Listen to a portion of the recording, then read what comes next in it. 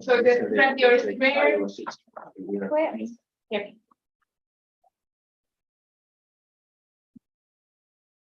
No. 12. 12, yes. Exactly.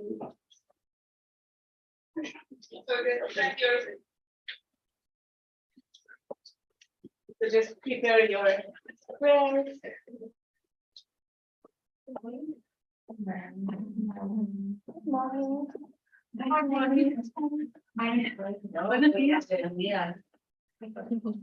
No, it's just. Are you ready? No. Not yet. Okay. Yeah, I know. Ah. But I just need it signed for you. But you have to go to the international office. Yes.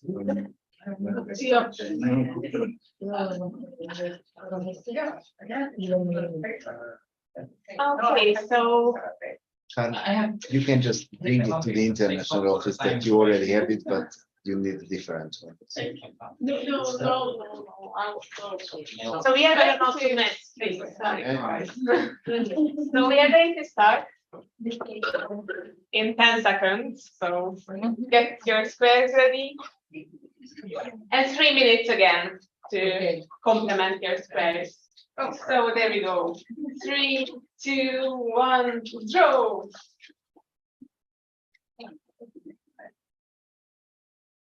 Yeah.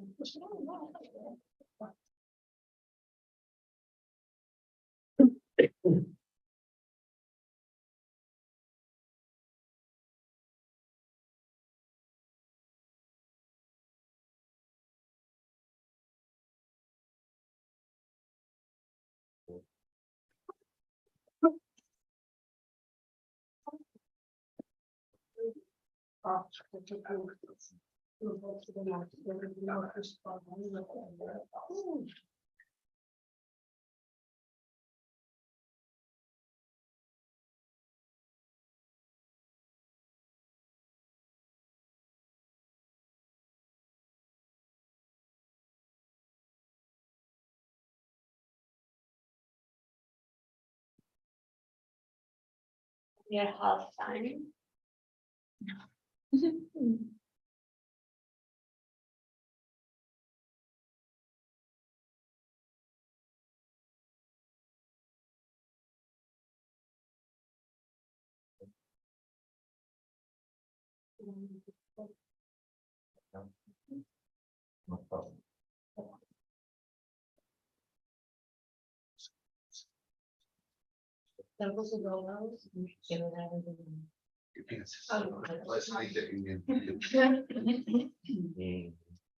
And one more minute. One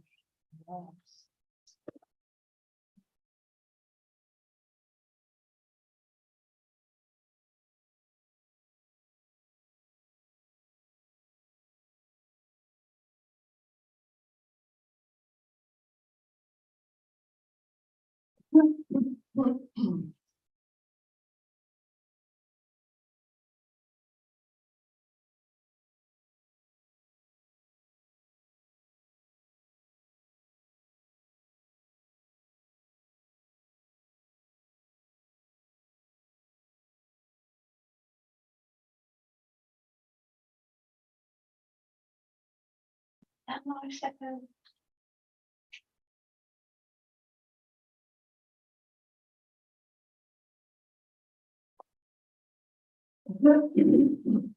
Three, 2, 1. So how did it go? On 12? No. So just show it up, look around yourself, check out for extraordinary solutions. your neighbors. Really nice. Window, I forgot. I forgot window. Still mental with a few images. Right. Oh. Nice. Yeah, thank you. Great work.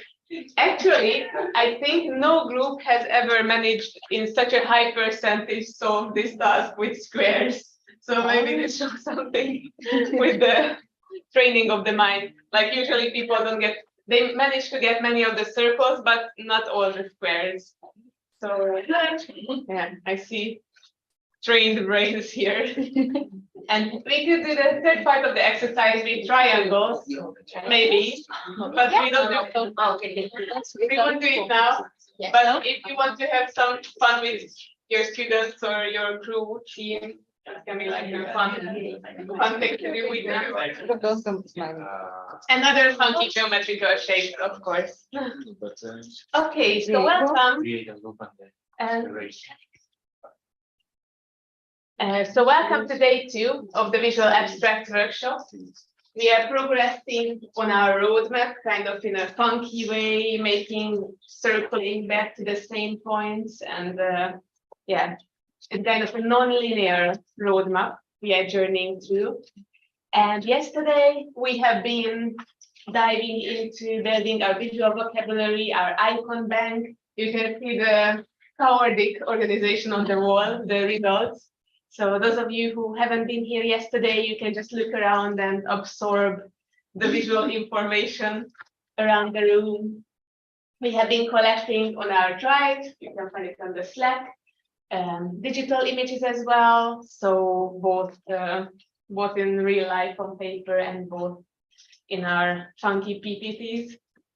We have been diving into text and the layering of the 3 levels of how you can structure your content with different sizes, colors, fonts.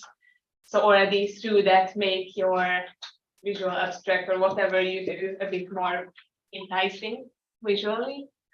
We've been experimenting with colors and what else? Yeah, we did our first visual abstract, like a really simple and geometric one, but it was already like really great work by the end of the day. So today we are going to look into more ways of structuring. So this is the third pillar of our visual thinking circle, or like the quadrant, which will be structuring elements. Like we've seen yesterday, just very simple linear formats.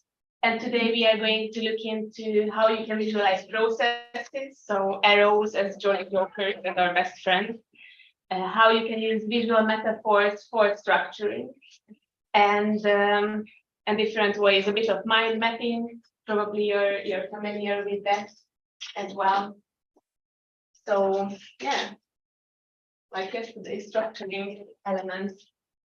And there's some new principle for today, which is, it's not really new, like have fun, experiment, and don't aim for perfection necessarily. And sometimes messiness and really messy sketching, drawing can really help support your thinking process. We're gonna look into that as well today, like how can you use sketching and visual thinking to clarify things? And then the aim is really not to make it pretty, but to really use it as a thinking tool. Highlight the essence. Today we're going to have a guest speaker this morning, probably, Tobias. Do you guys know him? No, not here yet. Okay, so he's going to arrive at 10. And we're going to do a little experiment. He's going to give a presentation, and you're very much encouraged to take notes while, but like visual notes. So it's going to be very exciting to implement what you have learned during yesterday and today, like live sketching someone's talk. So it's going to be really, I'm going to prep you a little bit before his talk. It's going to be around 10. So this is a very good idea. It's exciting. It's deep dive. It's not an easy thing, live sketching, but it's going to be really cool. And our third principle, which is about function, not perfection. Like very often creating your visual abstract is not a one-time thing. It's a process of iteration and prototyping, very much as design development processes. So, and our guiding compass is what is your purpose with the visuals? Do you want to like present something, share information? Do you use it as an educational tool? Maybe you want to engage your students with visuals. You want to engage people through drawing in a process. So there are many different purposes, and the form and the format depends on basically what you want to do. Like, do you want to make this information really understandable, like disseminate your research so that it reaches many more people, maybe even those who are not academics? Or is it you really want to nerd out your colleagues with like, yeah, let's dive into something really specific to have dialogues around that. So this was a little intro into the day. And for the first part of the morning, we're going to do a bit of sketching on paper. And our topic is visual metaphors. How can you use visual metaphors for building structures? So you will need your notebook and a new page there for that. And I'm just going to show you a few examples here. Imagine that each of them is a page. It's a new blank sheet. So I just distributed this flip chart so that for the best paper, basically. So it's not every. Okay, so what is a visual metaphor? It's like an enlarged icon, basically, or it's a combination of icons. And I'm going to show you some examples, and probably you're going to also come up with your own ideas. Like one of them, which you might be really familiar with already, is our potato in the boiling water, aka, can you recognize that? I hope. Do you see that? What is this? Yes, it's an iceberg. Okay, potato in water, iceberg. Check.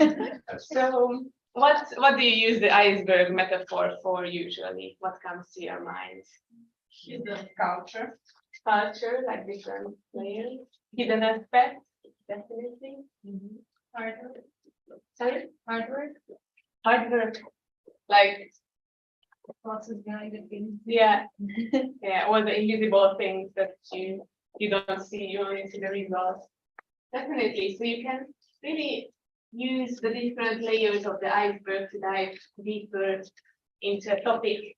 And we're gonna see later how you can also combine it with building a process, like what we did yesterday morning with the arrows. You can, like really combine the visual metaphor with the process itself to dive into something and then bring up the treasures from the bottom of the sea. Another, and I really encourage you also to, like copy and still like an artist while I'm sharing this to absorb better manually, like it's the manual learning absorption process, copying what we see.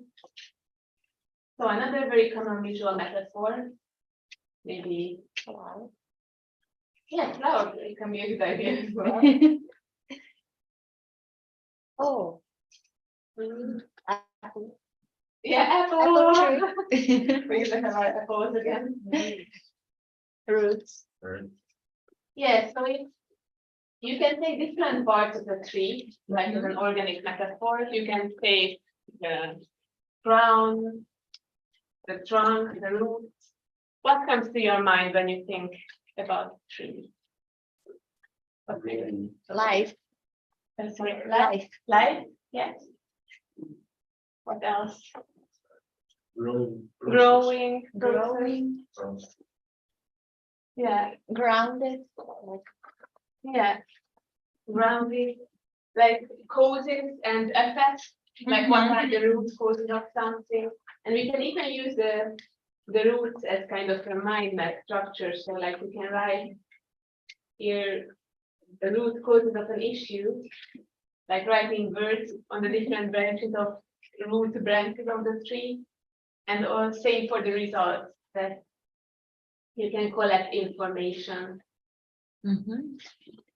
Even it's a nice thing to use with a group, like draw a giant tree and engage your team in the process of collecting ideas, for example, on post-its, to collect ideas for a learning process, for example. Okay. Another very common one is we have our mountain and our little flat to reach. But we are not there yet. So we are like looking up where we want to go. And hopefully there's gonna be a road to reach our goal. And there might be different stations along the way, different phases, which will be our milestones for reaching our goal. And again, kind of a simple process map as well,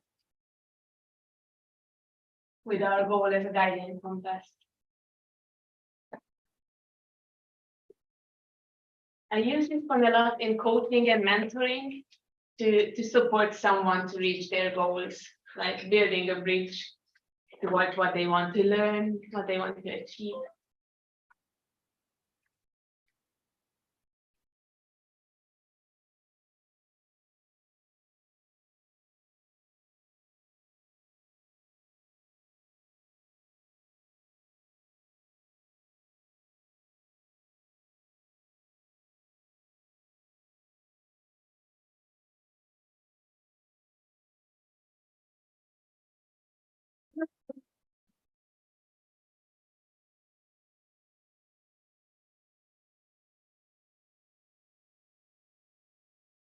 And we can go on different journeys, not only mountain climbing, but also setting on a journey on the sea, where we have our guiding light, our lighthouse to guide us. We can say it's the goal again, or something that serves me as a process of orientation. Like I want to submit my paper by midnight. Lighthouse. And I'm in my little sailing boat, trying to reach a safe landing ashore.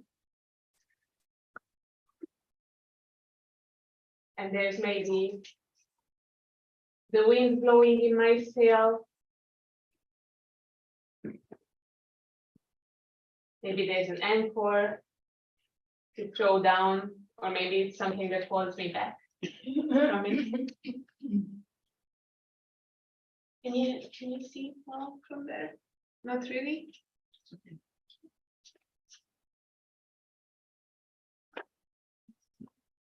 And of course, this one can be also complemented with text and visual notes. So consider all this as compositional guidelines, like the background for your composition.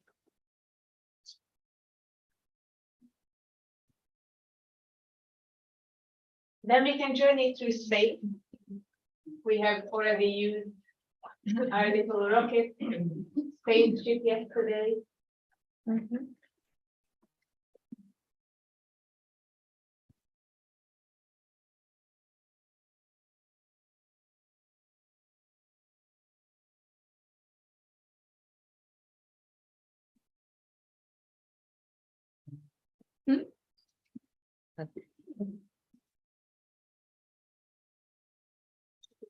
And reaching different planets stars, galaxies to explore.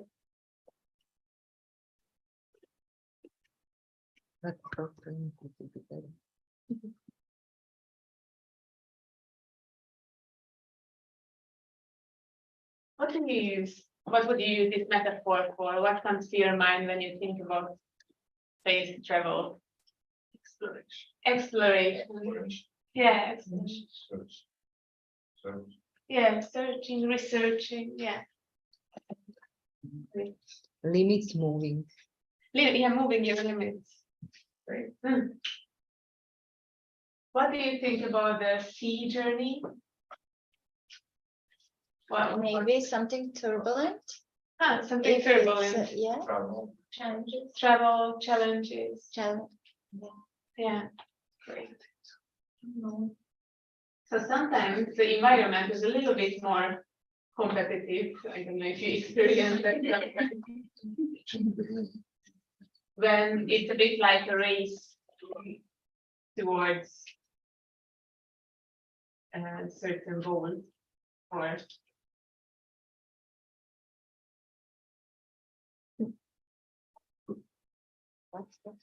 well, never mind the perspective. Right? Like it's like medieval paintings. It's not about the perspective or this Renaissance, New Age stuff.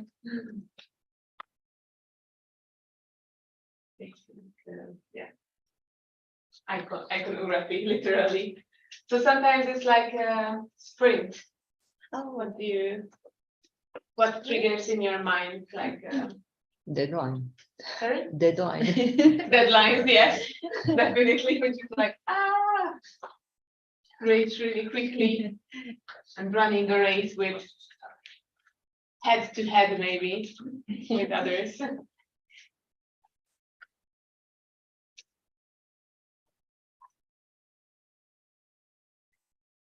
Maybe something a bit more light and romantic. I don't know. Is an exploration in the cloud. If we go on a flight with what's this, a balloon, right?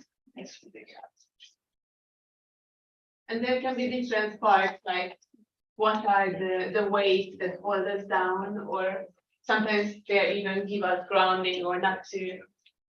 They help us not to float away too far. There are the clouds, which are sometimes friendly floating ideas, or maybe the sun comes out from behind. And sometimes they really bring us storm and lightning. So you can combine it with different indications of the weather or inner weather.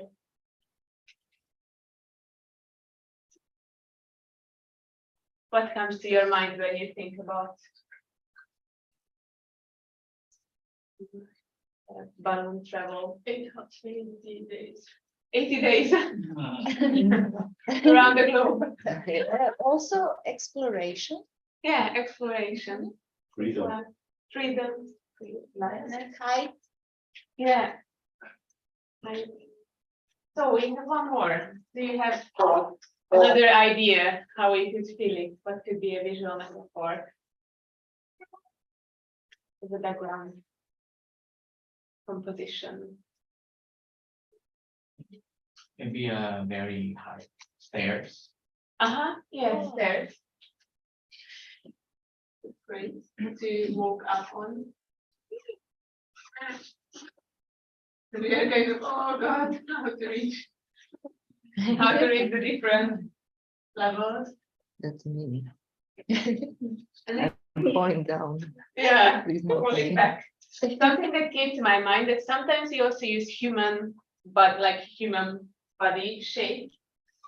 You don't have to think about anything too anatomically correct, but sometimes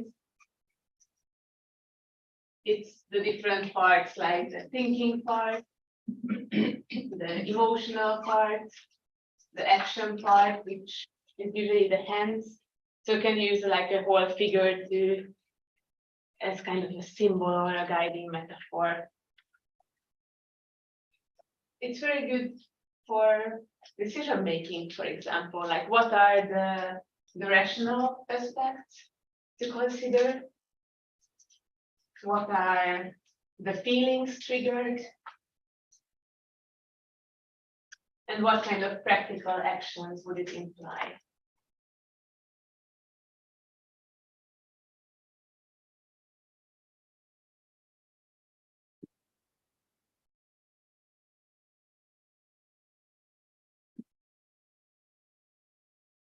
Do you have any questions, remarks, further ideas on visual metaphors? Okay, so we are going to put it into practice by opening a complete new page in your notebook, so still working on paper. And then I invite you to choose one which feels the closest to your heart at the moment. And we are going to use it to gather things about a goal you want to reach or a learning process. Let me illustrate it with a very simple example. I chose this one, this picture, and I put my goal in it. So somewhere you place a symbol, it can be a flag, a star, wherever your goal is. So my goal is to learn tango in Buenos Aires. And where am I? And for that, I would like to learn Spanish to communicate with the people there. So here is my goal, indicated and highlighted beautifully. Where am I compared to my goal? Well, I'm kind of here looking up there. So this is me, like kind of a dummy with my English and German, like non-Latin languages. So what can be the steps to reach my goal? That's the next part, like include 3 steps towards your goal. So step 1, register on Duolingo. So here is me. Step 2, maybe take Spanish classes.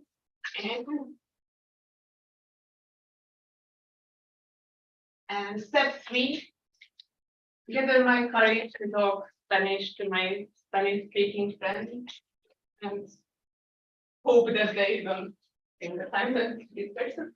So talk to friends. So goal, it's kind of a future thing, present, and 3 steps towards my goal. And you choose your own metaphor, one of these, and you place the content in it. And make sure that it fills the whole page so that it's really like a synthesizing picture. Do you have any questions? So let's take like 12 minutes for it. And feel free to use anything what we have worked with so far. Colors, text, additional icons. So use your visual pool of tools.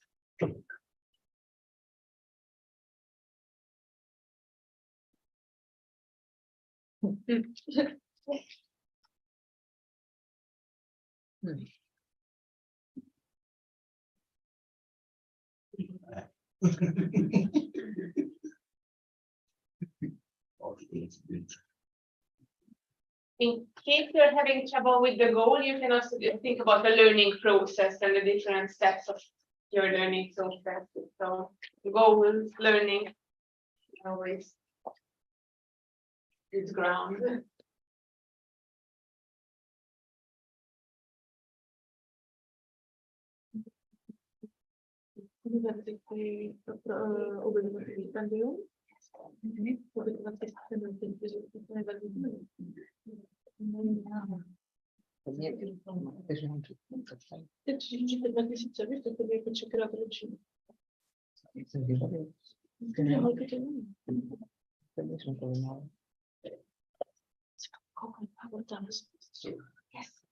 Well,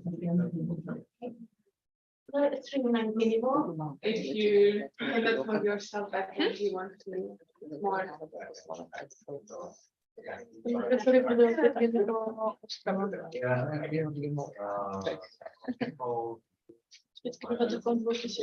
it's up to you very clearly on the Daniel. Content be related to anything or something special? Well, it's mostly about your goal setting. So like a goal that you have, it can be connected to your research or to your project, but it can be very personal, like language learning or learning a new skill Oh, or bucket list items. thank you. Yeah.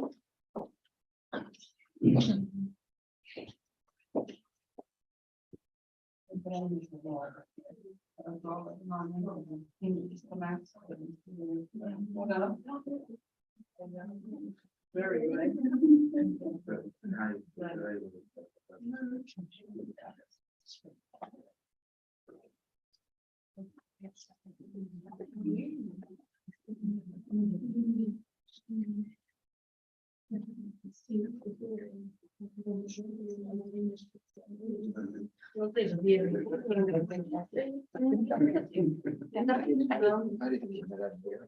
Most a Brankónak, hogy Bécsből.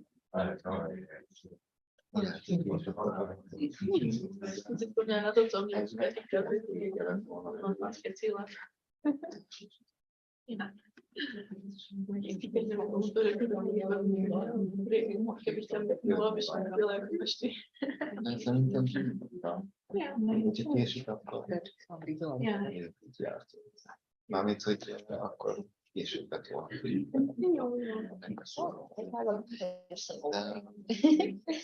Nem tudom, hogy beszéltem a Brankóval 8-szor, azt mondta, hogy érte. Nem tudom.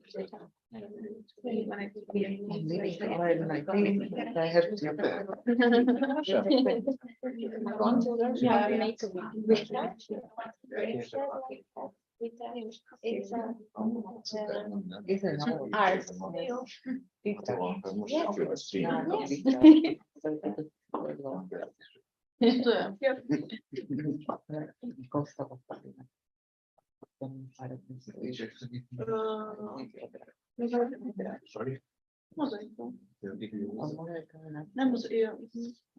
It's not like a mosaic. It's like You know, translated like a stained glass window. Yes. Slate. you can use it. Yes, small part, yeah. For example, in church or something. They want, because you can make a I beautiful want to do my lights. PhD. I want to do PhD.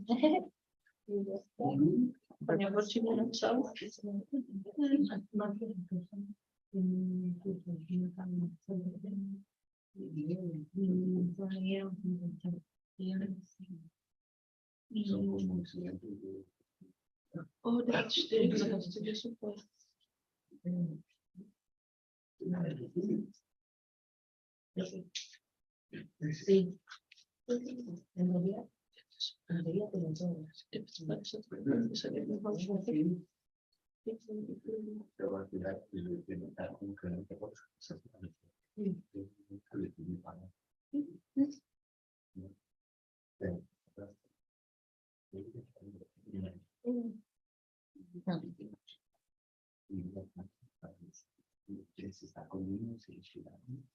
Al final lo hice también de alguna manera, pero la parte de sí, con ese que tenía harto de cosas.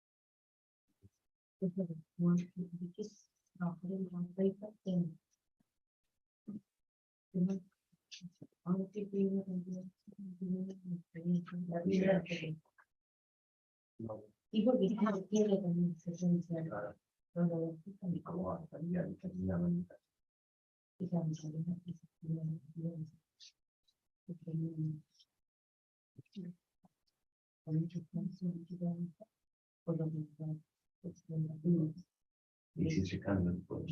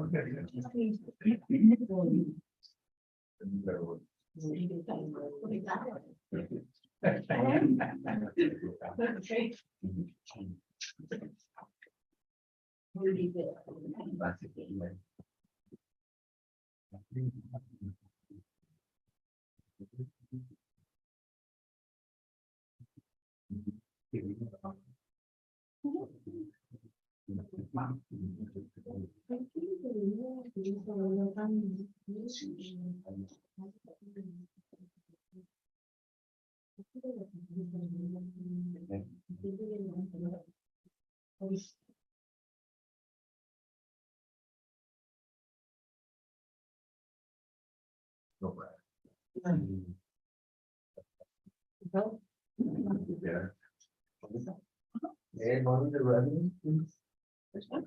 Yeah. Thank you. It's not mine, actually. Is your phone? No, no. Oh, is everyone? Okay.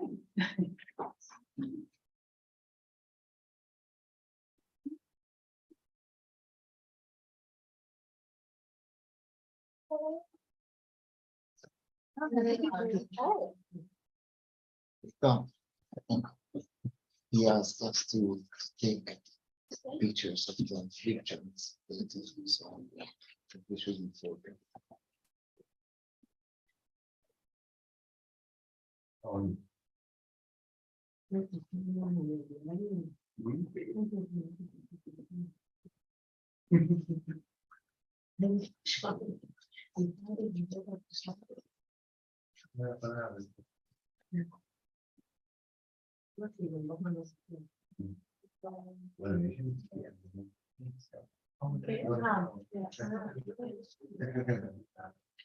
Yeah, well,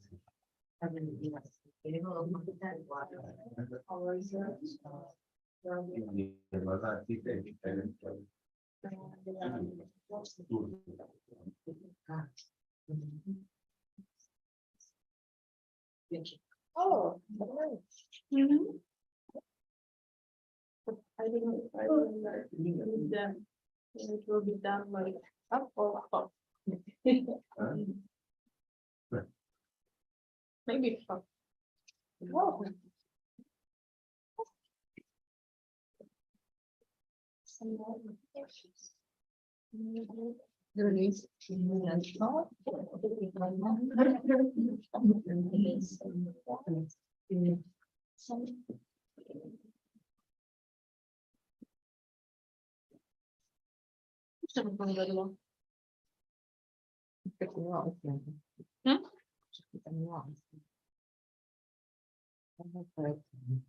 That?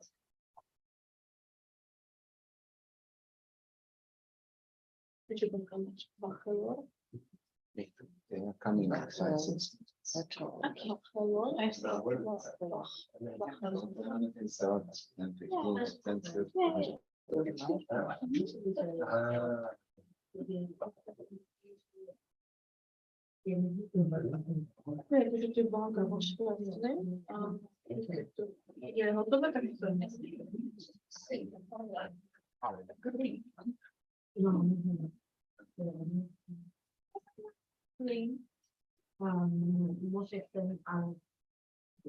Black. Green. Green there.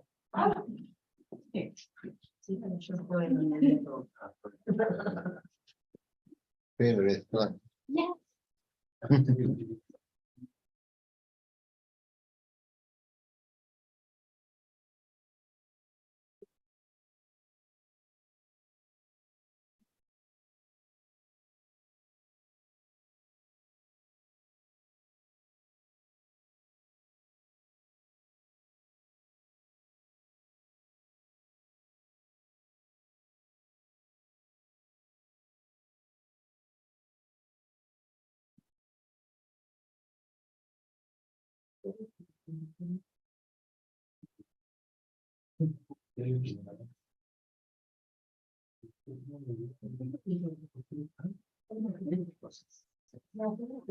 Ah, bien. Nada, está así.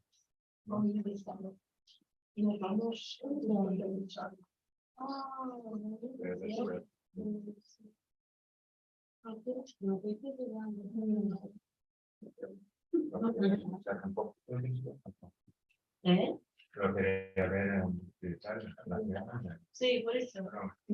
pero no hay tiempo, ¿no? No sé, pues, El tiempo y el tiempo. Y el tiempo y el tiempo.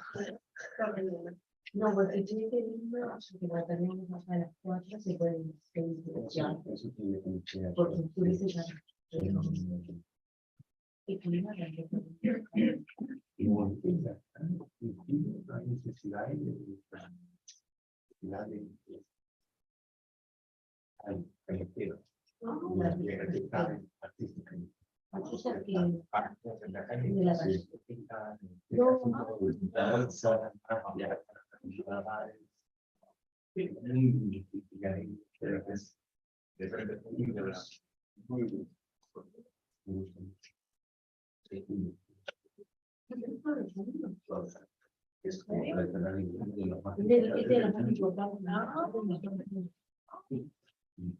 le pasen por una selección Okay. Do you need more time? Or you're kind of done? Okay, doke. So let's just gather in groups of 3 or 4, maybe with the people closest to you, and share a little bit about your sketch. Just a few sentences, what you drew, how was your process? Like in 3 minutes, basically. So there's like 1 minute for each person in your group. Let's start.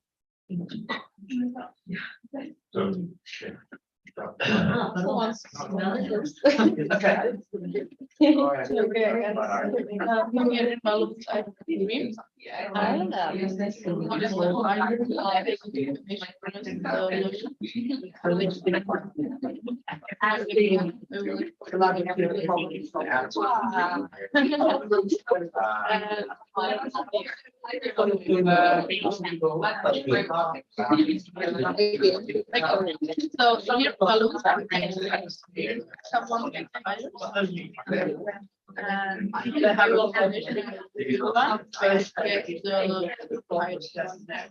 so first when I will finish my PhD or school, I can area and when it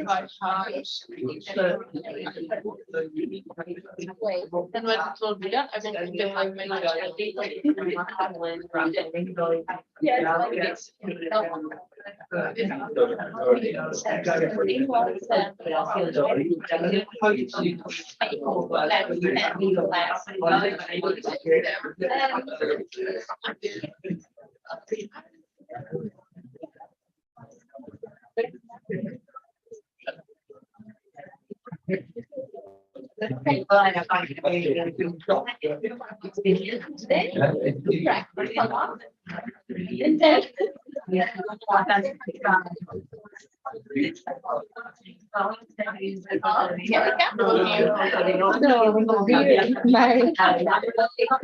my End of PhD study. Oh, it is quite hard to see. Now, that's me. I'm primary. Finding higher option to my goal, to my future. Here is somebody who thinks me like before And you see here is something what shooting program, don't or like program. Somebody or something bending it my way. And and this is Mila who cares about me, supporting me, and helping me. I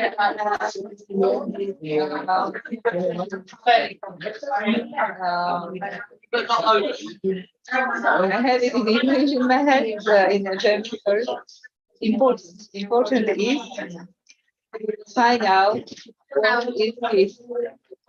And to find out or what is this painting the meaning by it or who's drawing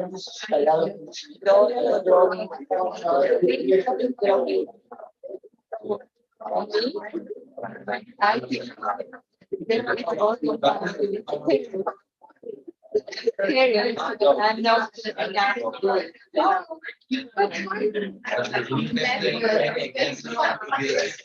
no, this is not family. No, yes, remember your family, and I think only I have it's not easy, really, but I think that only one person can between your goal and yourself, you stop yourself. Yeah. Because I'm, for example, politely, I have to work with myself and with my goal. What kind of activity? Achieve my goal. Yes. Like Germany, they have What do I find this? You can so in Germany,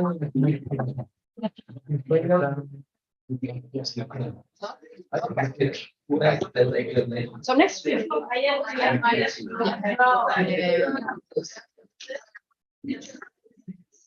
Okay, this one there. Signing. Okay, great. Thank you.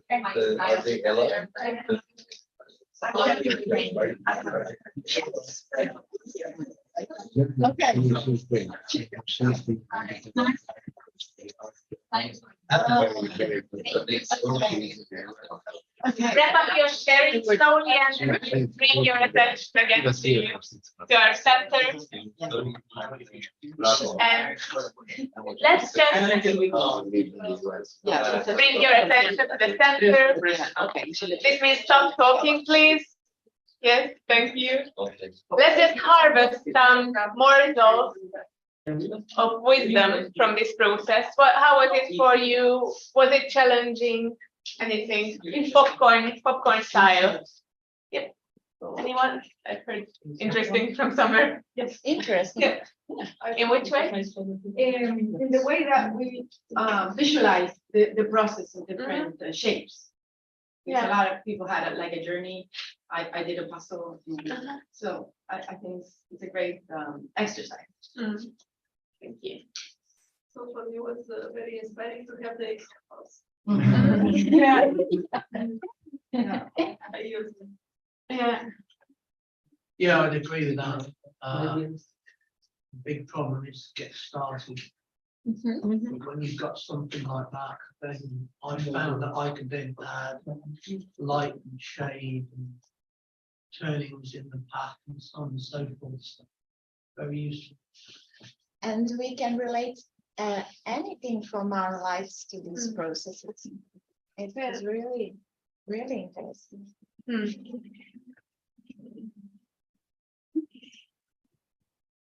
Yeah.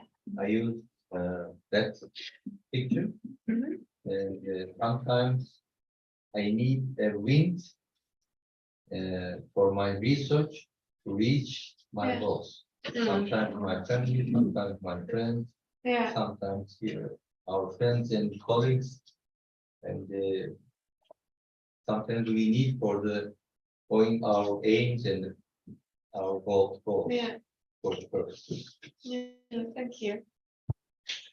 Yeah, so visual metaphors actually maybe they might seem a bit like fluffy or abstract, but sometimes it's really nice to combine them, especially with topics which are really like heavy, sophisticated, and complex. To like it's a bit like storytelling, but in a visual way. Like many great teachers I've had, no matter if they were dance teachers or math teachers, they were very picturesque also in their speech. Like they were using a lot of verbal metaphors.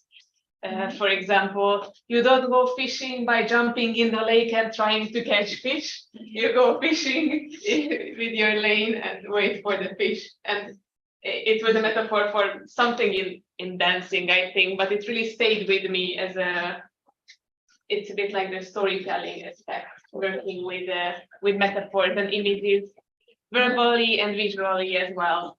So it can be something very complementary to like hardcore topics.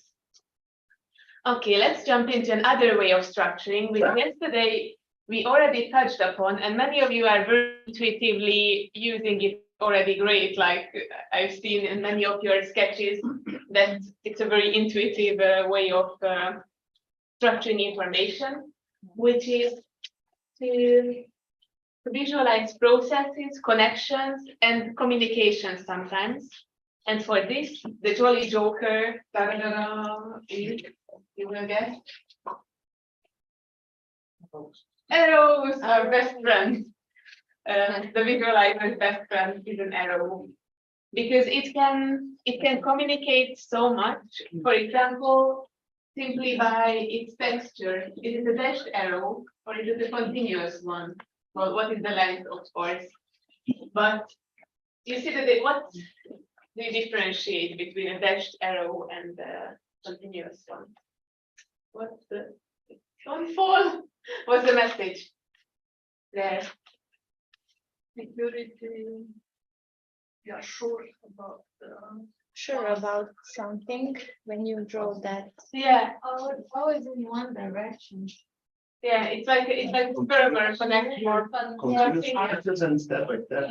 Yeah, For its hardest, the connection, the continuous line. Yeah. yeah, exactly. Well, it can mean many different things. There's like not one exact meaning. It's not like a vocabulary, but it gets meaning in your context. Like what is the context of your arrow? It will get the meaning there.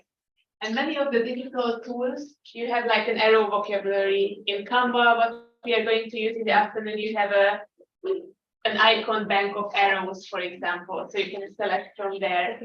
Of course, the colors. It depends what color you use for your arrow. It will carry a different message. Hi. Hi.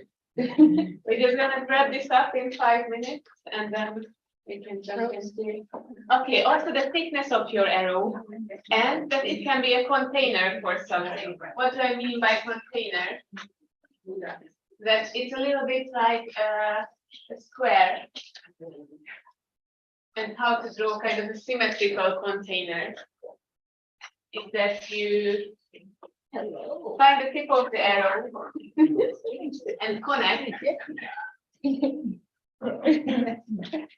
So you can actually write content there. So that your arrow can be your container of content. And if you want to visualize a process, you can do it in a very similar way and distribute it to different parts, like an unfolding process. 1, 2, 3, and you can even, like put your keyword there, put your bullet points there, and take your notes. What comes to your mind when you see this kind of process arrow? Do you have any examples, like practical ones? that you can connect to this one.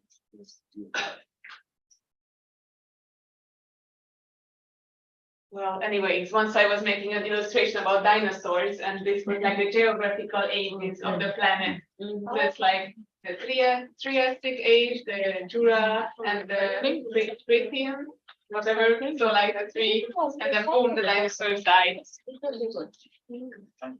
And of course, we have our processes for the arrows. So whether it's process upward, downward, it's the path in the forex curling. So you can use that as a cheat code that I'm gonna uncover it later. Process upwards and process downwards? Sorry? What do you mean by process upward and process downward? Well, it's a little bit like ascendant and descendant. Very often when I structure information, like let's say connecting to the visual metaphors in coaching, well, at least in our culture, like Western cultural context where we read from left to right. Yeah. And the process it goes like from up and down. It's very often we illustrate like past in the left corner and it progresses towards future in the right corner. Of course, if you read from right to left, it's different. I don't know, guys, if it also reflects in how you visualize your reading direction. Yeah, so it depends on the cultural context, where is past, present, and future, the timely organization in your visuals. So that's why it's usually there's like present in the left corner, progress is kind of towards future, upper right corner, and going down is very often like a deep dive, exploring the root causes of something, like we can connect it with the tree, like digging a little bit to the roots of the tree.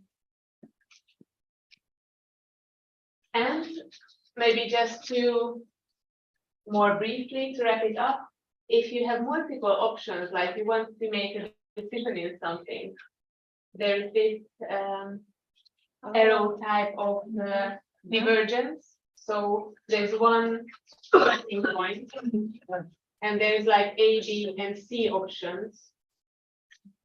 Let's say solving a problem, and there are different ways to solve it. So you can use the same technique, like giving the point of the arrow and to illustrate your different options. And vice versa, convergence is like 3 different paths running towards one conclusion. Sorry? There. Yeah, there we go. Ta-da. Okay. So this is a little cheat sheet for our arrows. And let us welcome our guest at this point. Tobias, right? Yes. And maybe you can just briefly introduce yourself, and I will give a little input on how to process your presentation visually. Can I say something? Yes. Yes, before we start. Sorry for interrupting and sorry for jumping, but I would like, it's at first my great pleasure to have Tobias here today, and I think I plan further he will share a really nice piece of information, but a little bit piece of his research. He's professor in Pädagogische Hochschule in Oberösterreich here in Austria, and he's expert in inclusive education and using technology with students with different abilities and disabilities. And he's extremely busy since he's collaborating with all international important key organizations in field of inclusive education, general education, and I'm really thankful for his time, which he will spend with us, share his wisdom and knowledge with us. Because now I can. Yeah, so Tobias, what we will do is that we are trying, so we have this sketch note workshop. So we are taking notes visually of your presentation. So Reka will give us an introduction that how to do it. Maybe she will do something too. And so we need some introduction before your talk, and then you can start. And until then, we'll set up the audience. Yes, so probably you can just come and share with your text up. And just really brief guidelines when you specialize. Go ahead, go ahead.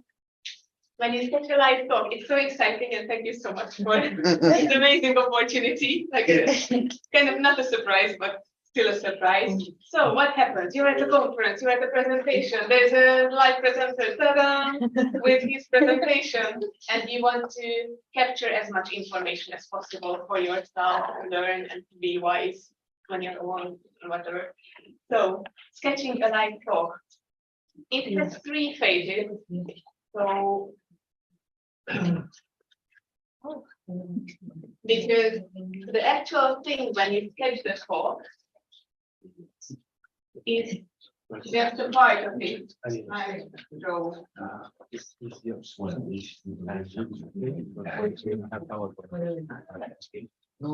The middle part of it. But what comes before and what comes after, there's a prep process when you write down usually the basic information. And you kind of can structure your sketch, but not too much because things might happen live. So usually you write down the title of the presentation, the presenter's name. And if you're especially artistic, you can draw a portrait, but it's totally not compulsory if you want to make your presenter super happy. So any basic info, like date, place, anything that is relevant to help you orientate your sketch for orientation.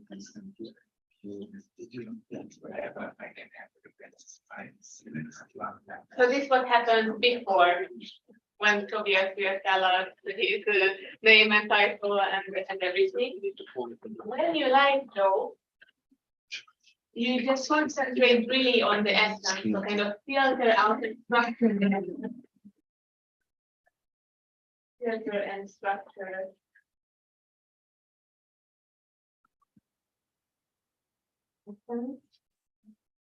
And try to find the key takeaways, the key messages in the talk, like really what are the most important things, what are the most important words, phrases, essences, right? Don't deal with colors, don't deal with making it pretty and whatever. It's mostly text and sometimes icons. So it's the focus is on text and content. And what is in the so-called follow-up, or let's say wrap-up, is that you can add there the colors, icons, and all the things, extra structure. No. No. Anything to make it, complete. So you usually take like 10 more minutes for it to wrap this up, to wrap your visual up. Okay, does that make sense? Wrap, no, wrap up. And we're gonna try. And probably on paper, but if you have a tablet and you feel comfortable drawing on your tablet, feel free. But it's a sketching exercise, so. And I'm gonna do one here, and you won't see it. I don't want to influence the process.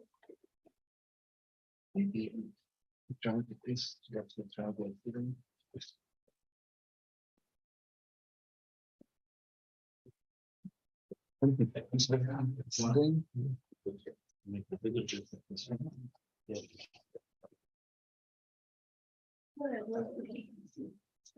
Maybe I just start with some introduction on yeah. How long it will take? Yes. What do you think?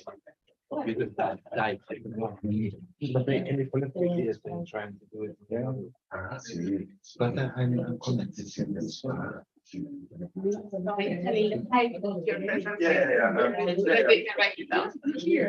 Okay, so that's just before we start, because we have some technical issues here. And the title of my presentation will be Making for All, enabling critical perspective on making and makerspace. And as you might imagine, so my area, as Branko already said, is I'm coming from inclusive education and disability studies. And the idea is to make this sort of fruitful, stemming from disability studies and inclusive education for STEAM education, with a specific focus on making and maker spaces, a movement or an activity that has been praised as a rather inclusive one. You might know this phrase, everybody's welcome who has an idea, right? And I'm gonna interrogate these normative settings of the maker movement and of making, especially of making in education, and see how inclusive these maker spaces and these assumptions are, and which rather implicit ability-based expectations are embedded in the making movements. So this will be a sketch of a course of inquiry, which will take like around 15 minutes. And I'm going to start in my first slide. When it's going to be here, referring to the rise of the maker movement and the embedded promises concerning education and education. So almost. Yeah. There is no better way to show how educated technology should be used in the No problem. Then the problem is here. No, this works perfectly. Don't touch anything, I will just connect to it. Maybe we should bring one more laptop there. No, it's fine. I think we have enough. Oh, it's a lot of that. Yes, but we are. Four. I need I need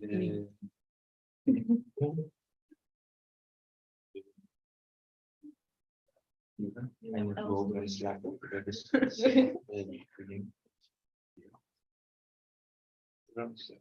Yeah, almost. It worked yesterday very easy. Yeah. But then this is usually the. Yeah, maybe I just do some work what I'm doing at the Department of Inclusive Education at the University College of Education, also here located in Linz, Upper Austria. We are very interested in making learning spaces more inclusive, right? So we are basically teacher education, and we are trying to prepare teachers to equip them with the necessary skills for so-called inclusive settings. Right, inclusive settings basically meaning settings in which students with and without disabilities are educated together. And Upper Austria has been rather successful in this concern to other federal states of Austria. So in Upper Austrian schools, we have a rather high percentage of the so-called. It's the main duty of us to equip teachers or future teachers with the necessary skills to be able to proceed in these settings. So thank you. Now you can see my first slide, making for all. So Matthias, if you want to change slides, this is the computer. All right. Where you can. Yeah. Anytime. Yeah. Anywhere. All right. Thank And the you. whole is great.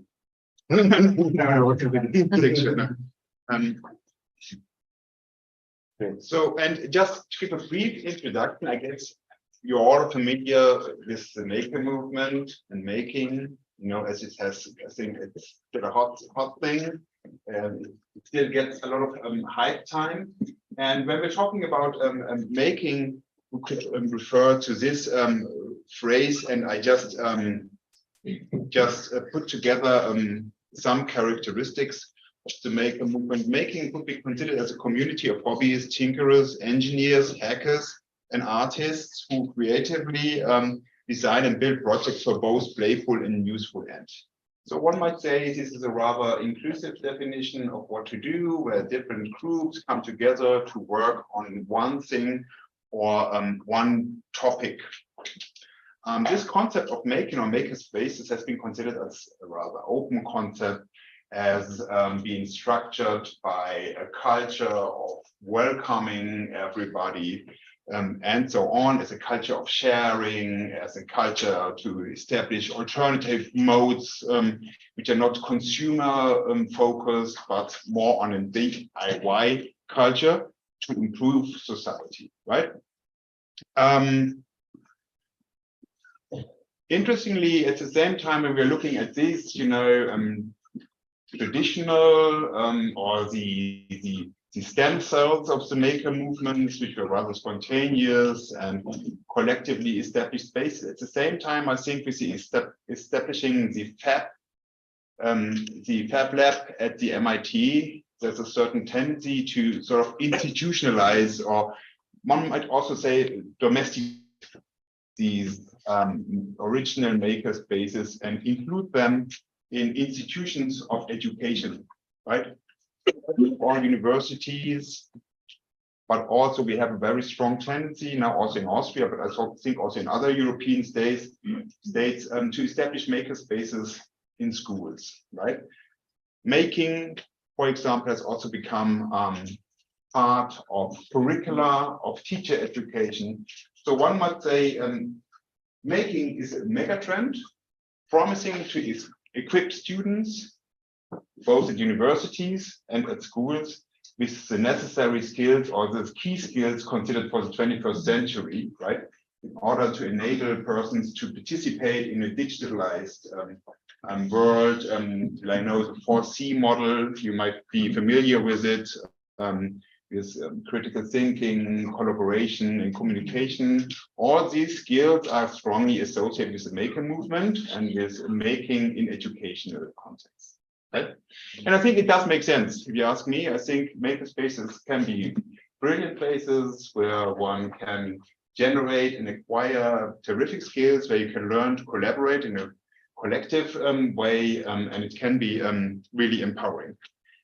However, my take today will be to interrogate the setting and the assumptions of the maker movement and of the ability expectations that are embedded in makerspace. I'm going to ask from a disability studies point of view, how inclusive are these spaces for real, and can everybody participate in these spaces as it is proclaimed by the maker movement and in a lot of policy papers by the European Union, by different educational policy papers, and so on.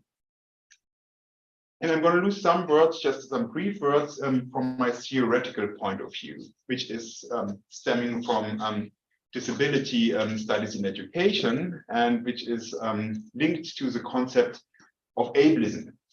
You might have heard of it in social media, concerning discourses of difference. It just received a lot of hype time, which I'm very thankful for.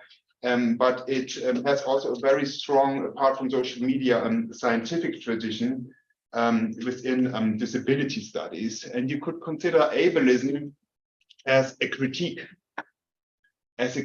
for a mode of producing social inequalities, and social inequalities that are related to certain ability expectations.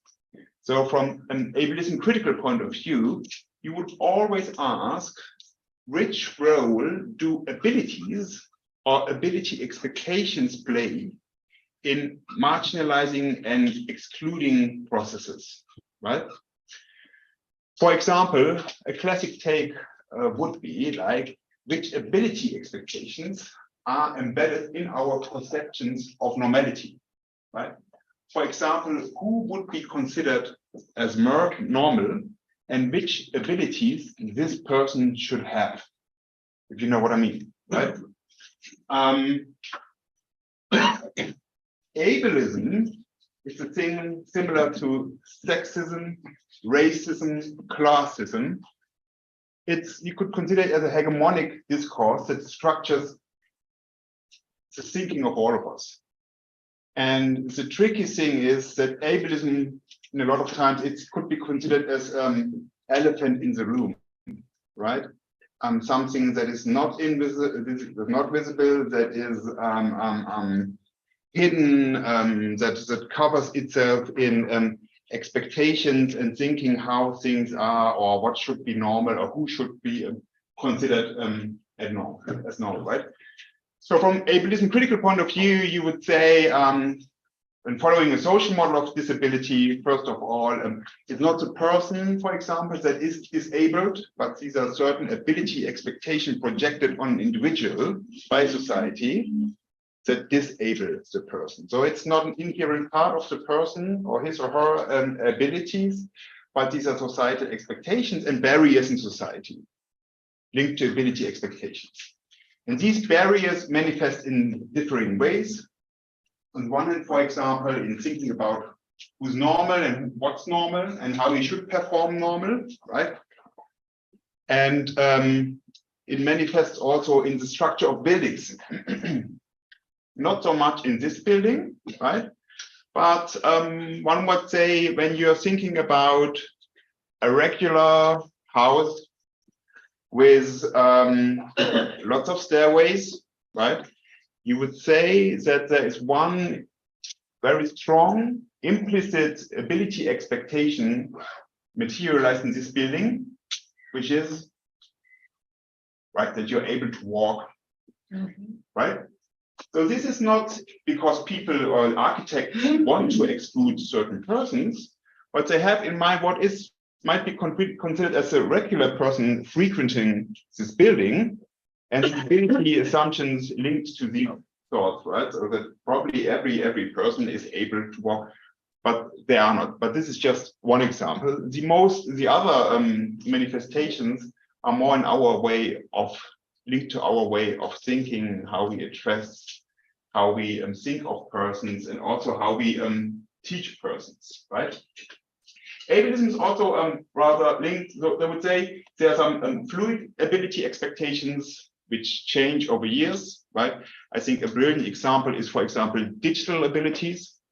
These sorts of abilities, there would have been, I think nobody in the education system would have been interested in them 80 years ago, right?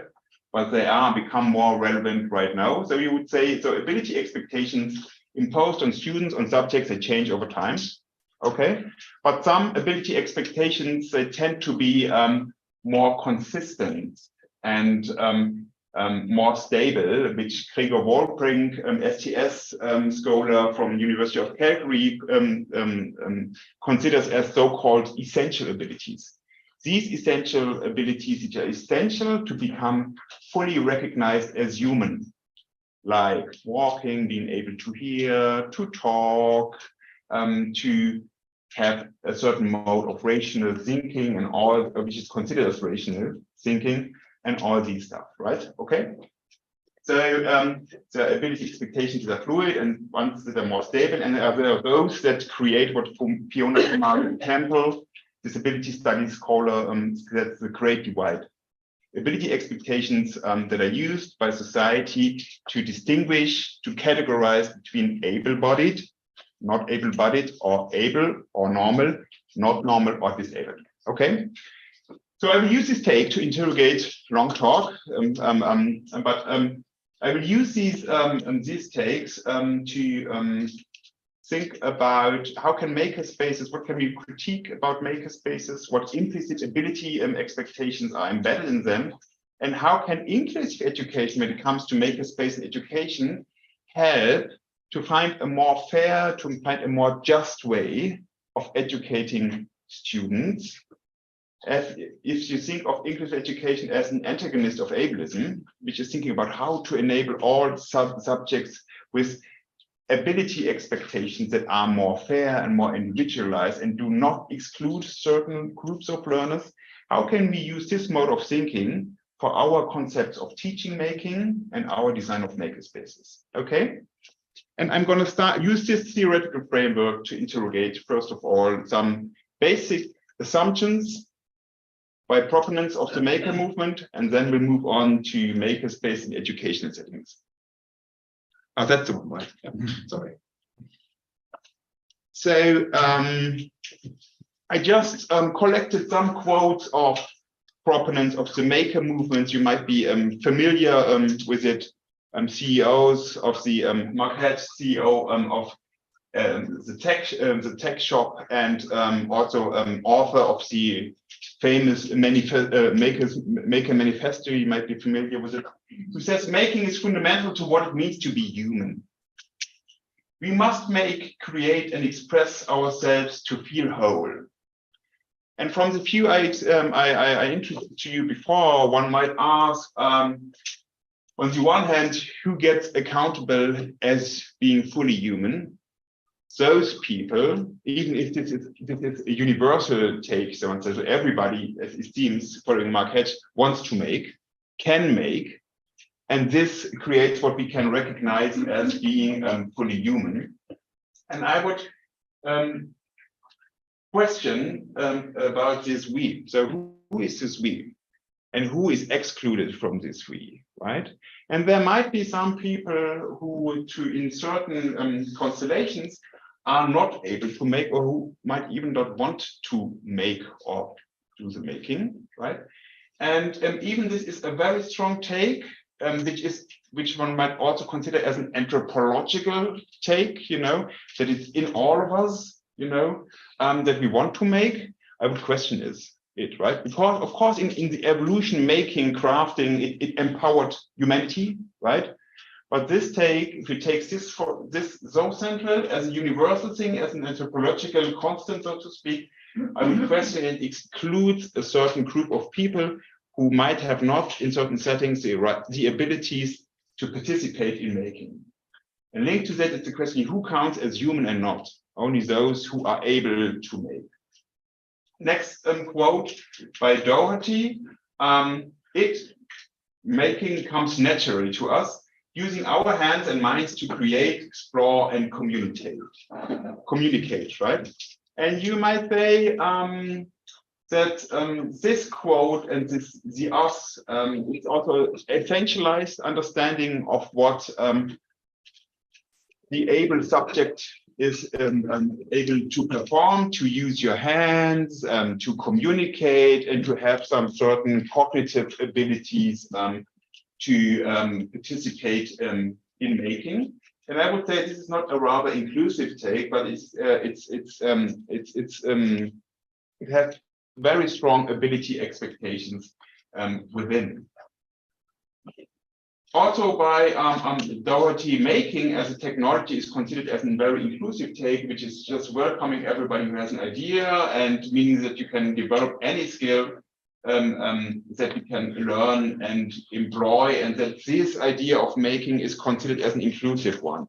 However, I would say this welcoming, or probably intended as welcoming statement, is also linked to some ability expectations. And I would say when I'm looking at missing makerspaces, both in universities and schools, I wouldn't say that most makerspaces have this sort of open access to everybody with an idea to participate, as it includes some certain skills and abilities you need to bring to these spaces in order to participate. So even the maker movement has a self-understanding as rather being open and inclusive, which I would say to a certain degree is right? It excludes some people, and I think it excludes people who might not have the taken as granted physical, cognitive, visual abilities. But when we're talking about inclusion and diversity, and looking at studies about the maker movement, who is participating in it, right, and who are the makers, who get recognizable as makers, You can see the study by CEO that makers are predominantly white, male, middle class, able-bodied subjects, which might not be signs and indicators for that an inclusive movement as the self-claims of the movement are, right? But the most important thing for my course of inquiry now is that the maker movement includes some unintended ableist assumptions which exclude a lot of persons who might not, who are excluded from these potential fruits of making and the empowering aspects of it. So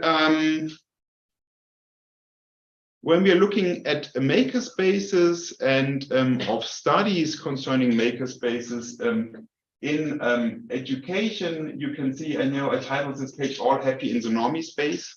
Slight provocation, but you can see that most makerspaces are designed following idea of the normal able subject, right?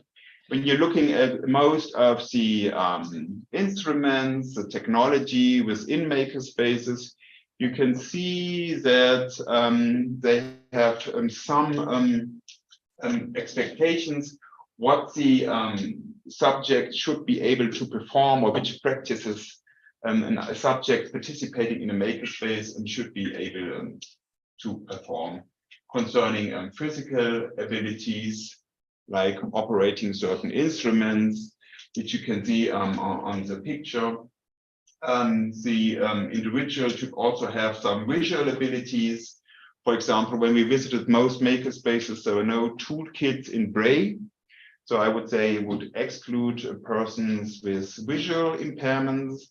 And I would say when we're talking about cognitive abilities, right? Like persons with Down syndromes, and when you're looking at most tasks in educational makerspaces, I would say, for example, in schools, you know, when I'm going to a school and visit them, you know, the maker education they do there.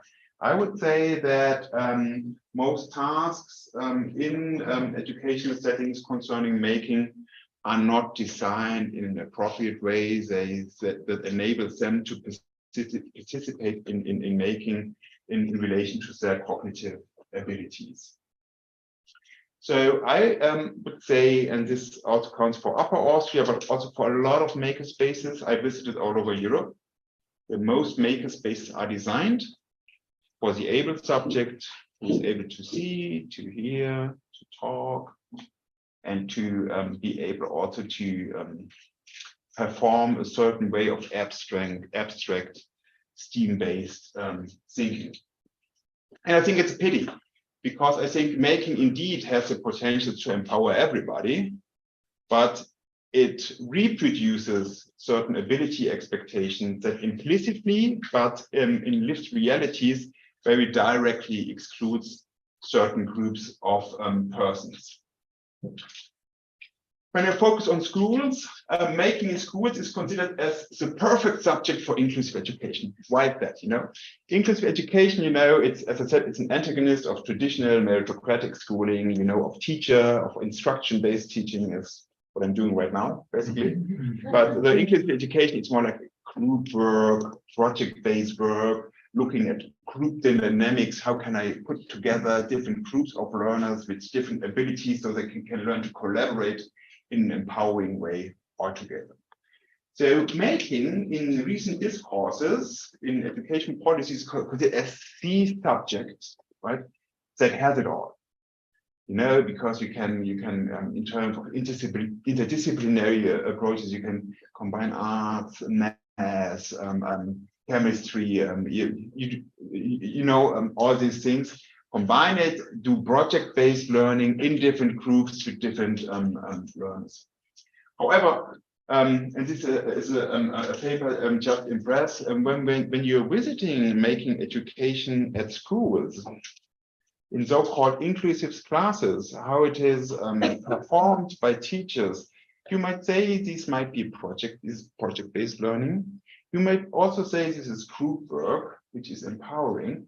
But when you're looking at the tasks for students that they are that they should fulfill in groups, students with cognitive impairments, they are more or less bystanders, I would say, or we observe this in certain in more maker spaces, that these students with mild or even more severe cognitive impairments, they are not part of the process of the group work. And this is why, on the one hand, the tasks are not designed to different level of abilities, and this group of learners is excluded. Even the making has some very promising aspects of including other students. So in sum, I would say, I'm coming to the end soon. While makerspaces may seem accessible, and quoting Fernandez, while makerspaces may seem accessible to anyone with a creative idea, long-standing ableist dynamics and inaccessibility still appear to shape these spaces and the creative enterprise that transpire within them. So to make this clear, most of these excluding or this implicit excluding that takes place in makerspaces and also in maker education, it's implicit, but it's because there are some ability expectations deeply embedded in society, and these expectations are embedded or reproduced in the maker movement. Even the maker movement has some way more inclusive claims, right? So where to go with?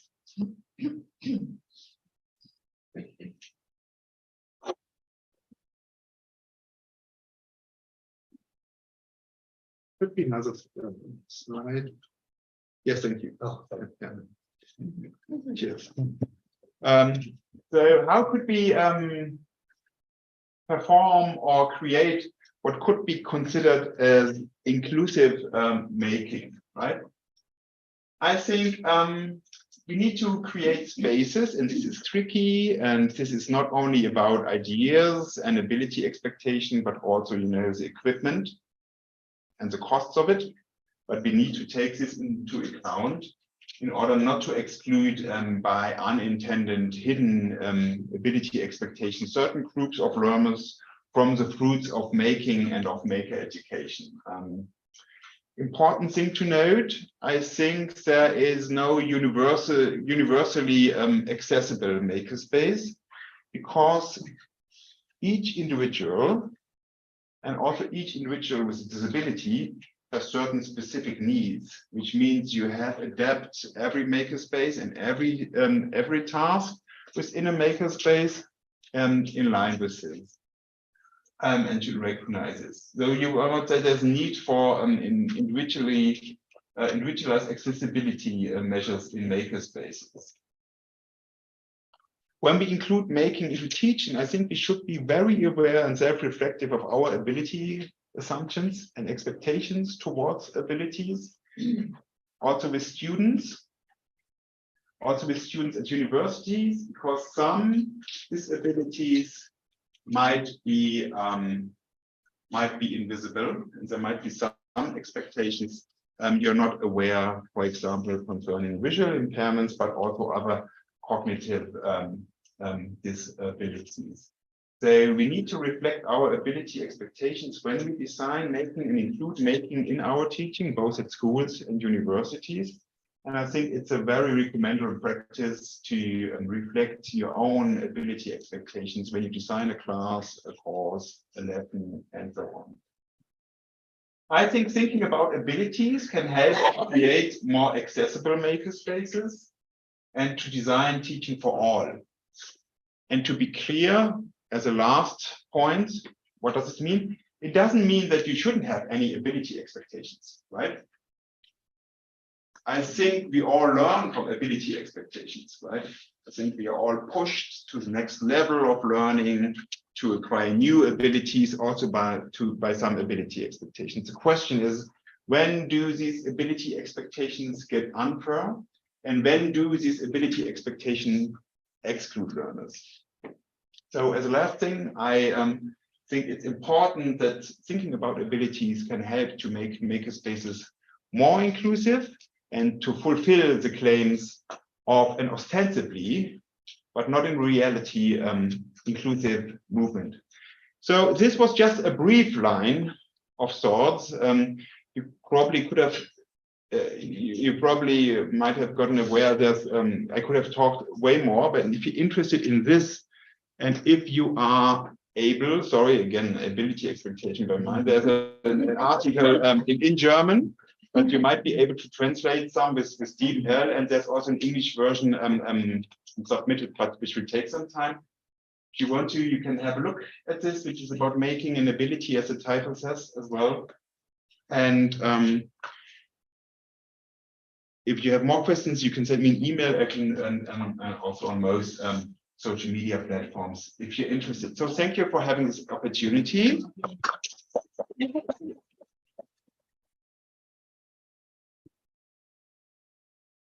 And I don't know if you have some time left for Q&A session. Yes. Oh, someone has any question? Yeah. Yeah. Very interesting indeed. Yeah. I think I remember you. I think you've been to the last conference as well. Oh, Yeah. You can say introduce yourself. Okay. possibly. Yeah. But I'll try and do better this time. Yeah. Yeah. My name's Tony Houghton. I'm English. Yeah. And I'm booked in with a JKU. Yeah. Yeah. Very interesting talk. Do you think that the big deal on a sort of out of 100 is 90% of it recognizing the unintended, things, and once the challenge is recognizing it, you can then do something about it. So it's not kind of 10% recognize the chip, 90% cost. Yeah. What's the kind of balance? Well, first of all, if I understand you right, the thing is, this sort of thinking, and it's 90% of cost and 10% recognizing it, right? Or vice versa. Yeah, or vice versa. I think there needs to be sort of awareness raising, so that you're applying this sort of scheme of thinking when you're interrogating makerspaces, right? And you're right, it's linked to costs, right? But interestingly, when we prompt these issues, also a lot of funders they're rather open for it, and they're open for it to give additional funding in order to make it not everybody, but some, to make it more inclusive. And now there's a certain I think there's some discourses. How can we do this? Do we offer personal assistance? Just a person who acts, as your in order to help you to use instruments or to do some individualized sort of adaptation of tools, or do we more like even explore ways how to make these instruments more inclusive? And I think there's also, especially in the States, there's already a certain movement which is not that costly, interestingly, right? Not in all cases, at least, which is not that costly and trying to think about it. But the core thing is, right, because you were asking 90% and the costs and stuff, it's about education in general, right? And that this sort of structure of spaces and of teaching is reproduced here. It's not a surprise, but it's an effect of the education system as well, that takes certain abilities as granted and also is pushing a certain ability. Because especially at universities, when you're talking about abilities and universities, and we all sit here, right? We all might have perished and been enabled in a very ableist school system, concerning meritocratic achievements and the promises and the sweet fruits of these systems.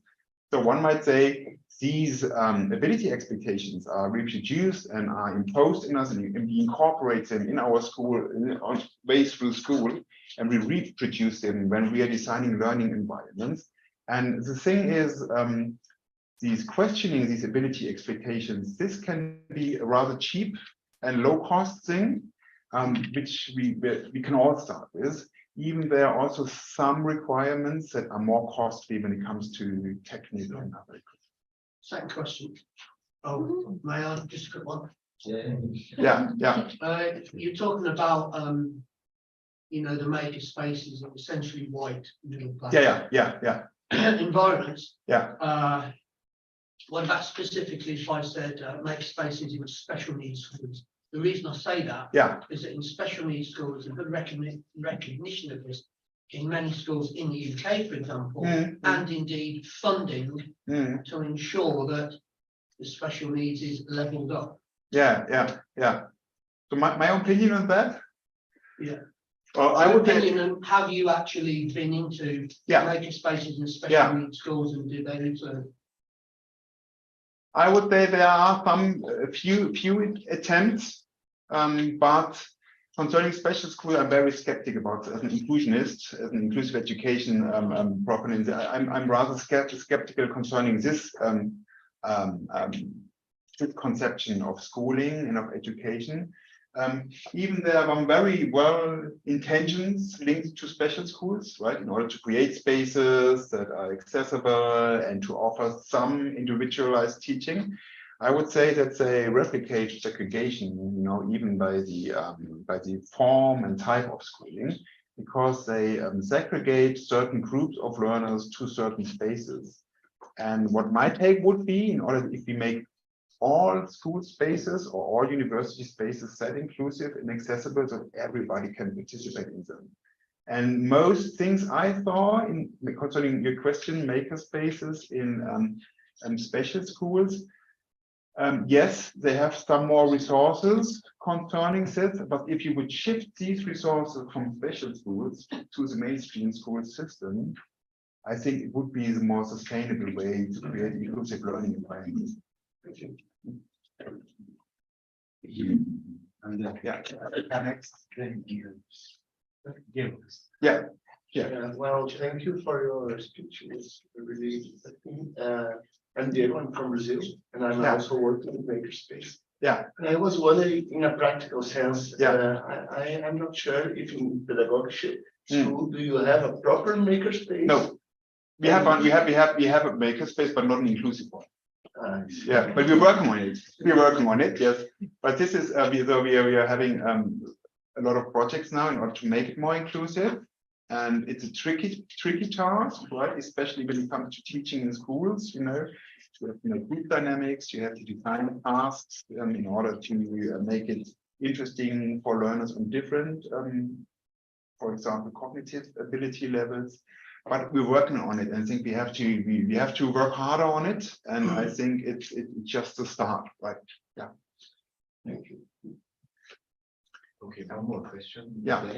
The last bit. I tried to use some figures. Oh, nice. For your presentation, and I put some reasons or the background or the literature, like creativity, Lab makerspace, and then I put some literature about ability, disability, and there is a barrier between ability and disability. I put the makerspace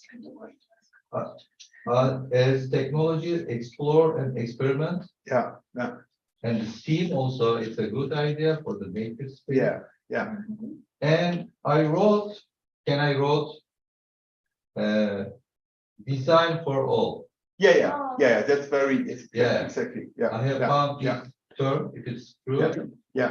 For making for all, we have to be sure about design for all. Exactly. So for the inclusive education, do you have any barriers with teachers? You mean like barriers and like about designing for all, or how can you overcome about these kind of barriers as a teacher trainer? Because I read lots of papers and books. Maybe you have lots of experiences. I'm not sure about the time, but can you give some successful stories or some use cases for all of us So the most interesting thing, as you said, when you mentioned, like the strongest barriers, as we always say, the most strongest, there are barriers, embedded in buildings and structures, physical barriers, but the strongest barriers are the ones in the head in thinking, right?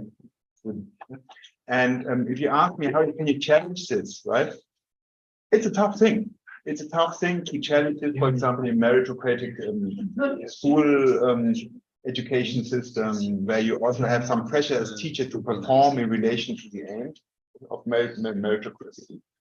When it worked, or when I would say where teachers are able or were able to create some more inclusive spaces or design for all spaces within these broader meritocratic or other ableist spaces of teaching, they were successful if they did, if they were working in teams, if they were cooperating together, if they had a strong director which was supporting their claims and their intentions, and if also group dynamics between teachers which are working in teams fitted very well together.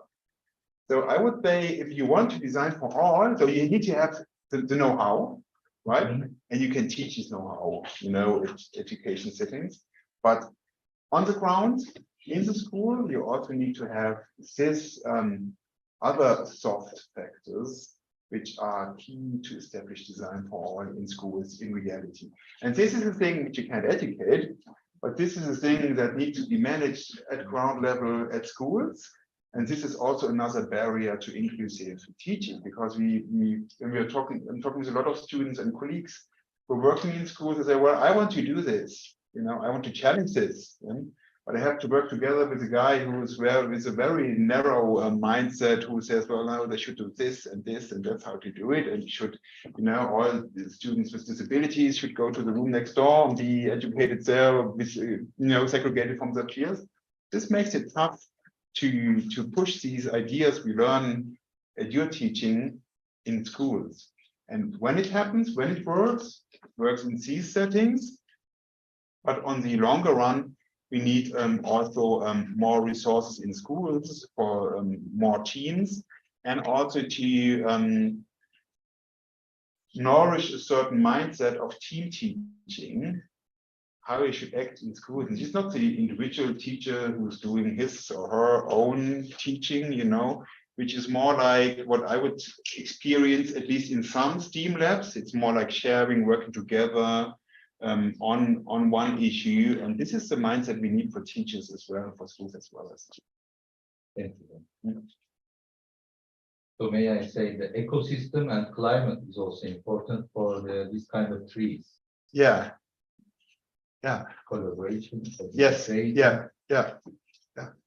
Thank you, and congratulations for this nice sketch, for this nice illustration. Thank you again for Reka for his workshop. By doing so, his workshop, I can do this. Yeah. So thank you very much, Tobias. Oh, yes, Rika is also made a schedule. Oh, yes. Oh.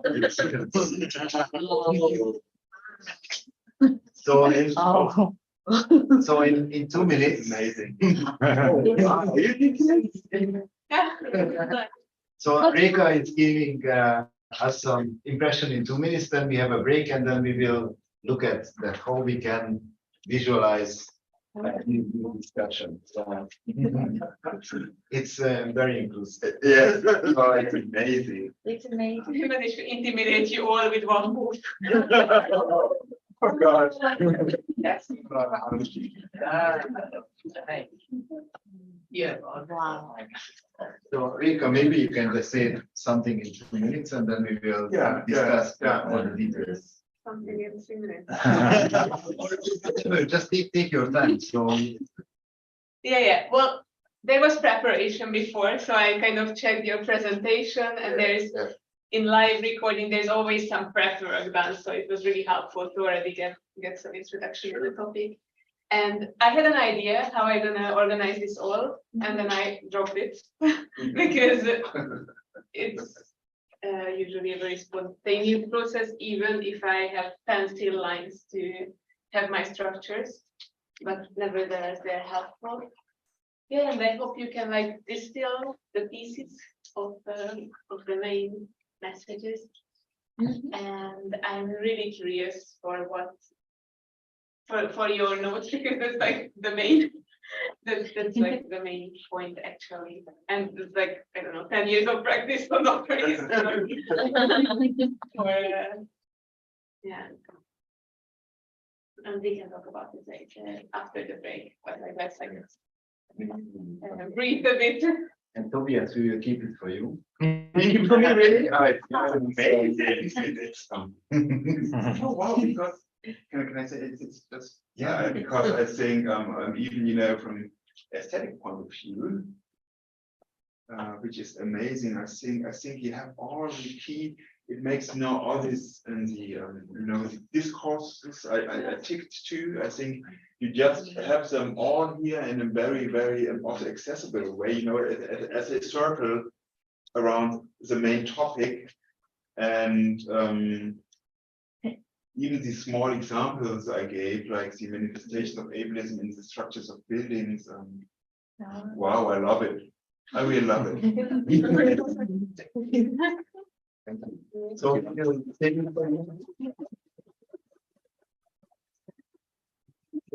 so then this is what we are doing for 2 days to transfer ideas to pictures because it's very important for our research. So we will discuss it later. If you have time, you can of course stay after the break. And then afterwards I think with Branko we will manage to bring it. Just because I'm also head of the Austrian monitoring body who's monitoring the UN Convention on the Rights of Disabilities, right? And we have these sessions with disabled people's organizations and stuff, and also with disabled people's organizations of people who are considered as having learning difficulties, so-called self-advocates, And at these open sessions we also have this sort of graphic facilitation.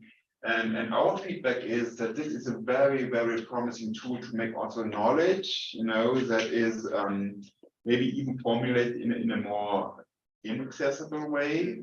That this makes it way more accessible, as a wrap up of things by doing this sort of graphic facilitation. So I only had the experience in this NGO, GPA, human rights concept. So I think it's a wonderful thing, but also for science communication, I think this is fantastic.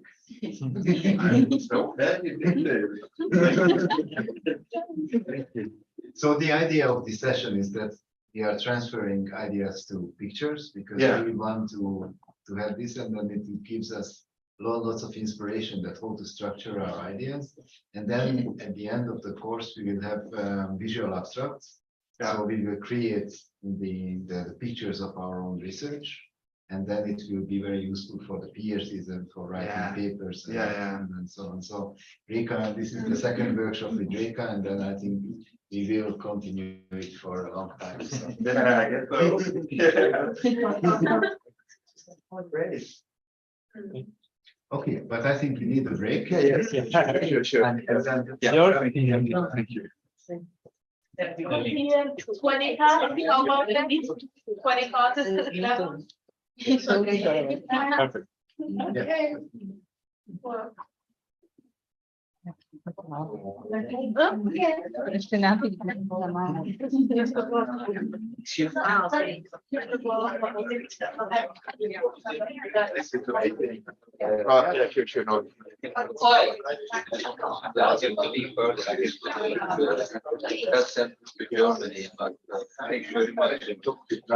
Yeah, I know. Before it's important. Yeah, I know he is. The boss.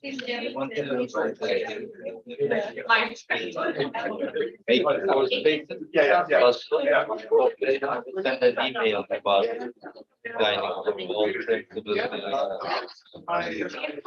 I check from if you have a yeah. I got important person, so I don't have any. So yes, Yeah, also we can come together to discuss about inclusive education because also here they have a good team here about the STEAM and inclusive education. So it will be a good chance for us to collaborate together. Yes, sure. Mehmet, you come here more often. Yeah, of course. Where they based? In Hessen region. I'm originally from Hessen. You're You know Limburg?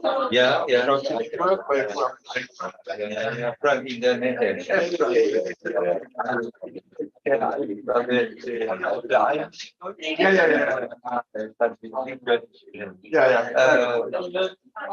If you have something, then I will.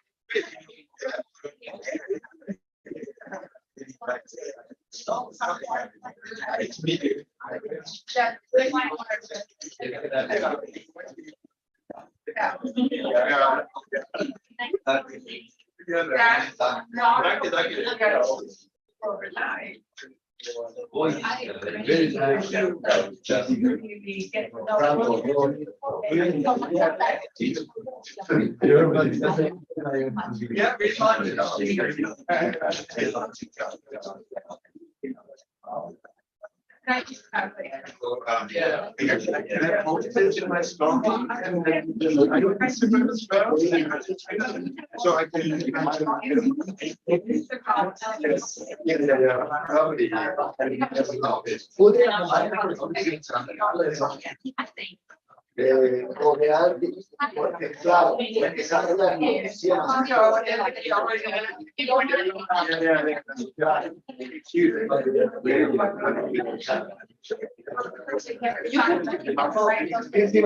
Lo aprendí de chica. Pero no.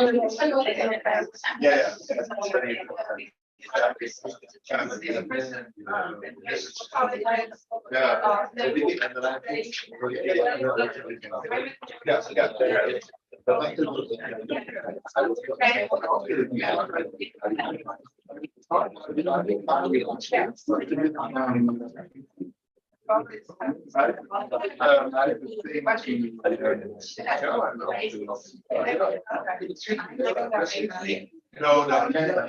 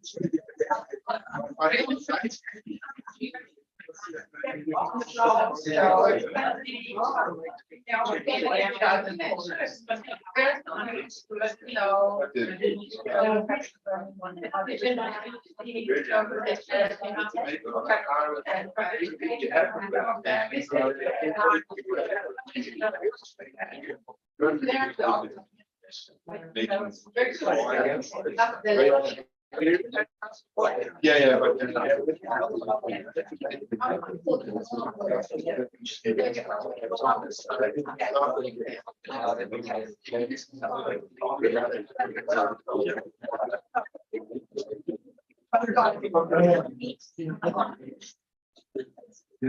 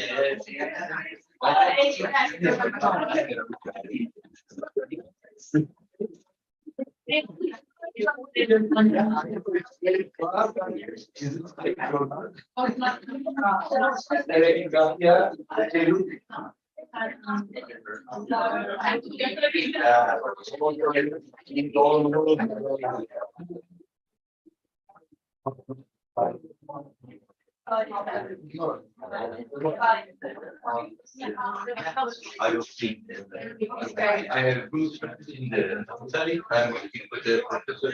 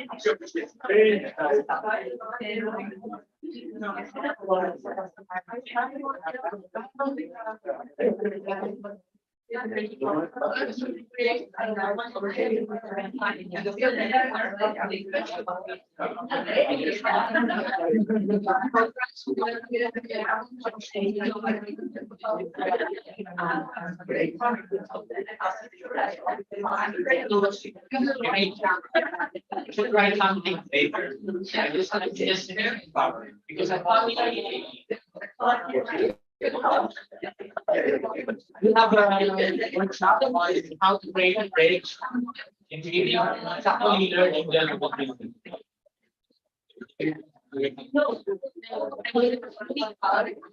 how's your, are you thought? Plus New York.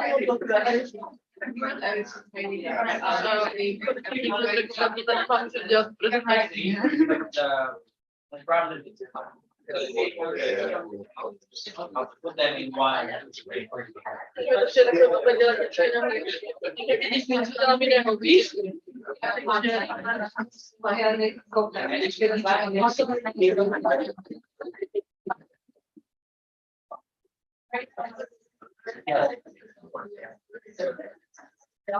One of the papers, right? Yeah, you can go on access, or access, or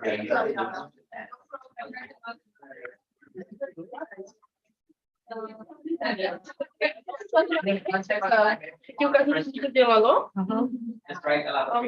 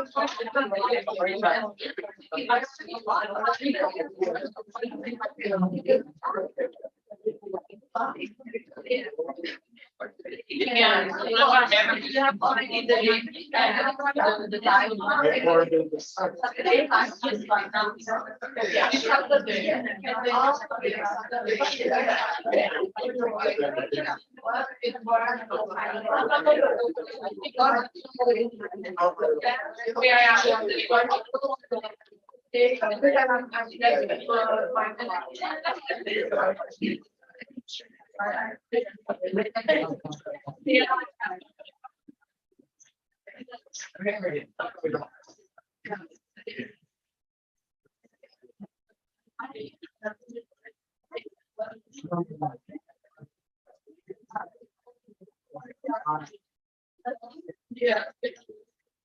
Yeah. What are you working on?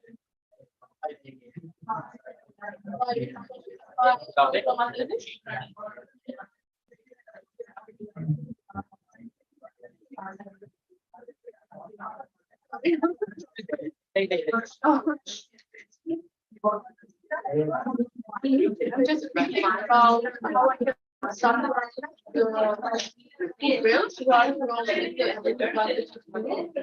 like I try to make some website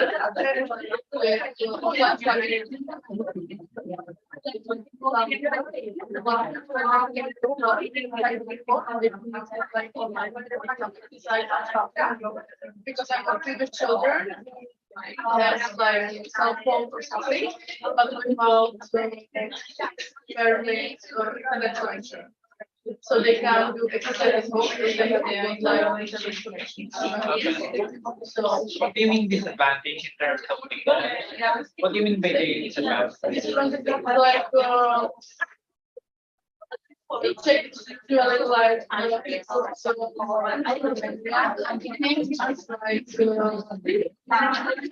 They don't have a lot of knowledge.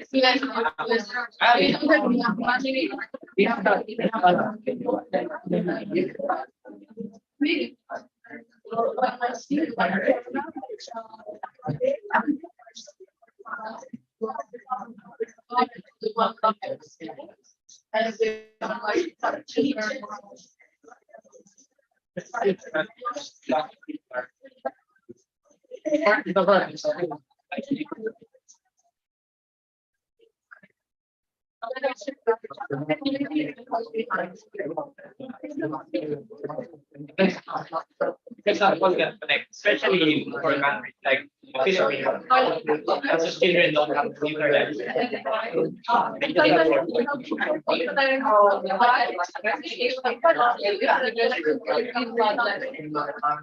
Yeah.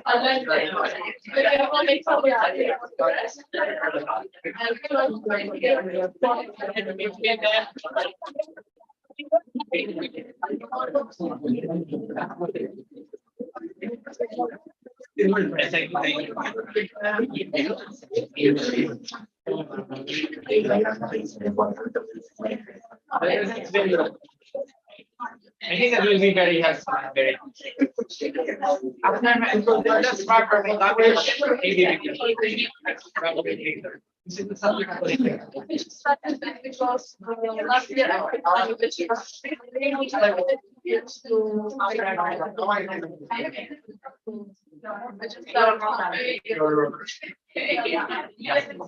have lots of people here in the very generous with the idea. Let's go back and talk to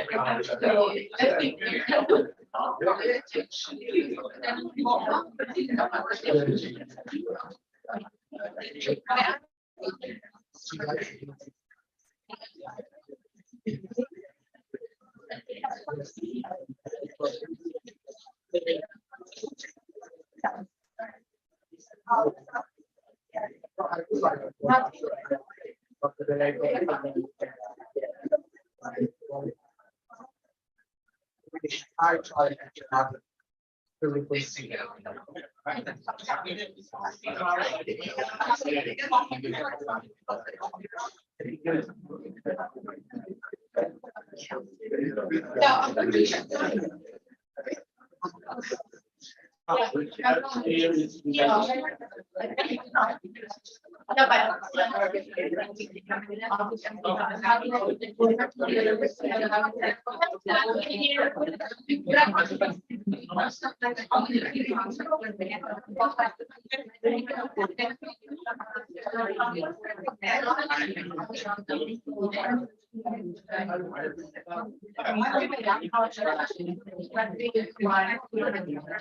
So we should start now. Very nice.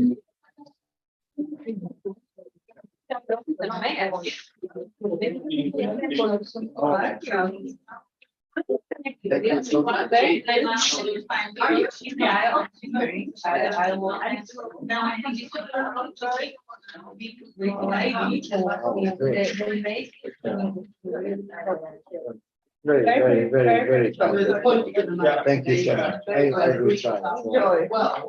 Thank you so much.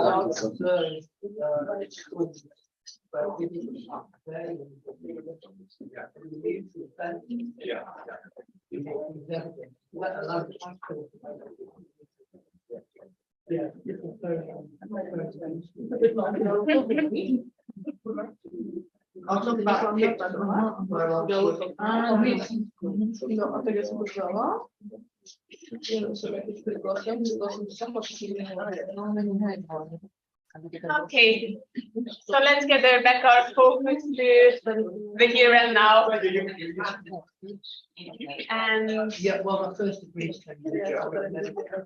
let's do a little bit of harvesting of the previous session. Like how was it for you to sketch a live talk besides like I did my stuff here, which I really practiced that, but like how was it for you to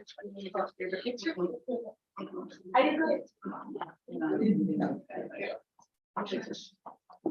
So how was the experience of sketching the talk for you?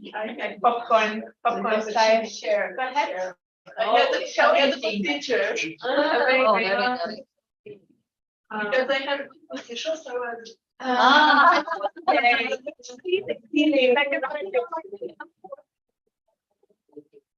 Amazing. Yeah. What else? What else?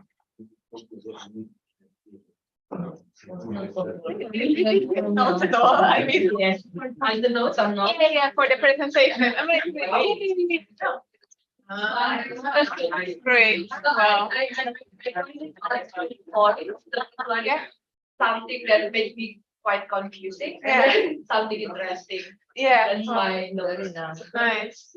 So you like distilled for yourself, Yeah, like what is, yeah. Amazing. It's very good to think about it a little bit.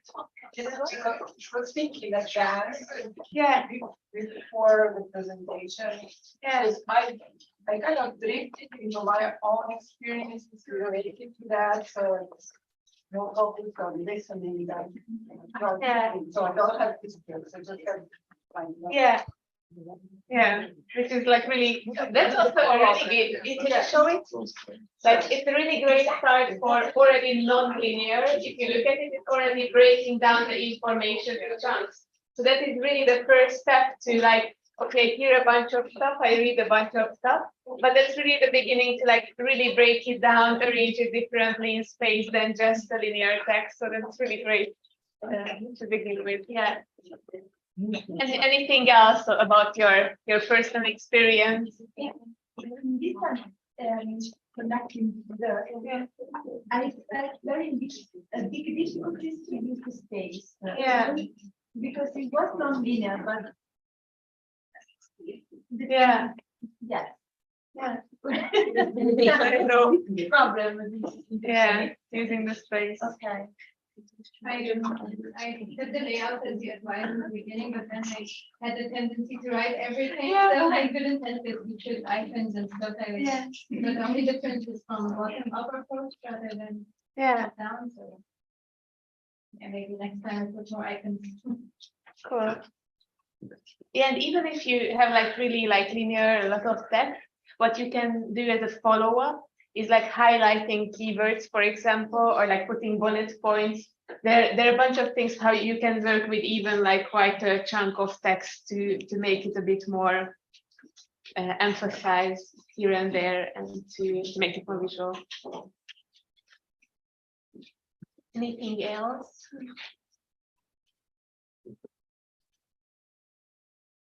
Using the space, it's using the space. how to use it and how to use it in such a way that it creates a story at the end. Yeah. I know, see it, you understand. Yeah. Yes, just looking at this process again from already having the lens of life experience. If you see this as the tip of the iceberg, like, oh, nice visuals, and it's really like here. And there are two note-taking strategies, which is good to like decide a little bit. One of it, which was the lens of Pastita when she showed her drawing. It's like your personal filter. What is or Mara, yes. Yeah, or Mara. So like, what is useful for me? How can I connect to it? And really using your personal subjective lens of, and it's mostly for yourself, like to take notes for yourself. And the other one, well, when you take notes for others, like a public graphic recording, or you want to share the results, you want to maybe make a handout of it. And it's very, very different than so-called studio work. When you're like, studio work is what we also do when we like sit, have time for it, process it, which has a bit more of an iterative process in it. And this is a lot of spontaneity and a lot of fast decision making about visual elements in the moment. So there are two strategies. And what happens here is like a bunch of filtering of information. I should have drawn it actually upward. So the filter goes upward. And the filter can be a very personal one. Or it can also be you know, like kind of an objective of hearing the key phrases, the key information. Message, questions.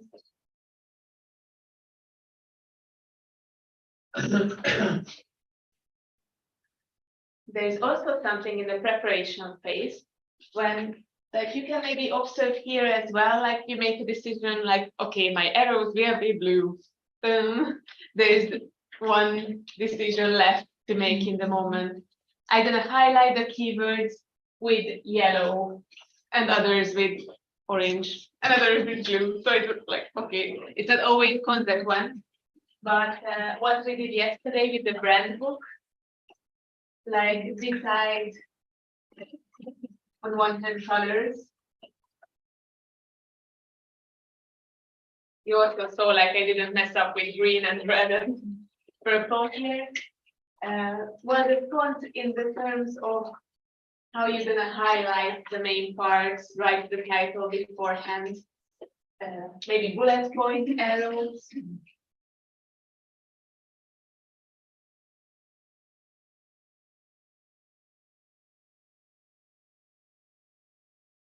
So like think about all these standard elements beforehand, so you're gonna have an easier task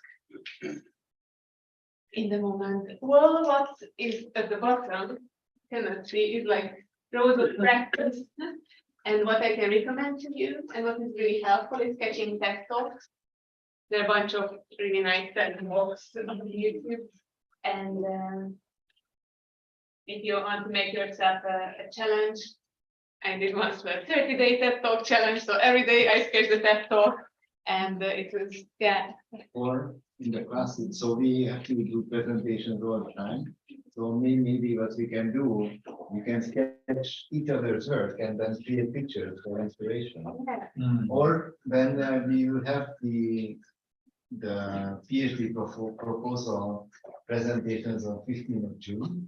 Maybe that could be a task, that you are sketching the PhD proposals of each other. So yeah, this would be amazing. I would like to see that. We can develop some guidelines, and then you can share the pictures of the PhD proposal of everyone. So Yeah.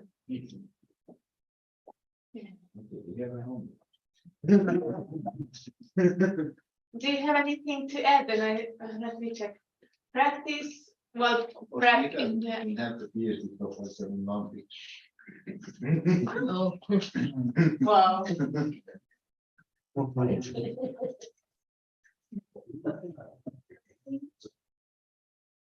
That would be a good group because you know what you're doing, yes? Yes, definitely.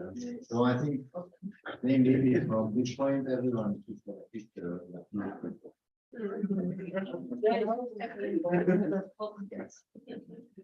Okay, so we have talked previously about context and preparation, and like looking up your speaker a little bit, Google the names, and also there was something that visual vocabulary, like what is really useful if you sketch a topic that you don't know beforehand, that you prep your little visual vocab icon bank before.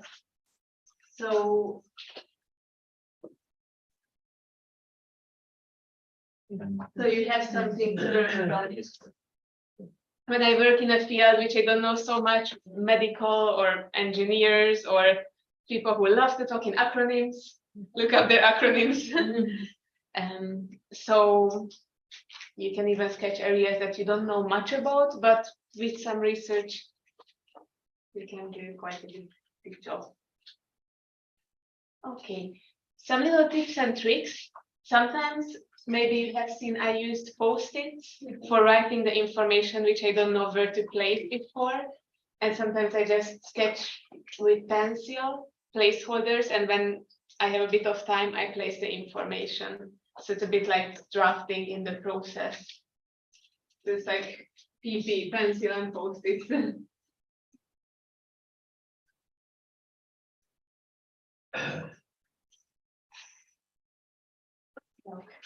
Any questions? Any remarks, ideas? your own tips and tricks. I just like the icon back. Uh-huh. That's the Yeah. idea, I think, just to collect the images, so you can later present to your, at least you have to select the images with no copyright, Yeah, and then later you can use and reuse in the presentations. I think I really like that idea, yeah, putting them together, maybe categorizing. yeah, exactly, categorizing. And to open the idea, and since we all study education and research in education and STEAM, would that be a good idea to have a common icon back? Yeah. Anyway, somewhere. That would be an amazing project. Next step. Yes, we can develop a folder, or we can use the folder which we are using now. Mhm. And then I think what we can do is just drop lots of elements. And we can use the dragon of Padma. Yeah, that's amazing. Let's just discuss that because it's presented on my drive, so I don't want a bunch of Oh, stuff there. yeah, but what we Yeah. can do Yeah, is yes, that we can make a copy of your Yeah. drive Yeah. to our drive, Perfect. and then we can use it for your PhD defenses. Yeah, that would be amazing. And also for the PhD defenses. So we will have 4 defenses soon. Great. Nice. Great. So talking about icon banks and visual vocabulary, we also have a structure bank. So like a collection of structures that serves like different purposes. And if you open your notebooks on the last page, there's hopefully a summary, a handout on of the most common or most useful structures. Arrange this later. You found it? Yes. So what we just talked about previously, what is just hidden under what? The first line is process. If you would like to visualize your information as a path, as a process, if you would like to highlight connections, maybe timely unfolding, like what follows what, can you say a few examples for a process, just really basic ones?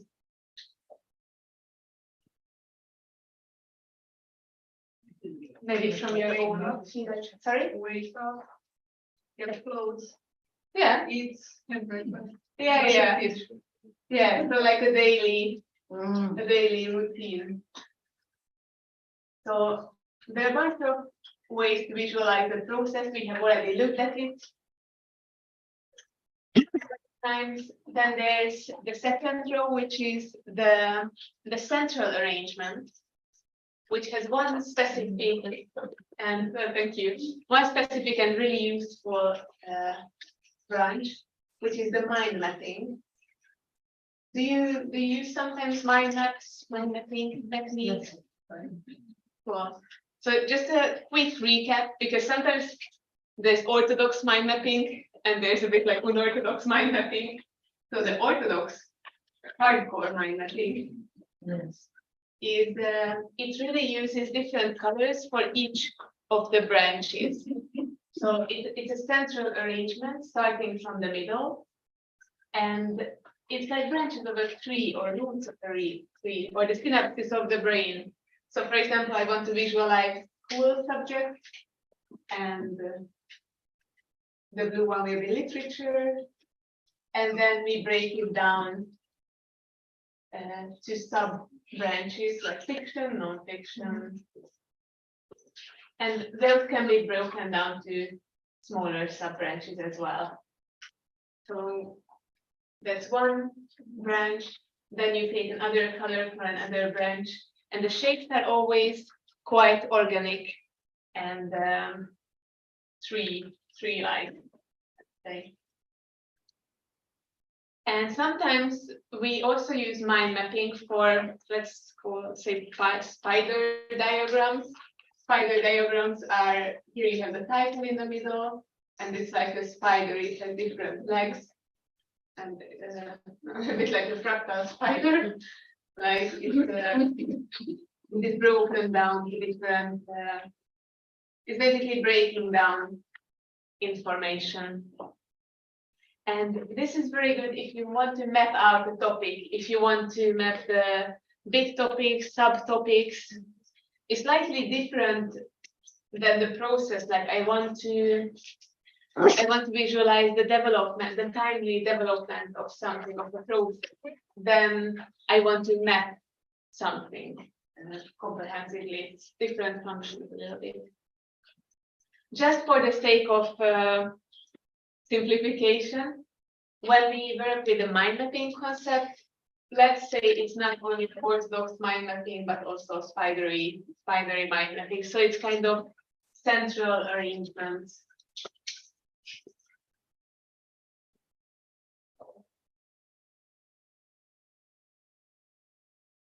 So starting from the middle, growing out from there. Then we had the geometric arrangement.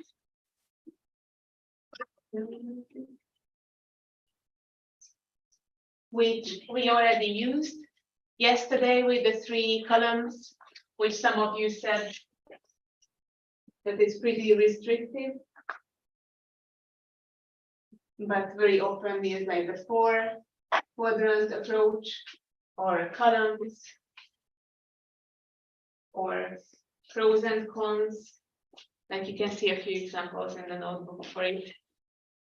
Sometimes you can also combine the different structures, but that can be an easy way of, I don't know, doing the SWOT analysis, for example, with the 4 quadrants, or decision-making process that really gather the pros and cons for or against something.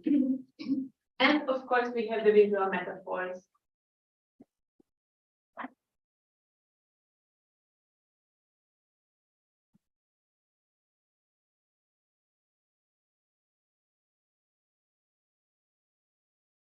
Okay.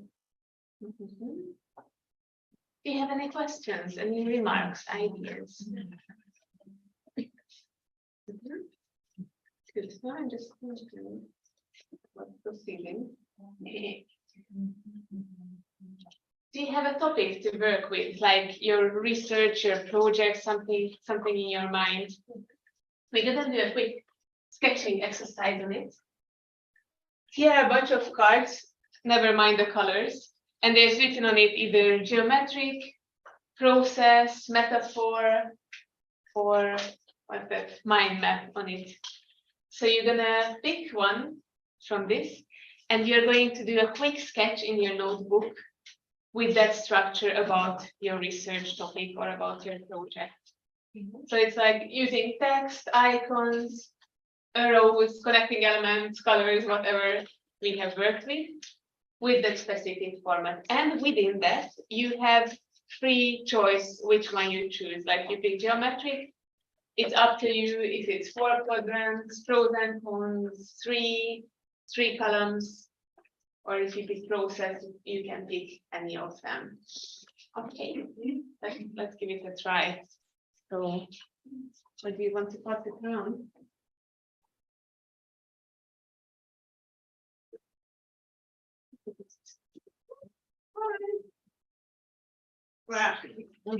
Okay, let's just pass it around.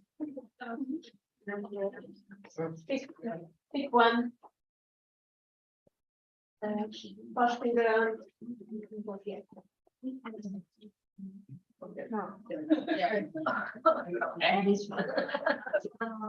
I want to. I also, I know we have to. Okay. Are we choosing or are we picking random? I mean, like from above. Metaphor you want to use. So I will. No, you're okay. Yeah.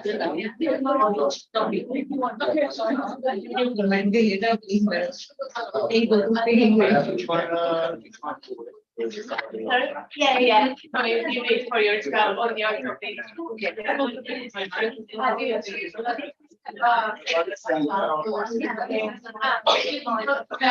Every one of you.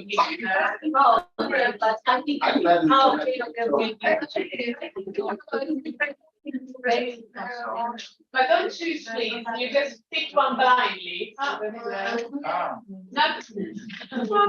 Oh, okay, sorry. Don't choose it. Anyway, you're gonna get another one. Okay, so everyone has one? Yes. Yes. Okay. I guess.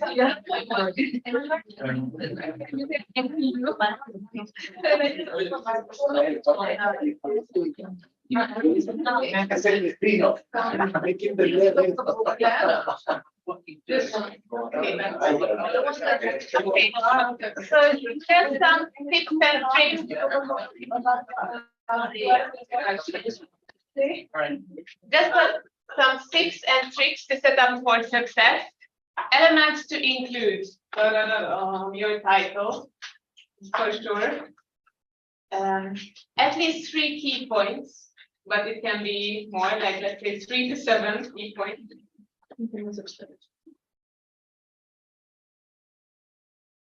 Text, icons, etc. Think about your color combo.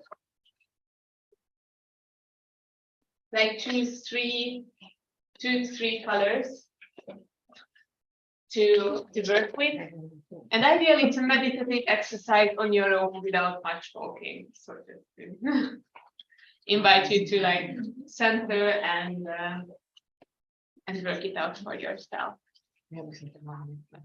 Any questions?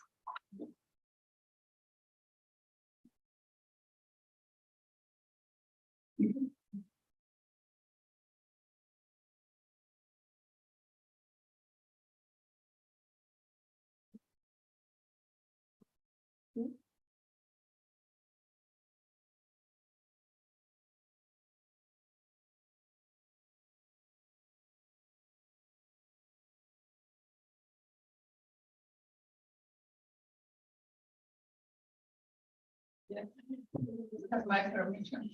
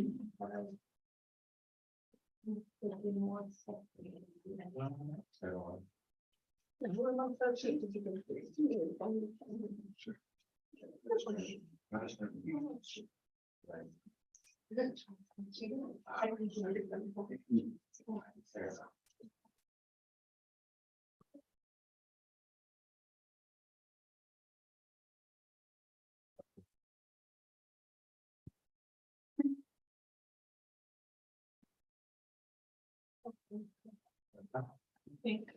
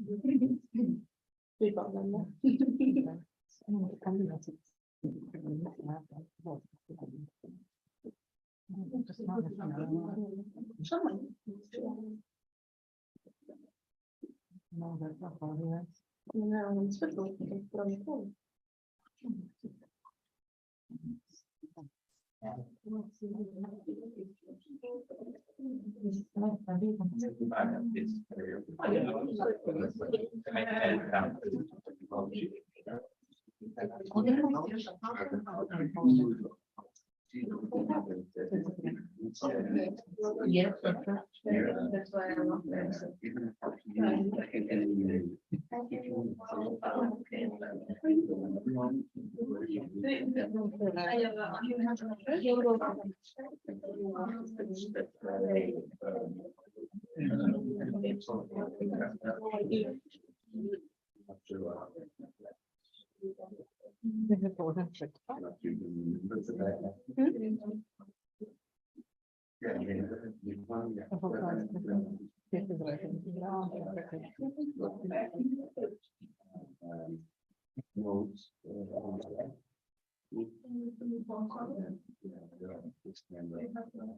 Support for glasses or something like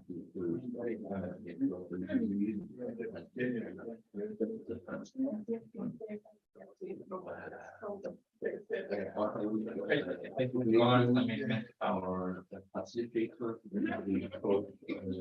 Yeah, standard. Yeah. The same thing to there are a lot of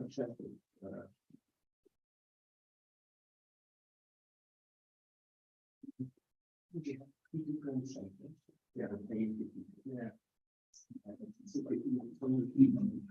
Yeah, but I was personally create the site. So I wasn't aiming to create a proper space for all. Yeah. And this center is more for inclusive education. So I was in January 2020 and I came back. Yeah. But then we will manage to open another one for more connected development. Yeah. So which is so I'm not taking part of this anymore. Yeah. Because I was living in the second one. Yeah, right. So,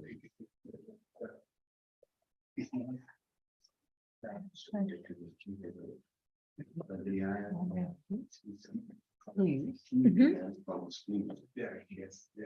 So we can have a specific. Or preparing. Yes.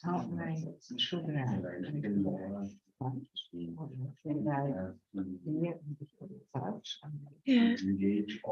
Yes, but it's easy to read. I would never put it like upside down, but like you always change the direction so the reader can. So I can read it easily. Yeah. Yeah. Yeah, exactly. Yeah.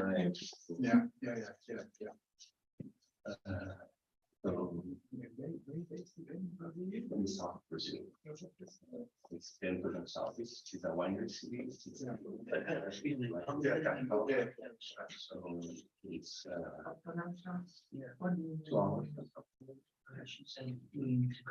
hours. So, and we are also the north. Physical and digital materials. Here's some digital. With subtitles. I'm assuming anything.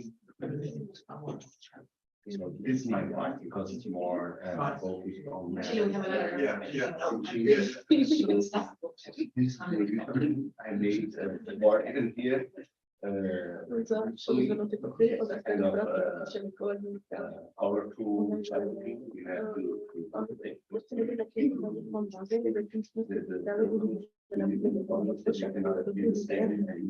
same colors.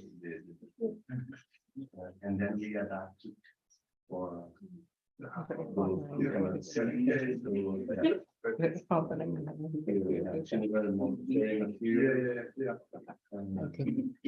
Always physically and digitally. Such big mosaic.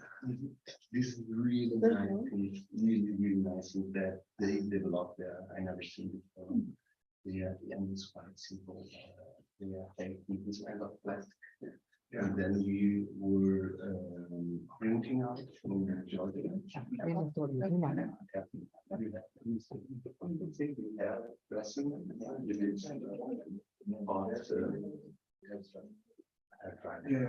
So they are just putting this plastic over this printed plastic, and then they travel. It's getting this melted somehow, and then it's getting shape. And for drying teaching.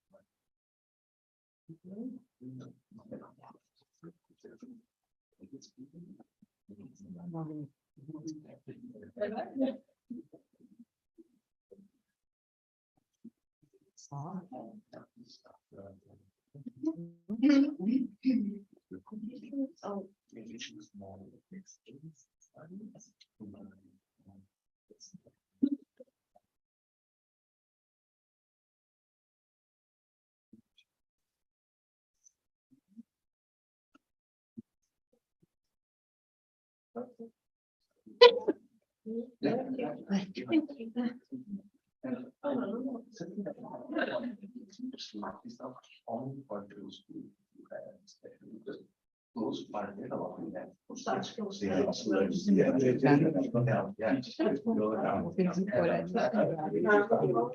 Yes. And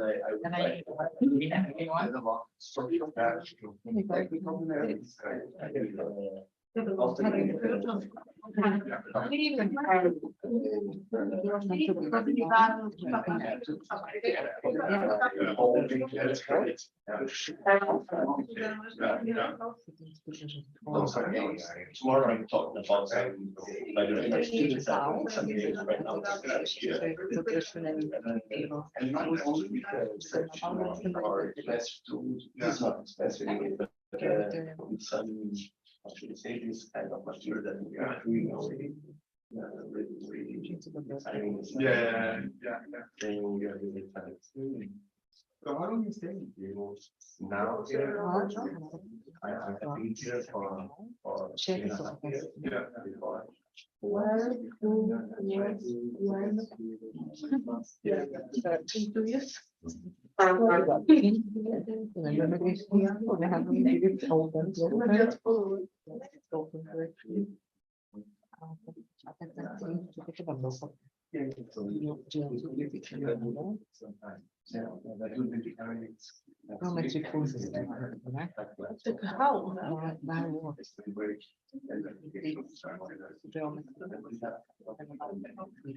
How is it going? Do you need some more time? Okay. Let me just collect back the. Can I say this one?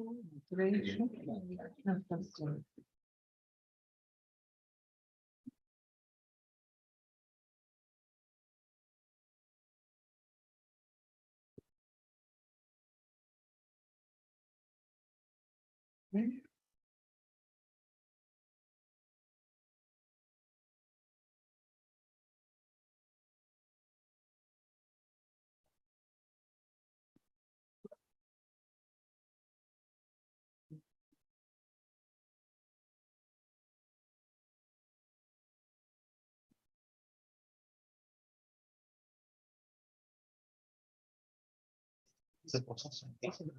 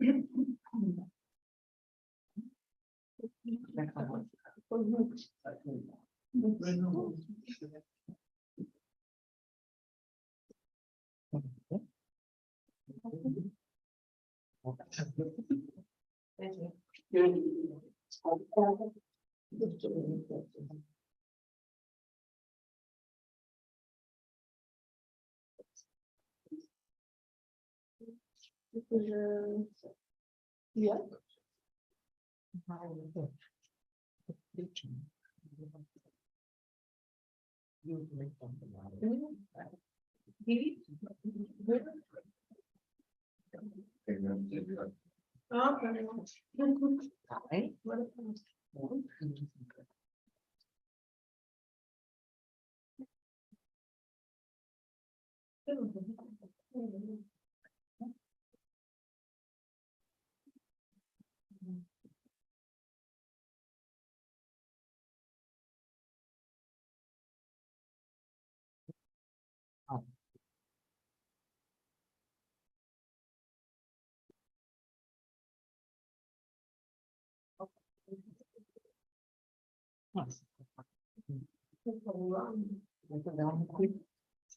So nice.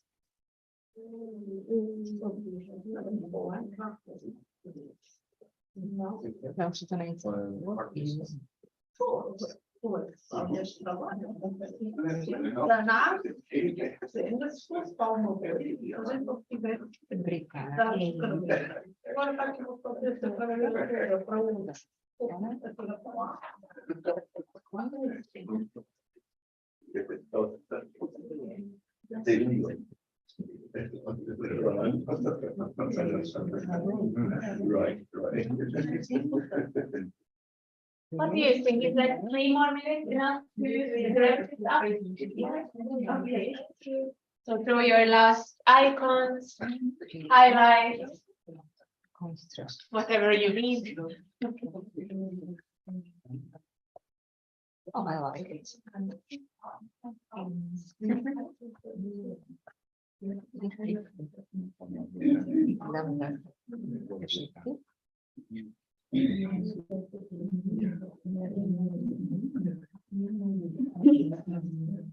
Okay, slowly wrap it up. And now we have come the last part of this exercise, part B, which will be surprise, surprise, the same thing, but with a different structure. And you will see. So pick one, and hopefully it's not the same. It is the same. Just exchange it for something else, like the randomization generator. Okay,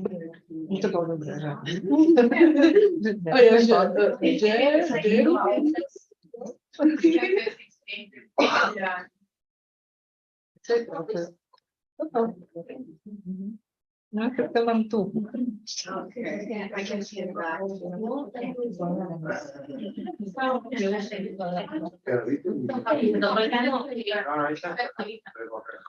Questo è il mio.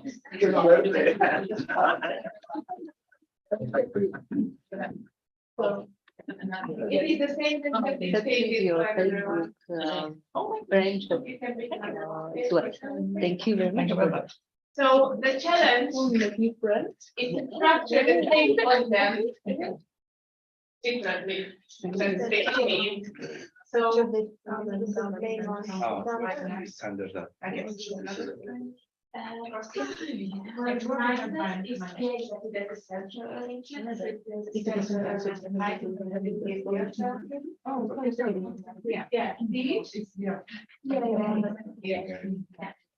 And let me know if you have any questions or. Sorry, what?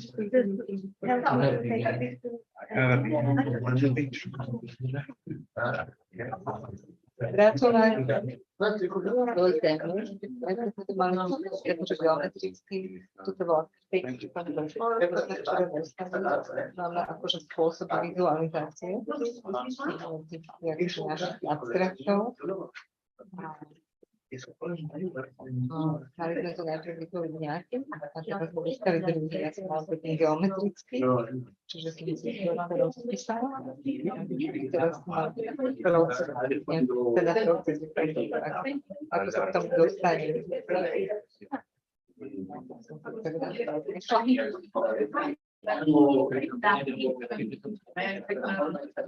Aj ten kontext je o tej vizualizácii.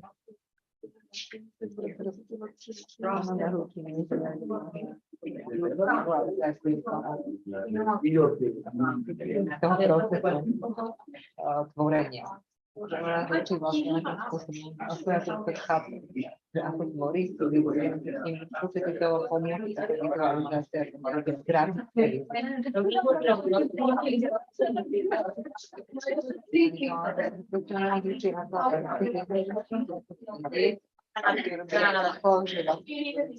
Teraz sme sa už nejakým spôsobom vytvárať nejaké databázu obrázkov, potom povedali, že aj dobré databázy. I'm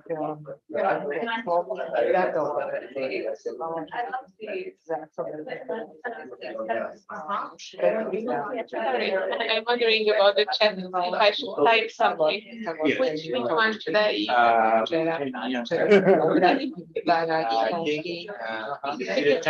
This one is so tiny, I don't know how. You can get one with information with them.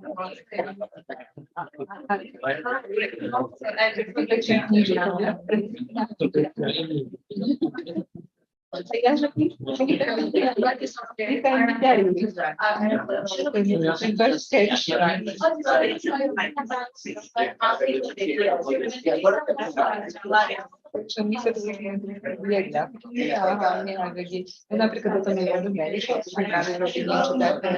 Я сказала, речі, це або це тут, вона була інакше.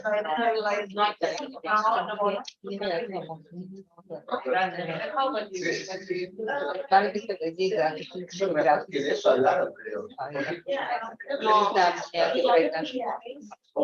gracias.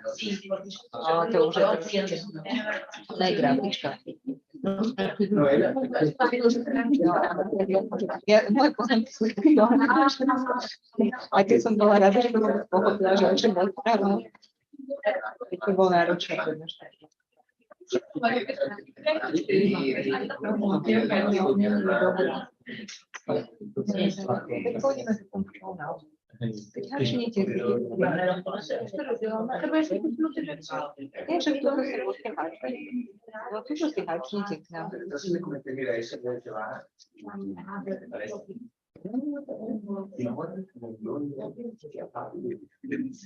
quick recap for those of you joining us online. We have been using the different structuring strategies to visualize one's research. So including the title, 3 to 7 main points of the topic, and icons, text, colors, so all the visual elements we have been using so far. What we did is that everyone picked one structuring strategy at random, geometric, process, metaphor, or mind map, and everyone made a quick sketch, a draft on paper. And part 2 of the exercise is basically the same. Everyone picked another structuring strategy at random, and doing the same topic with the same content, just the different structure. So I invite you to experiment with that. Take your research project, your topic, and visualize it, sketch it in 2 different structural ways. You can blindly pick one or choose one. For example, you can do a process map, then a mind map, or a metaphor in the geometric. It's up to you. And within the main structure strategy, for example, you pick geometric, you can choose different. You can choose your own layout if you go for 3 columns, or you go for 4 quadrants, or 2 columns. It's up to you. Okay. Enjoy.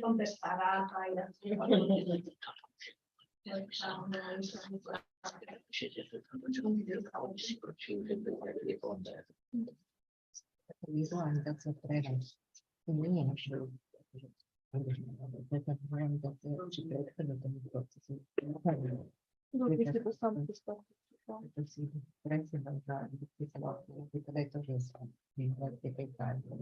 Na przykład prezentacje z taką modelową. Po prostu niejakie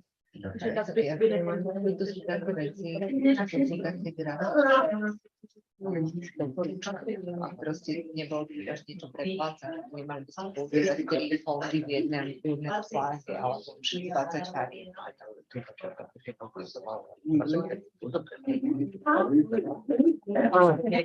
Ale ona tam tiež ako použila iba nejaké štifikáty.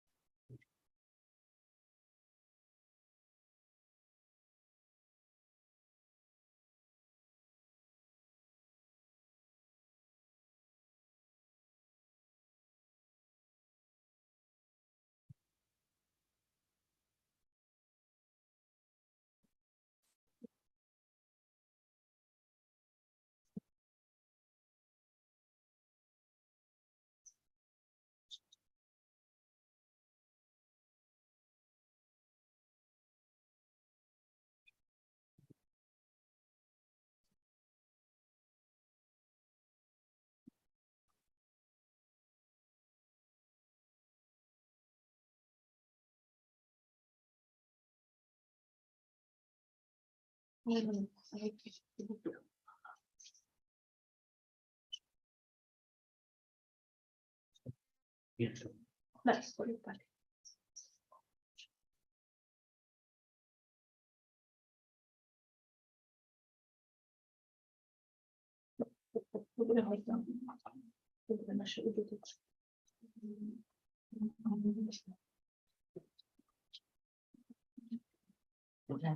How is the flight? Do you need a few more minutes?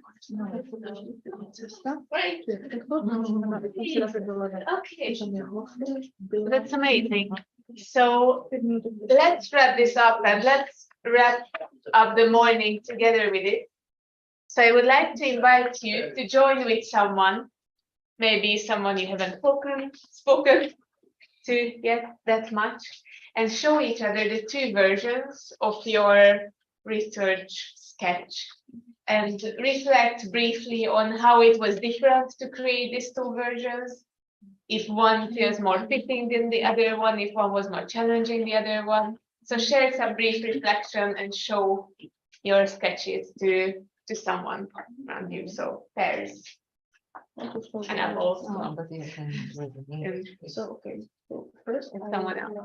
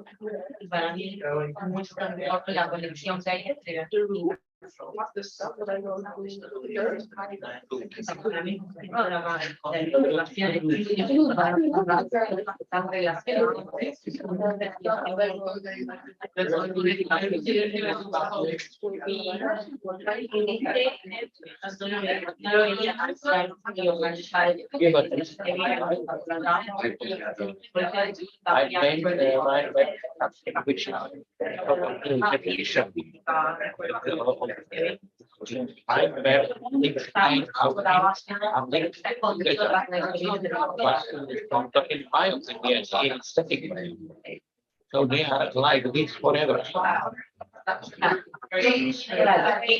I don't know. I see what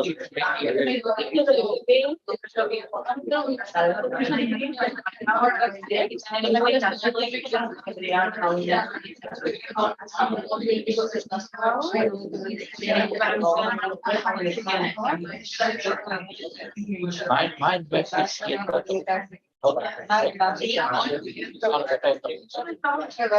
I don't play in the backyard.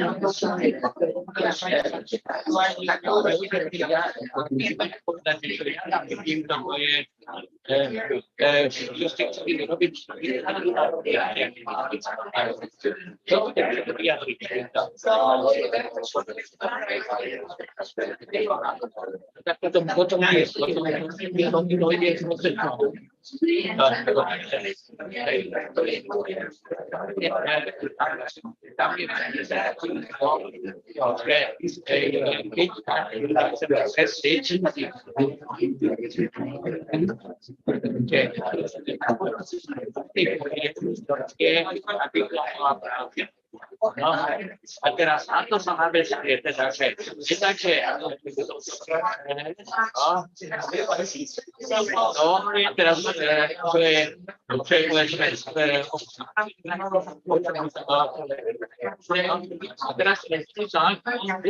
povedzme, jak to tu mala Angelika na filmu, môžete to vidieť, tam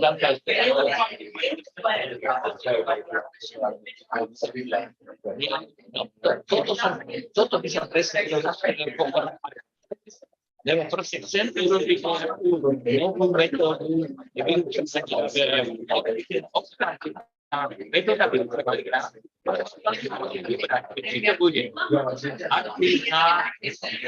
alebo pasifnya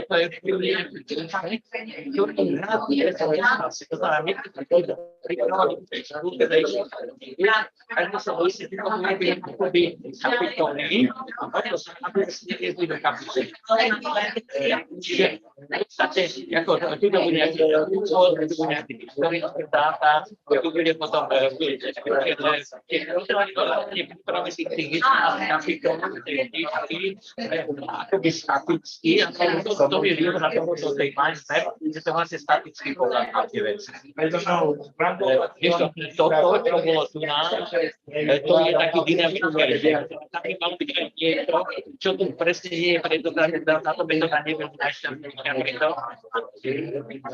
som to tiež urobil asi radšej cez to mind map.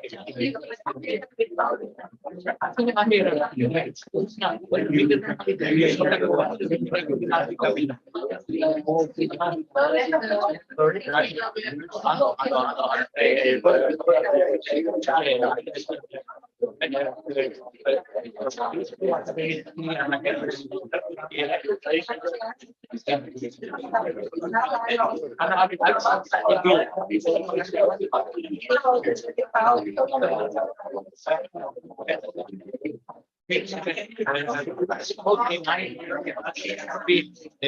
povedať, že čo ktorým svojím tematickým.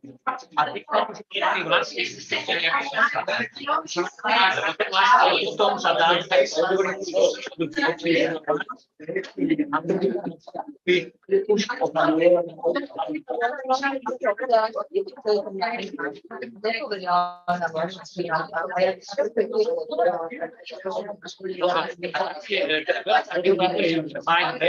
že vytvoríme akoby rozdelené zložky.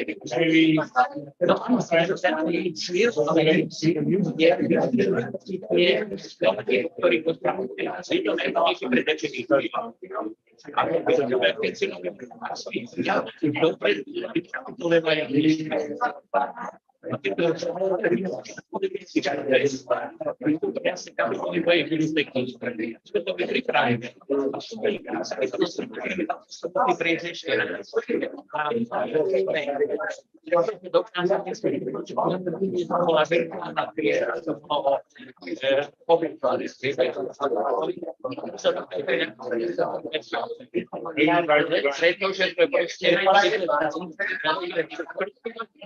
definíciu. Bolo na to rozdelenie, že už nebolo pre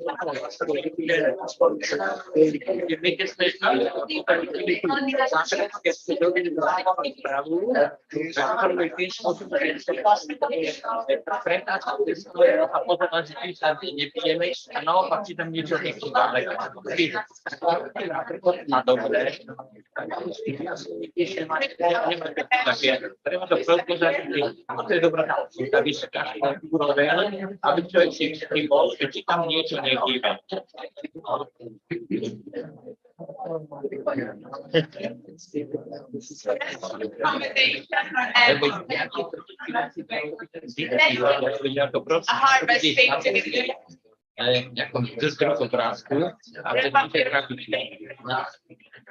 In practice, this means stop talking now.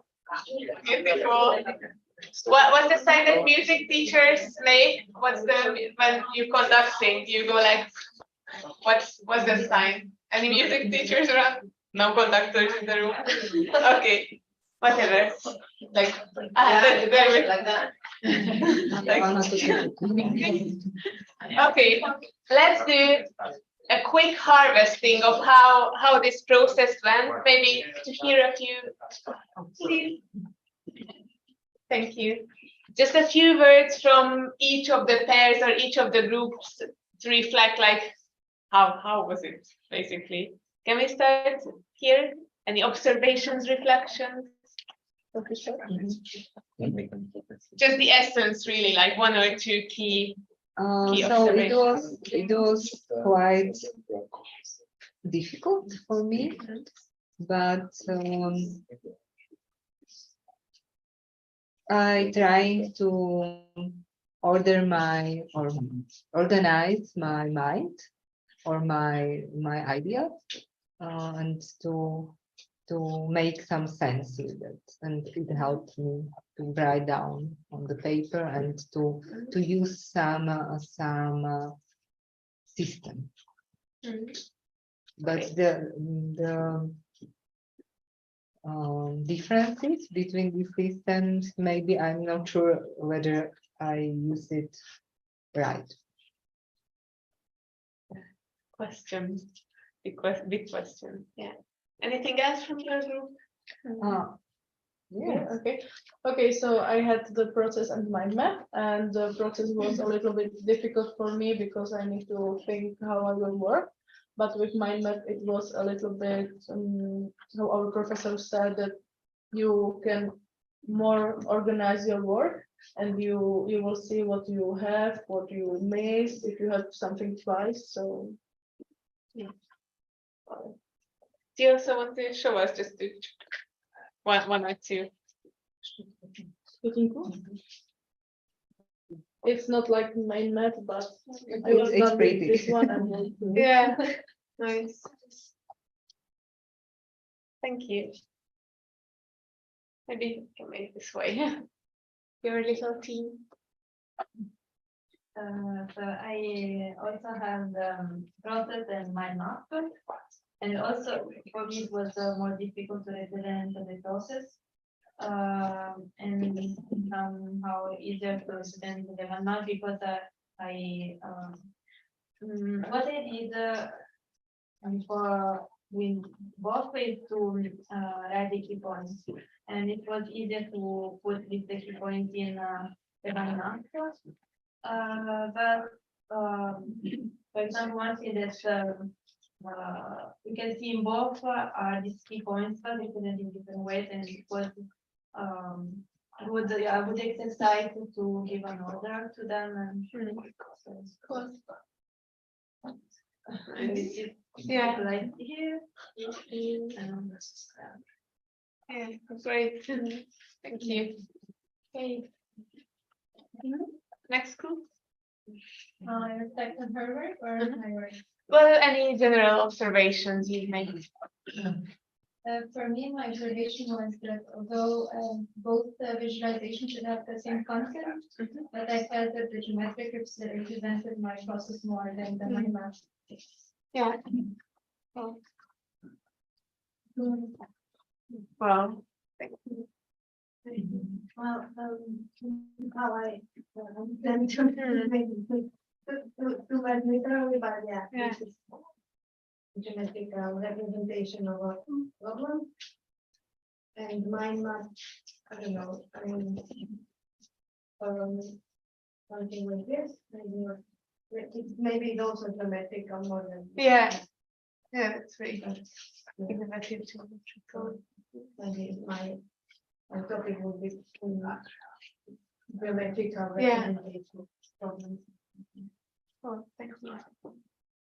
My colleague is very good in brain, so. Okay. Okay. So this one is I have two card, mind map and metaphor. So the first one is management. So I just represent my mind. So this is me and this is my mind. So actually this thing is about my research. Okay. And I try to metaphor my research, maybe the submarine in under the ocean and how to come to the land. There is a lot of monsters. Yeah, maybe like or something like that. Okay, so I think that's all. Wow. Thank you so much. Thank you. Yeah. Yeah, this was interesting.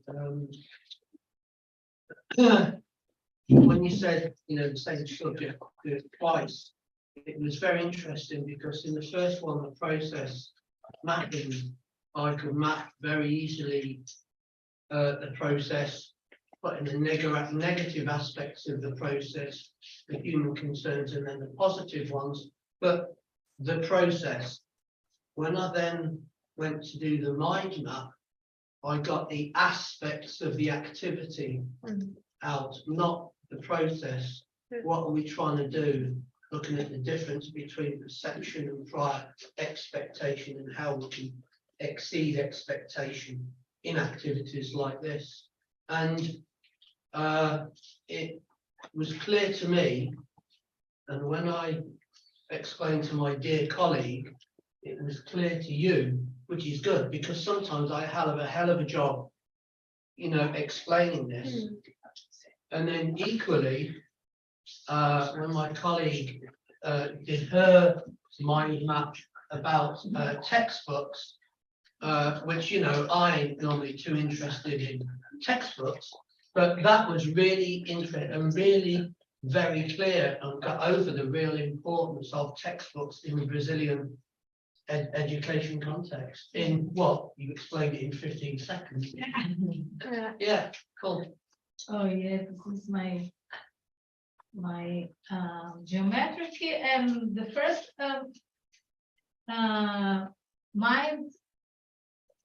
Oh, and the most important point about my research is the textbook, the math textbook, because in Brazil we have many particular situations. Yes, we have one political and the textbook is so the teachers and the students use it a lot, and then my research is about the teacher knowledge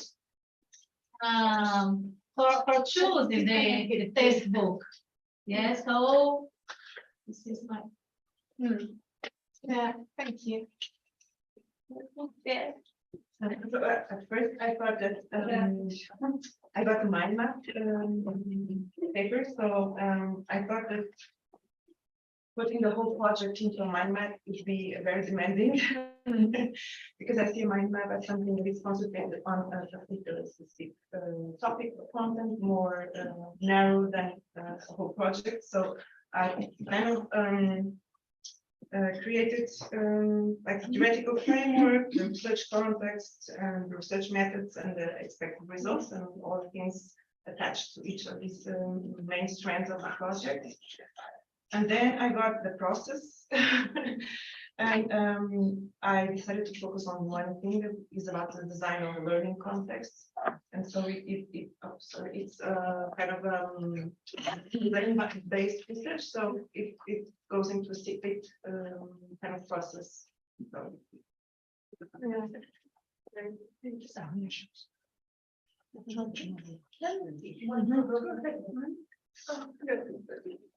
We have process and metaphor, but actually the metaphor which I initially chosen was also like a process, and because it has some rules, I'm also kind of embedded the rules and the spatial that are here, and okay, with probability to go back and do the loop again, and then the goal. Yeah, I try not to reach there. And yeah, the metaphor and then all cells. The same. So kind of, yeah, also embedding the loops somehow in this. Cool. Thank you. That's good. Or, Yeah. okay. I have first the mind map. It was easier for me because I was working on that. So I put gamification in the central part and then make the connections. And then I got the metamorphosis part. And was a little different because not everything is connected. So I decided to change and put in the bottom gamified experience that is you are seeing when you are talking about gamification and the things that you have to consider to create a gamified experience on the top. Yeah, and it doesn't have a button. Right? Yes. Open that. Yeah.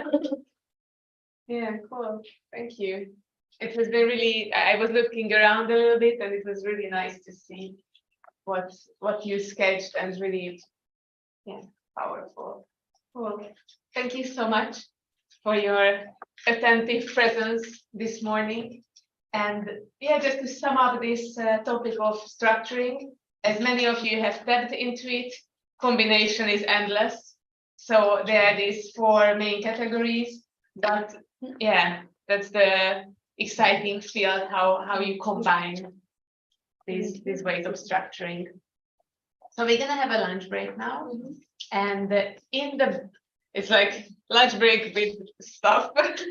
So in the break time, if you haven't done yet, please register on Canva. We're gonna use that in the afternoon. I put it in Slack, but I'm gonna put it once more just as a reminder to have an account and log in there. And if you still want to contribute with the abstracts to the document, you can also insert some more. Don't feel the pressure. We have some to work with, but you can still insert in the lunch break. And time-wise, I would recommend to be back here 10 to 2. So you have a couple of minutes to set up, drink your coffee, register on Canva if you haven't done yet. So let's be here 10 to 2 so that we can really start the dynamically. Okay, I wrote something in the chat. Cool. Thanks. I'm gonna check it out. So if you're lunch, just get your hand taken to you. Oh, okay.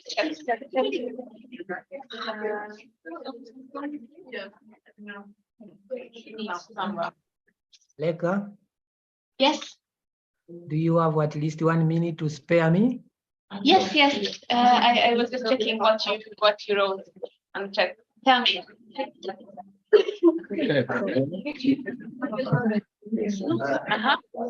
Well, so Yes. well, the concept is right. Is that I want to support the teachers to implement education for sustainable development using team education approach. Yes.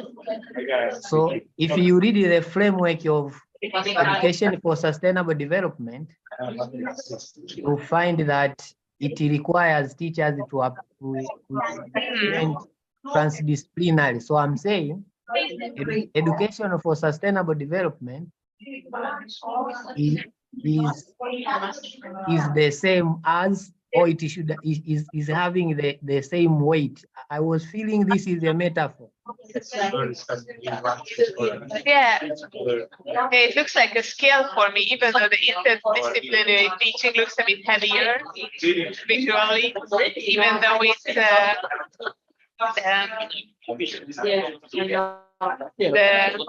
scale is kind of straight, but it still feels like it's a bit heavier. Maybe we chat later. It's very noise from your end. Yeah, it's like somehow decrease the font, maybe. Oh, sorry. Yeah.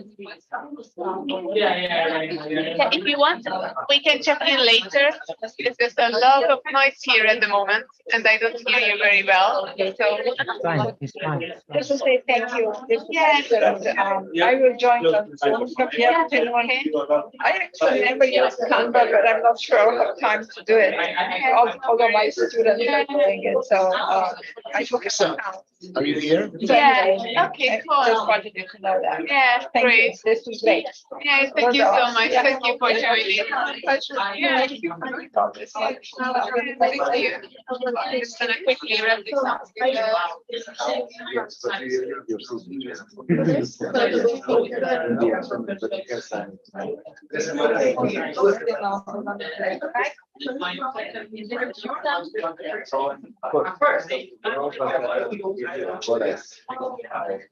I take some cards, okay? But no. It's not. Yeah, thank Don't you. know. Thank you.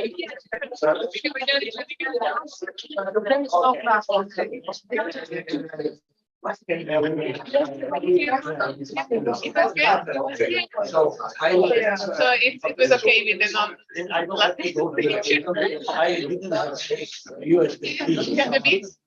Yeah,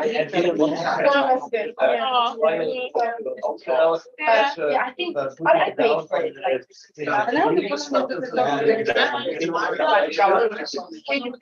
Yeah. Well, thank you anyway for the invitation.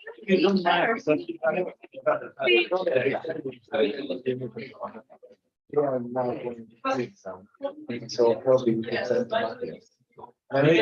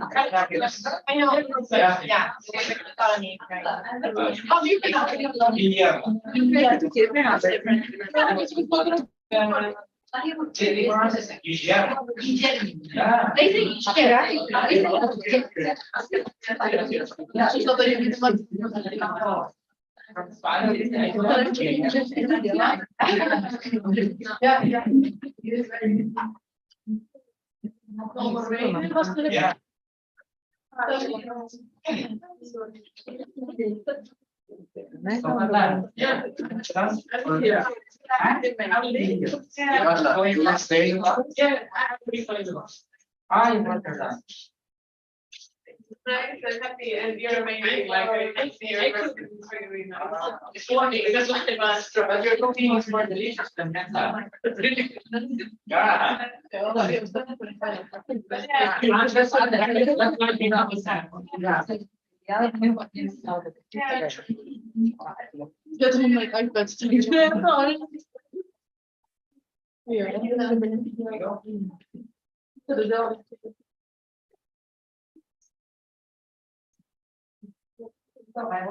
Just give me a few. Any problem?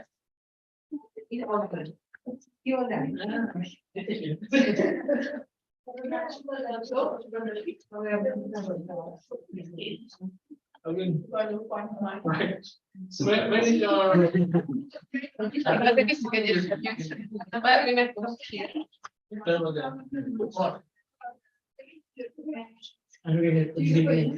Yeah.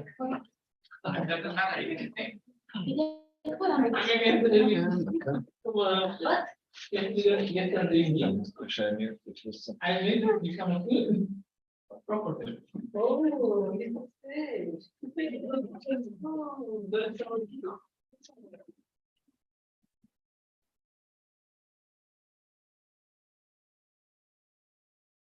Your holiday. It was long video. So how long you been here? 1 month. 1 month? 4 weeks. 1 month. I will leave on the next. And so you can be again. Thank you.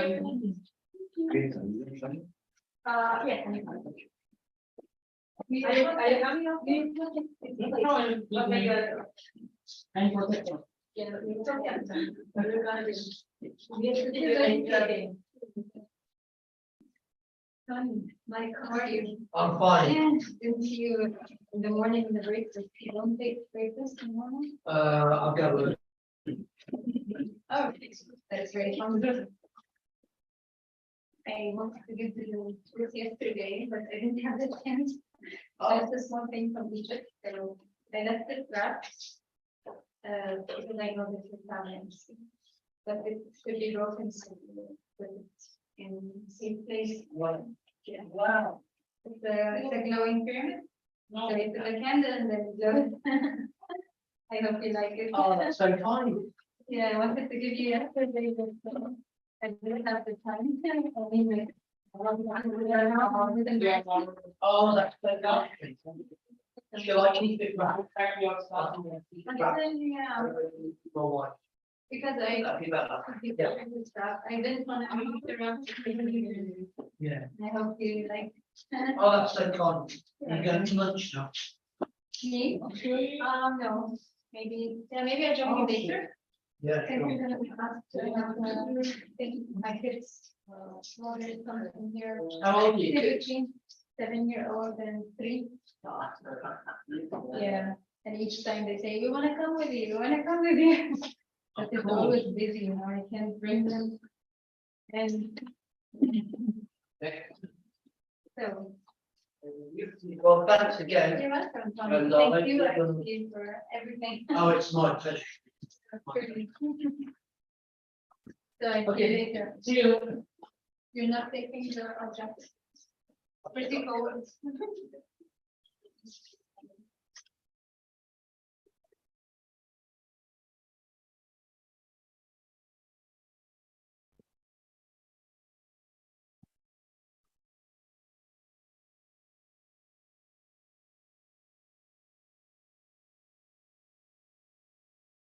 Yeah.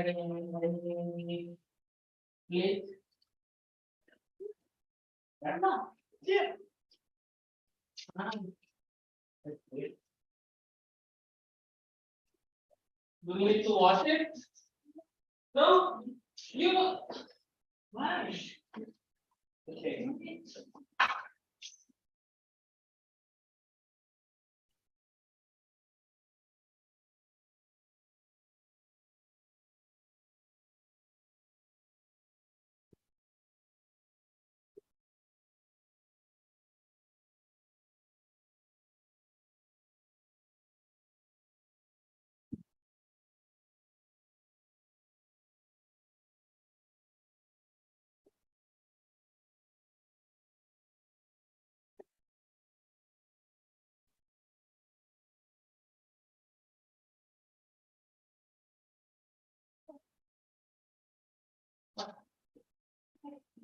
Okay, bye.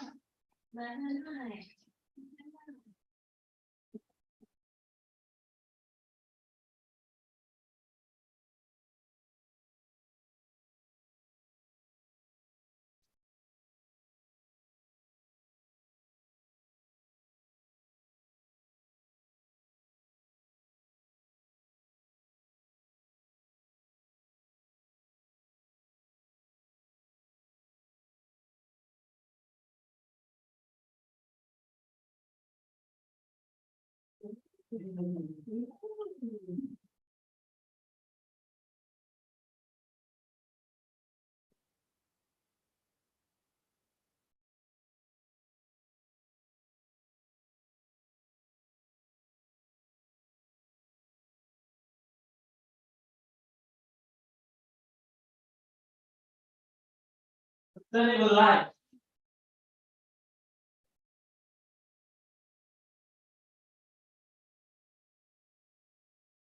€40. You know? You have, like, almost €40 I still have. Sorry, what is that?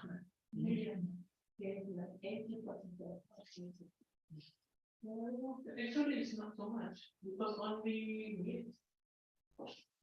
Yeah, but meat is like main dish. Yeah. And she had meat and some lots of.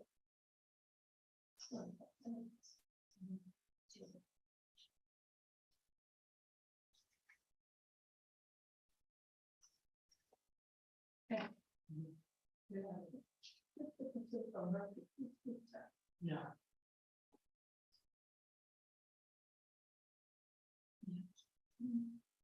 You can just like.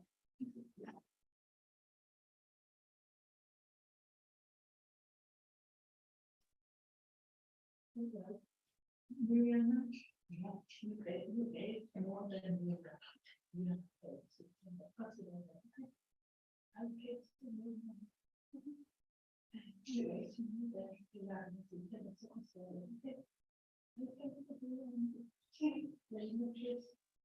You can keep it in section.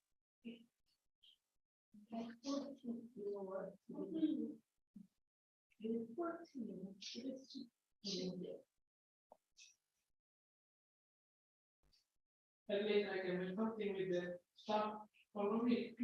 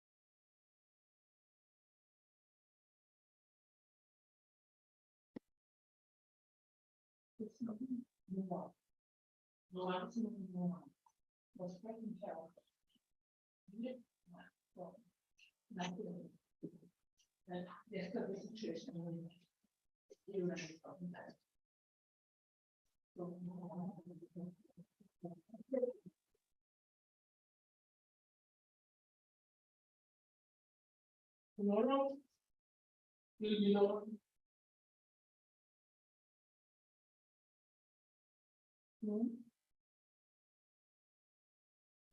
There are in charge.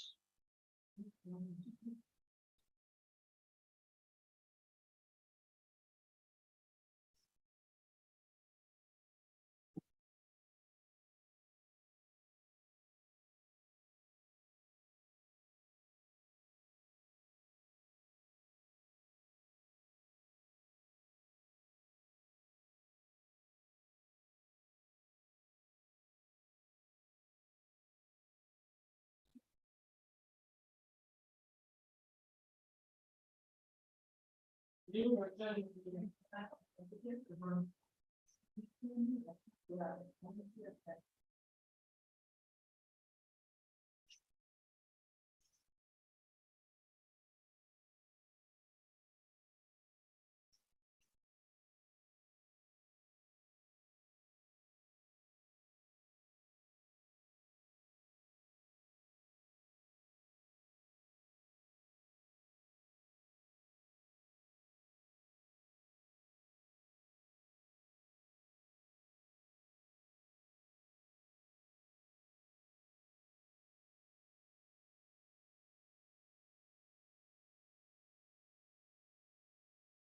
There's always good, but this thing.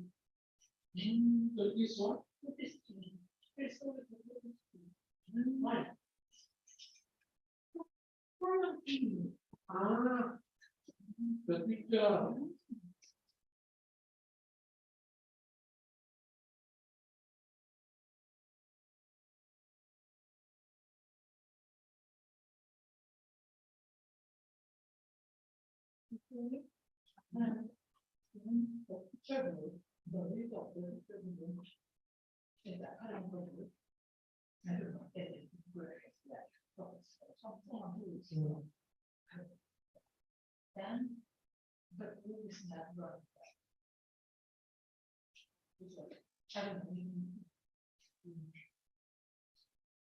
Because the academic cannot manage. And like, they think they manage, but they don't understand the full situation. Yeah, yeah, yeah. There are many like ecological, ecological. You don't understand that. So like, I they want to. They want to be 100. But in Europe, they don't have fully. Yes, these are the other things. Okay. That's interesting. And so share the information. You said we should make a note. Then like that, our team will be able because I also need to travel. Yeah. From this representation. So that's not mine, that's not mine, that's not ours. No, Oh. that doesn't mean we have no idea what is the hours, because this is not his job. And someone who has to catch up this not a temperature, so we have no idea which class, but we need to prepare something. So it has to work in the and then but we have to prepare now.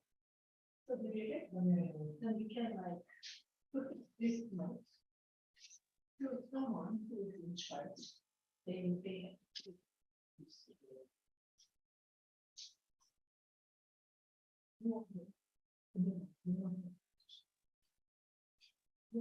Actually, it is not our class. No, but it's like people out there, oh, I didn't care, but I you have to be not care about this situation. Yeah, why be very careful? Actually, I have to know how many today, but.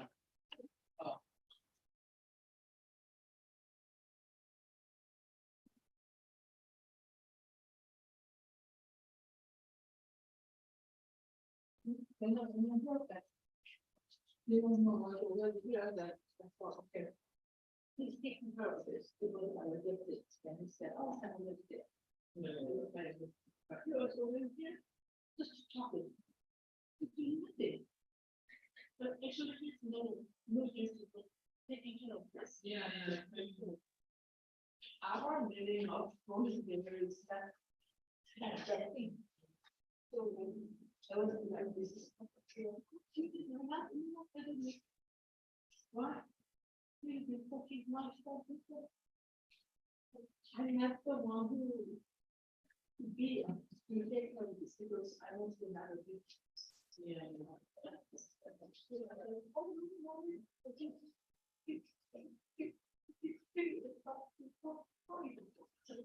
Yeah.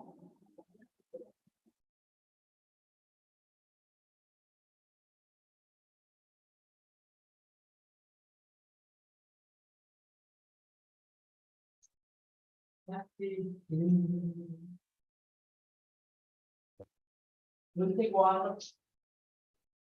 Because as the 60.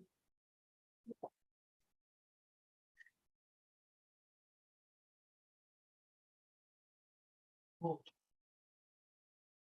Sorry, that's gonna go. If you only want to drink beer and something. Well, the card is not function.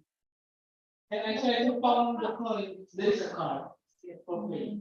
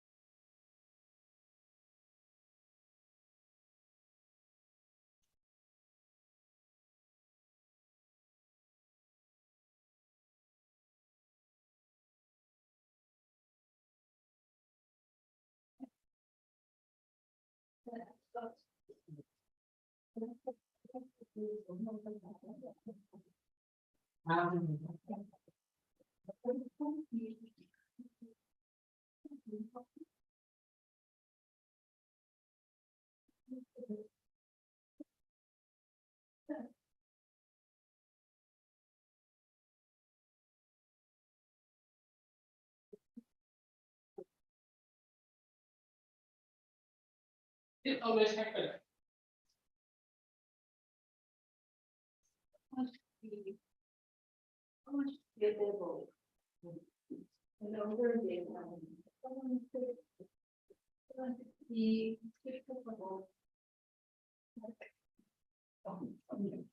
Yeah.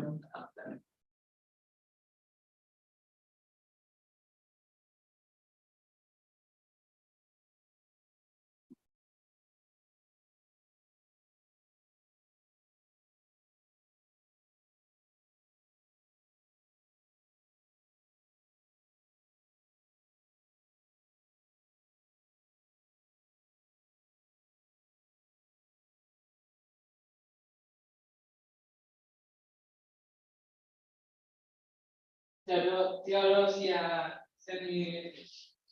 Hi, Padlet. I did not forget you. Can we meet tomorrow? So I offer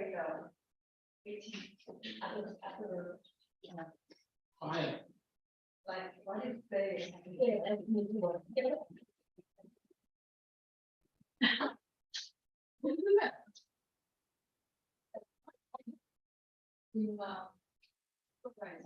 I think I need to bring my laptop. Or doing something there. I need to write my tutorials here. Are you okay? You need some help? Yeah, you can rush. Yeah, this is better. Get your version. Yes.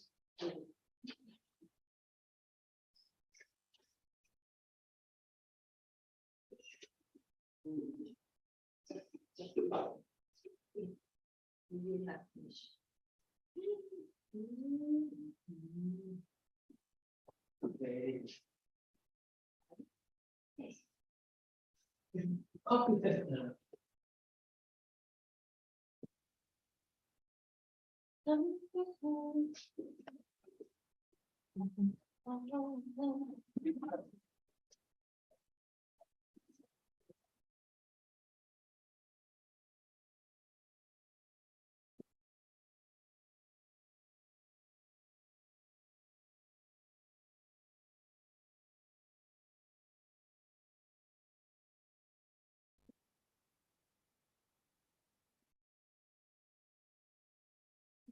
delicious.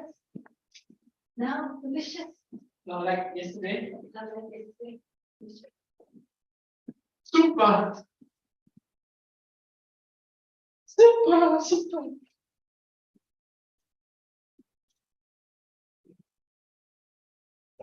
We have a warm water. Can you?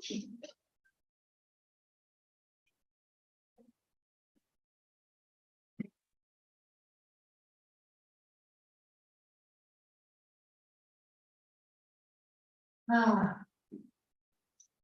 Making an article.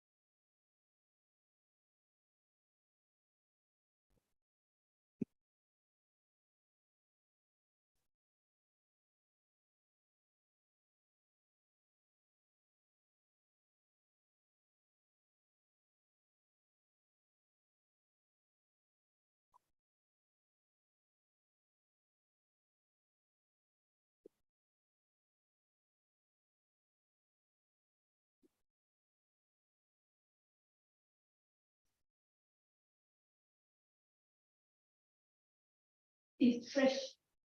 It's fresh. I don't like the deep apple. Just thank you.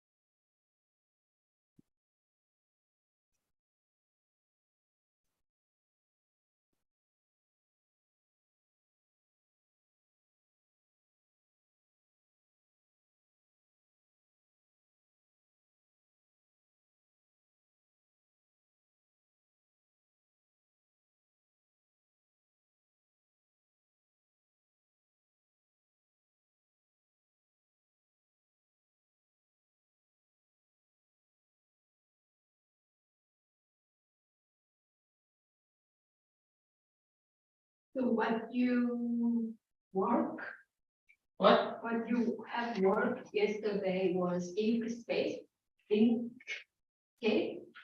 No. It is not on here. Yeah, it's just some of platform.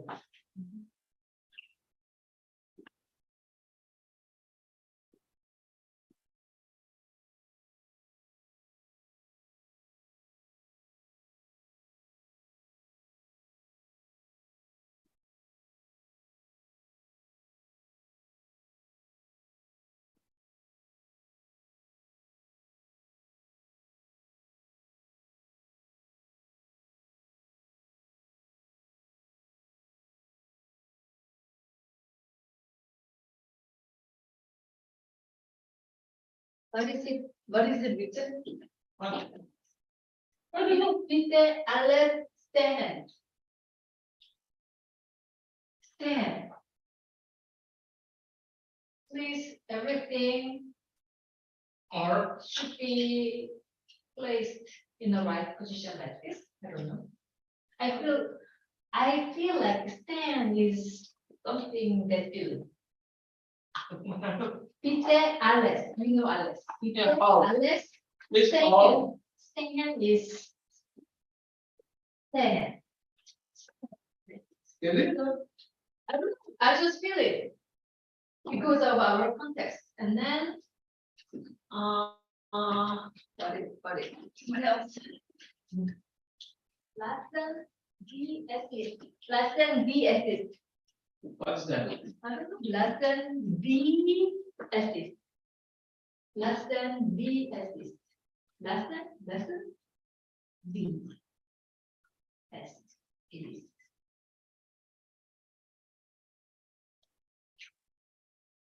Done. No. Done.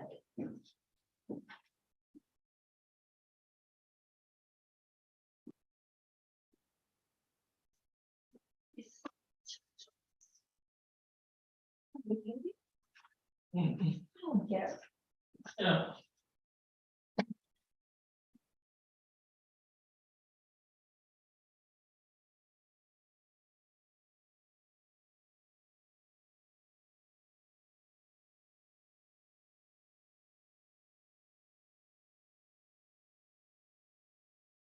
Oh. So you can open all of the. Oh. Yeah, because something like this you can open also. Oh. Hmm. Okay. very practical. This is too narrow. I think we have to give them a space. So make up less corner. Then give them more space. Give them more space. Like this. Then they have a space.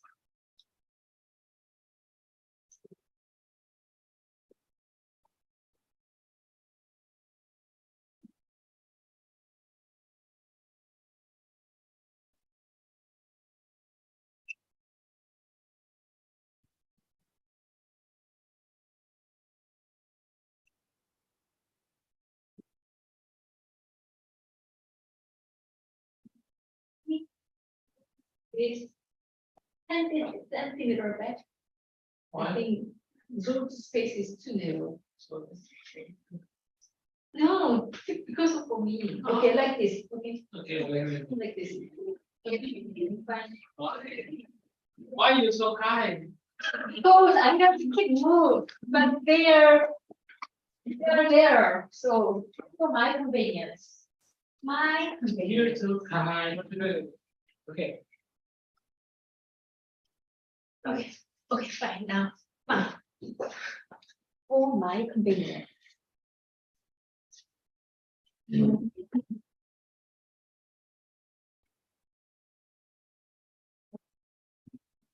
Oh, enough space.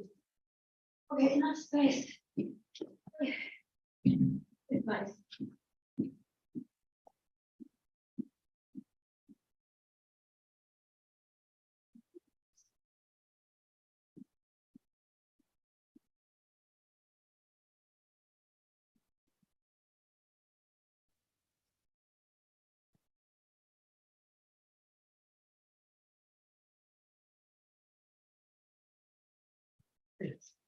Yeah, I checked it. Oh, people will have a balance.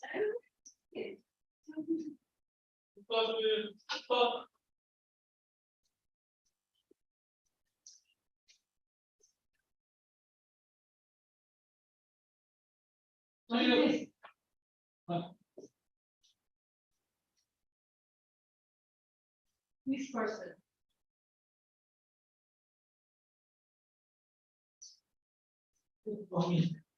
You? Yeah. Ah, you.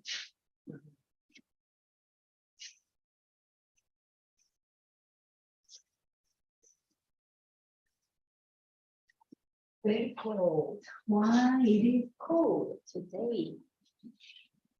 Tomorrow at 5? Yeah. Yeah. Yeah. Oh. You walk And from I your. will.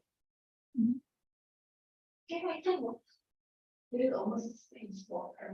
No, no, I'm not gonna walk. Because I have a lot. And bring my luggage to luggage. Luggage inside luggage. Because I have two different Yeah. luggages and I have to bring it. You I need, feel it. you need help. You need help with your luggage. Are you okay to bring the luggage? No. Yeah, you're strong. You're strong and independent. Yeah. Okay, enough space. Okay, I'm fine with this. Yes.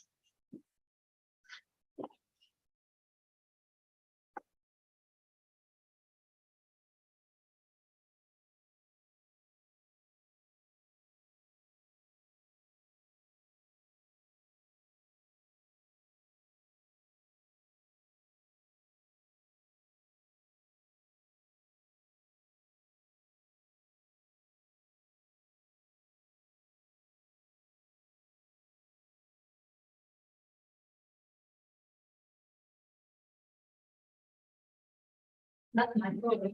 Not my problem. Because of the wind.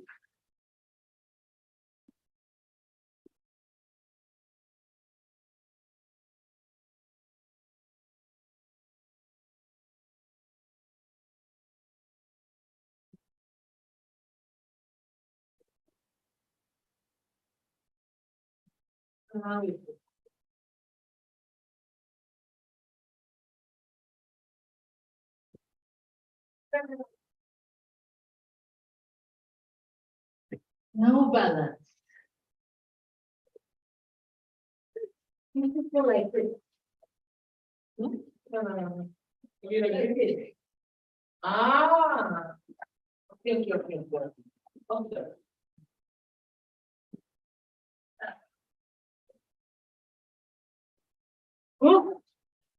Okay, that's. Close the.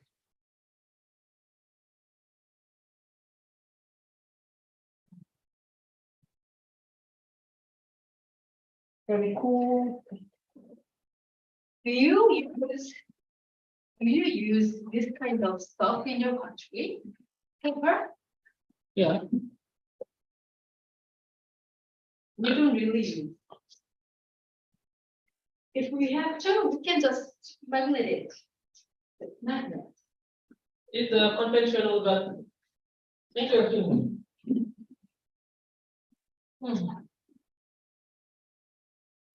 I'm hungry, Thailand. Hungry. You still hungry? Okay. Yes. Okay. That's why I will bring you a lot of rice. Hungry. Well, that is my portion, so I think it's enough because I'm fine. Fine, don't worry. I'm a big. You get a lot.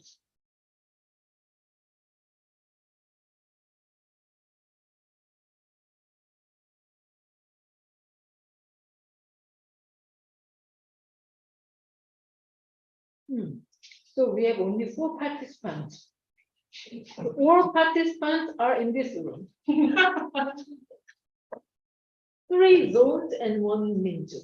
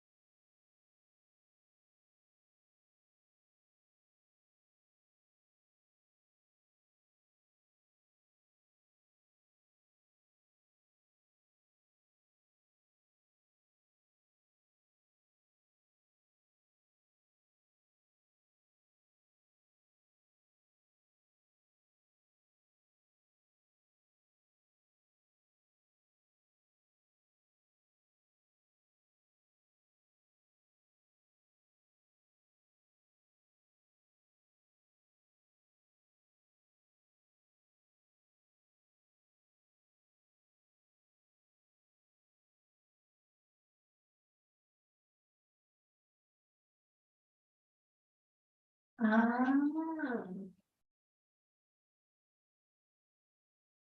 This is what recollect to the community. It was about for the cleaning lady. Yeah, because cleaning lady will like show all of them. Like a previous, because last year we're doing this, and the cleaning lady just show all of the.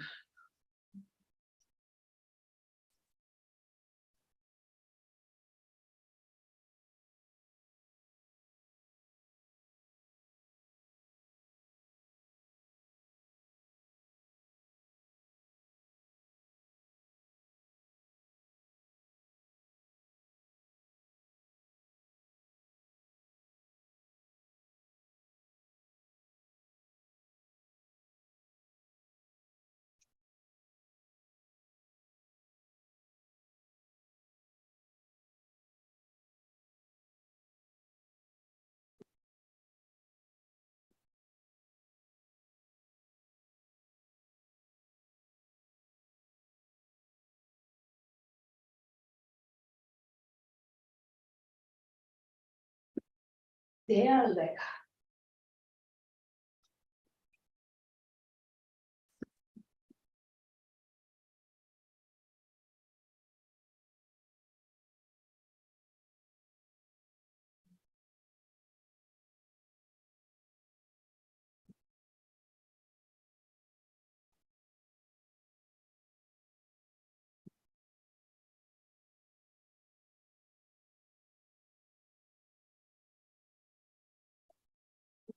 No.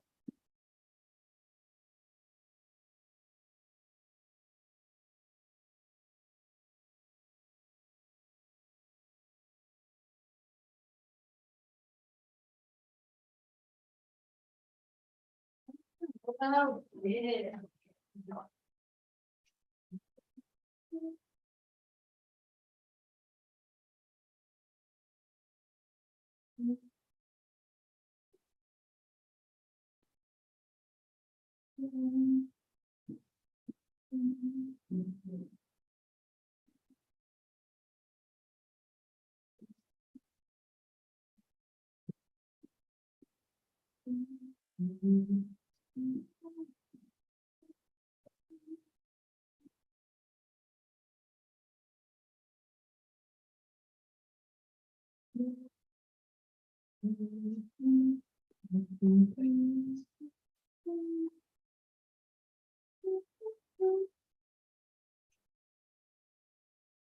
You know, reptile city Yeah. is like near the Budapest and very small city. Yeah, yeah. I know PACS, right? PACS. Wow, how do you know that? I know. I know Rika for a long time, so I just know it. How long did you know that more? 1 year. 1 year? Yeah. 1 year is not a long time. Yeah, it's a long time for me. 3 days. So in her city, it's like only 20% women. Yeah. And most of them, And she is living in the countryside, not in the city. so most of them, they're like 20%, and most of them, not most of them, like half of them, they move there because they want to have a isolated life. Yeah, yeah. So even among 20%, they don't communicate each other. Yeah. Interesting. I need postcard What? to make my think something. I have a presentation phobia. Presentation for you. So if someone asks me to have a presentation, I have to. I'm shy. You're shy. Shy girl. You're shy girl. Shy girl.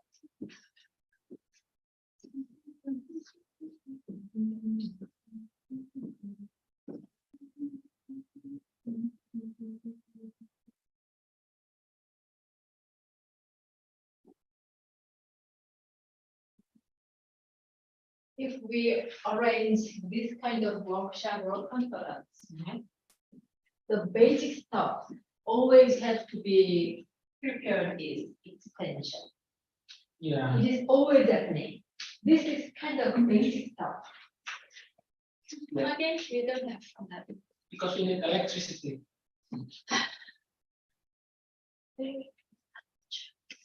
We depend on electricity. Yeah.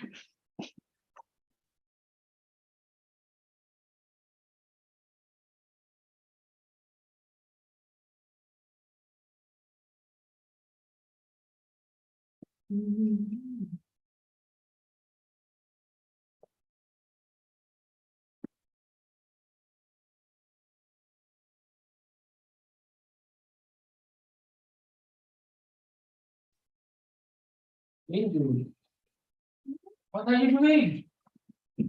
No need to. No need to.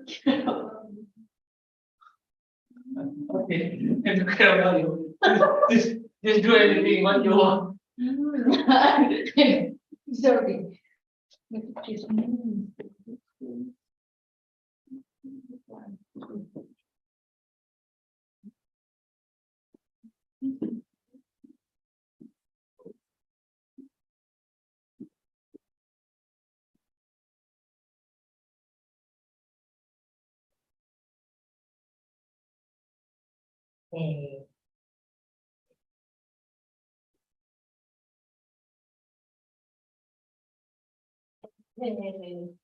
Little short.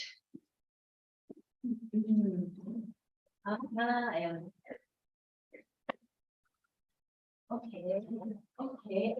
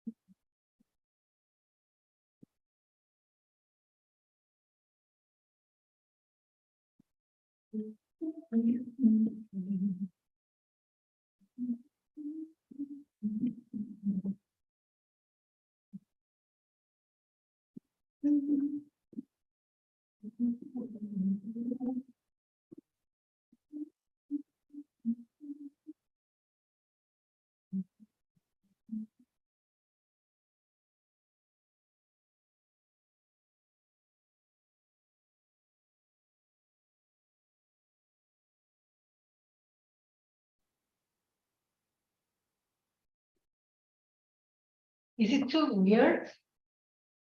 Huh? No. Do you notice any change? Yeah, you make it more like diagonal. Right?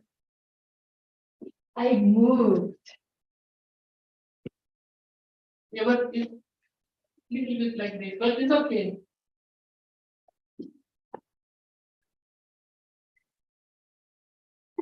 I know what you're doing.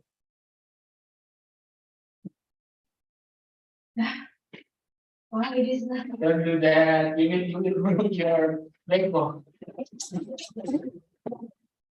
Okay, okay, we do. Don't do that. Don't do that. Don't do that. Don't do that. Okay. Don't do that. Don't do that.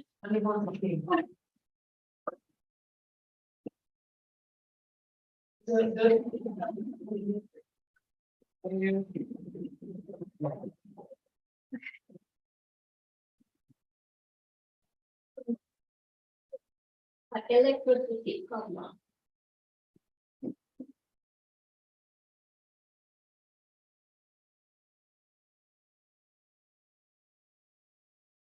Is it on 21? Is it not 21?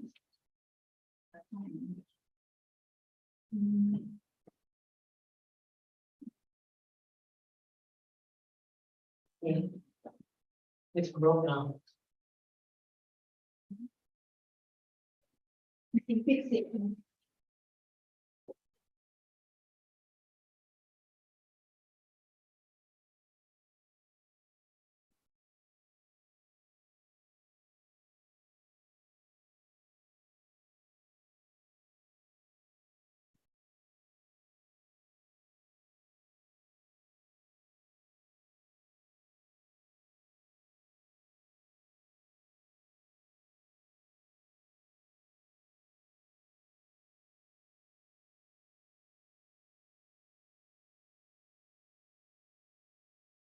Something missing here.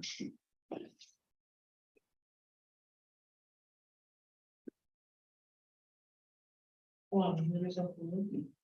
Yeah, there was a, Using this? yeah, there was a that one, That's one. it didn't broken, because that one was there. I checked. Okay.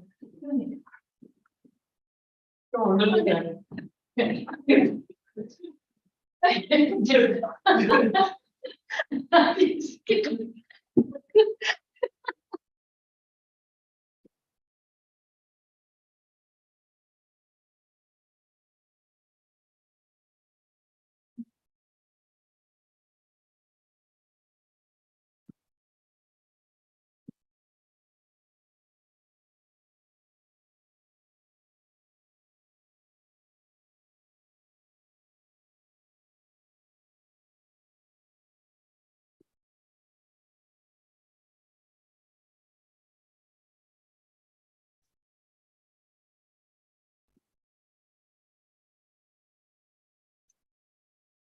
I like the red one there.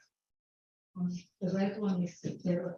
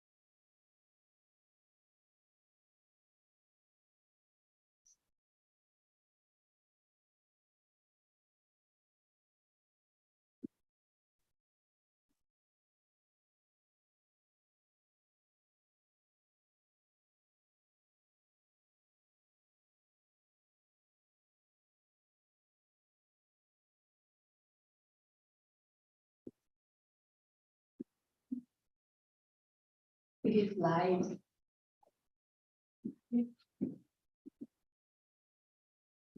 What do you mean by live? Live streaming performance.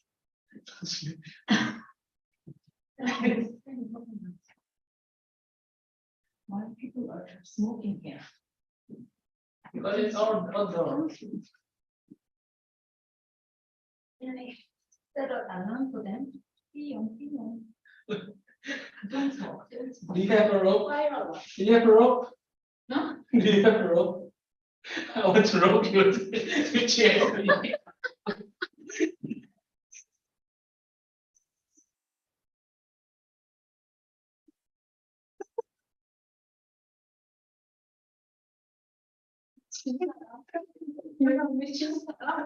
Around. Which is around. Yes. This person, which is around, like. To found to rope me. Yeah. You can move. Hello. Hello. How are you going? You're keeping them up. Just for today. Everything all right? Yeah. So all is good for that. Yeah, so tomorrow.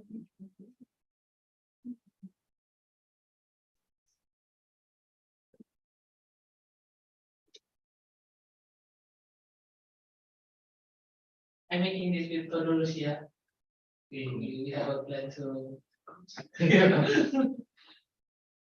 Before sleep.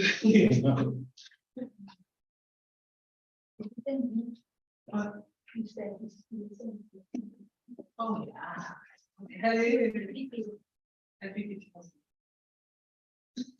Do the now. Okay, we have to finish your. Okay. Yeah, I'm perfectionist. You're perfectionist. Okay, I'm not disturbing. It's final.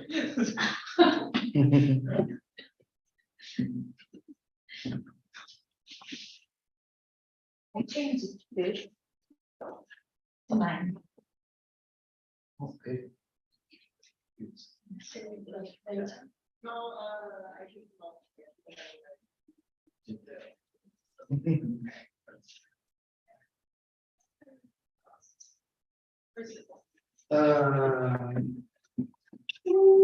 Actually, it was the first one that I got, so. It's the one that you learn how to use. Yeah.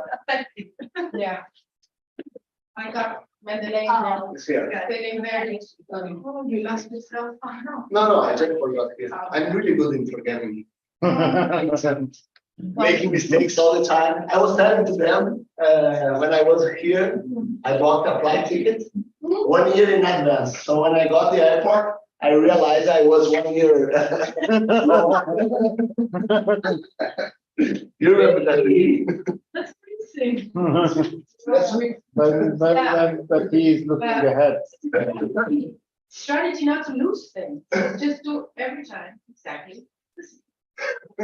Same zip for the cell phone, same bag, same, I don't change it. I never do it. That's a strategy. One year.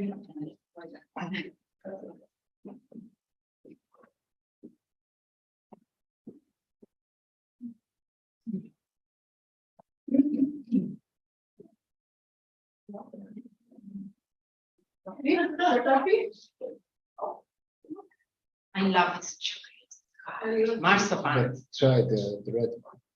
The red one? There's some more here. This is, oh, This is not. I'll change it for another one. I'll have this one. This better? Yeah. The highest one, here, exchange. This one. Yes. Yeah, I okay. think he likes. What is this? Why is it better? Okay. Not. Looks like avocado, doesn't it? Yes, it looks like, but it's like pistachio. Okay. Oh, pistachio. One done. My mom, she's a man, and she grew, mango trees, almond trees, yes. And they, Yes, they give almonds. my G, Yes. What kind of?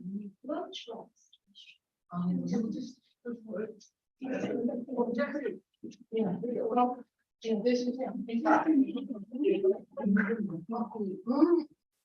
After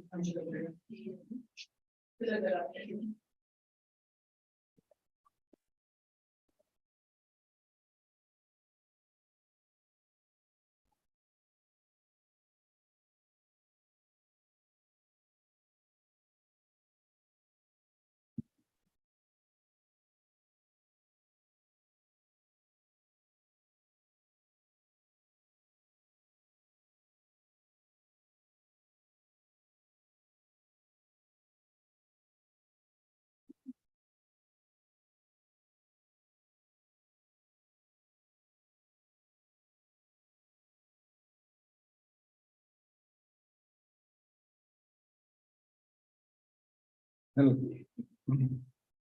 was just thinking about this, like, yes, maybe Branko could intermediate something because he is doing something with this. Yeah, so they are looking together. And then I think one what we showed, so you can try lots of data. If you would like to. Because then Matthias needs paper, so you kind of. Is he presenting? Because actually, I know he's working with the 3D printing, but I'm not sure exactly which I don't know. direction it's going on. But I think you should talk. Because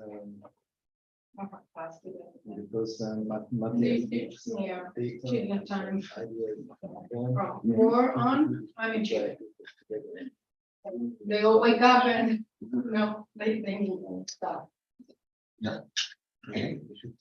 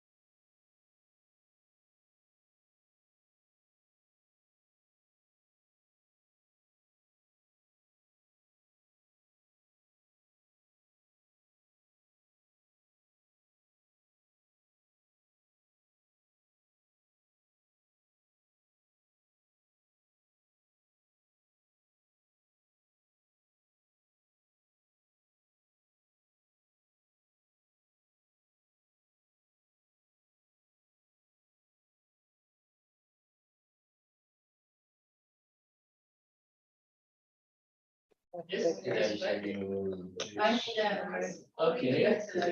Something like this, okay. Do you hear us online? You can buy. Not sure if it would be. Yes, we do. For. Great. Yeah, for phone, yeah. So in here is for your drawing. So we are starting soon. Yeah,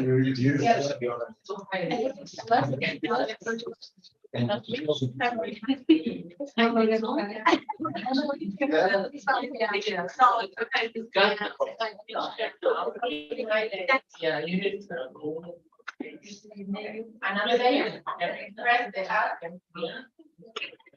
But now.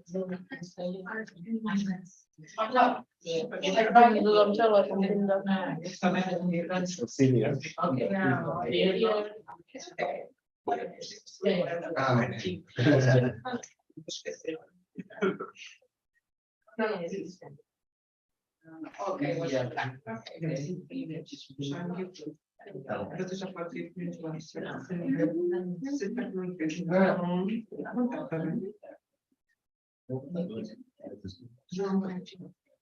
This is the.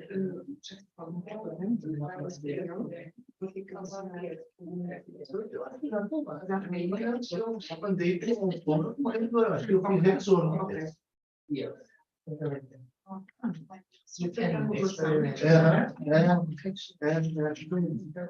So it is how.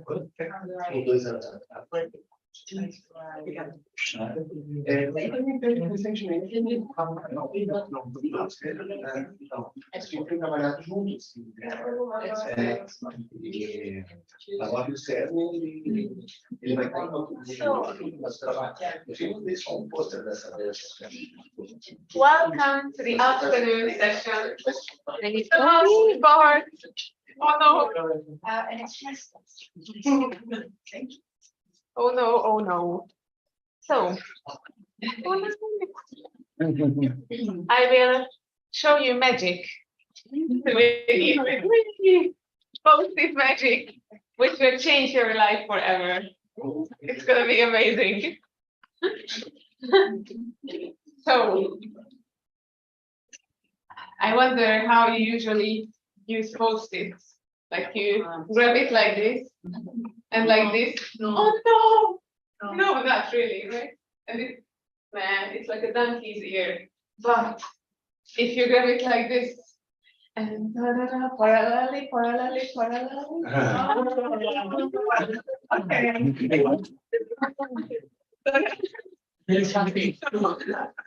There you go, be happy with your life and be, yeah, be productive with this post-it magic.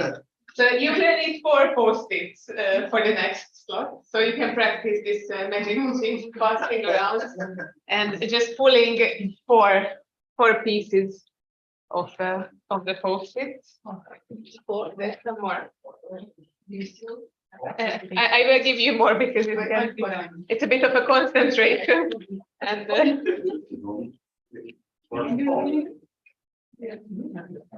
even more. There you go. You can pass it around. But you have magic when you're here. Yep. For you. Magic. No, I mean, it's not connected now, but I was to turn off again and it didn't work. I done it. So yeah. Thank you very much.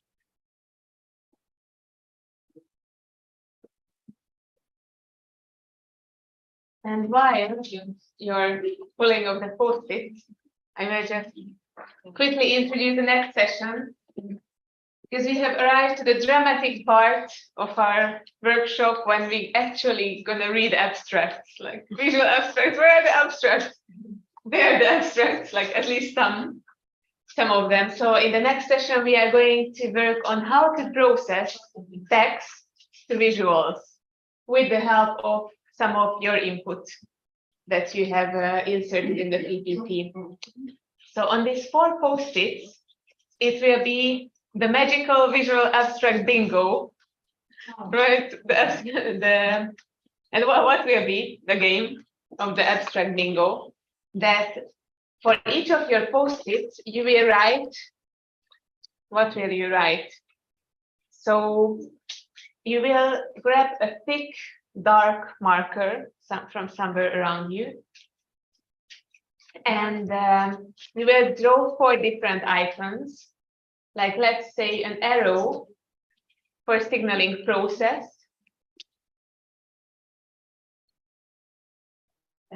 You can draw a star for signaling the metaphor. Like these are the structural strategies you remember from the morning.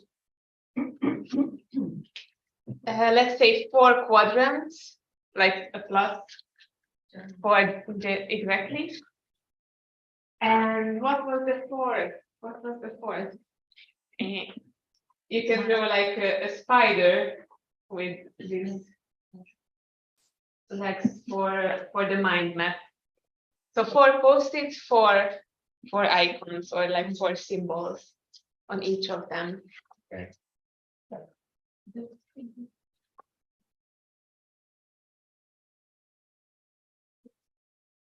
Yeah. We have to copy.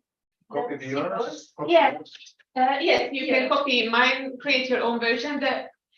The most important thing that when you show it up, it's visible from the other end of the room. So I don't need to. Yeah. Okay. Exactly. So you copy one on one post-it. Okay. And imagine that you are going to do like this, and the person from the other end of the room should clearly see what's on your post-it. That's the aim. 4 icons, sorry. Yes, 4 post-its, 4 different icons for each of the structuring.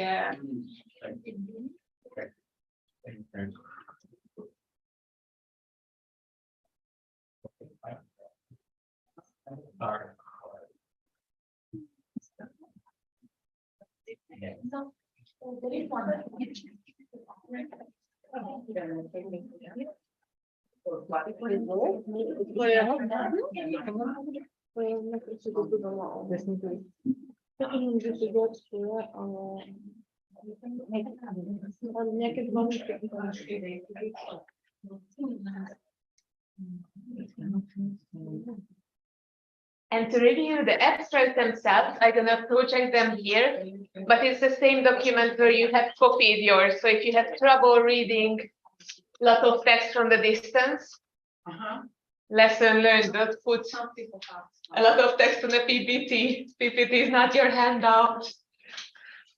Practice for some presentation techniques. And it's an anti-presentation, basically. Okay, so either you can open it on your device. If you cannot really read it from a distance, you can read it with your neighbor. But if you can read it, that's also good. So the game will be, it's an experiential game. So I'm curious for the results. I'm going to give you, let's say, 1.5 minutes to read the text, to process it, and decide which of the 4 structures would represent the best the content of the text. And when I say 1, 2, 3, you hold up the post-it that you decided, like, this abstract could be great to visualize with this structure. Does that make sense? Okay, so from now on, you have 1.5 minutes to read this text, contemplate what could be a good structure for it. Let me know if you cannot see.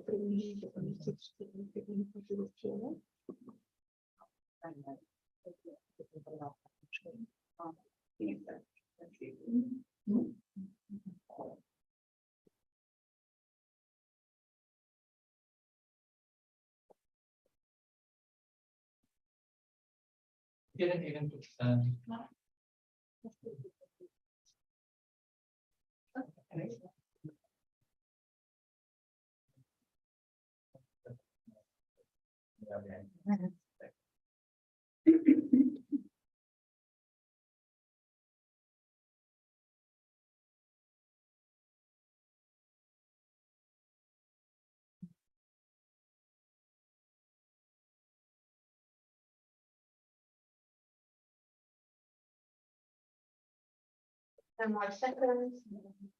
Take your pick of your visual structure. Those of you joining online, you can write in the chat what's your choice, which structure represents the best. It's abstract. Okay, and now the moment has come to show what structure you would pick, like choose one and fold it up and look around.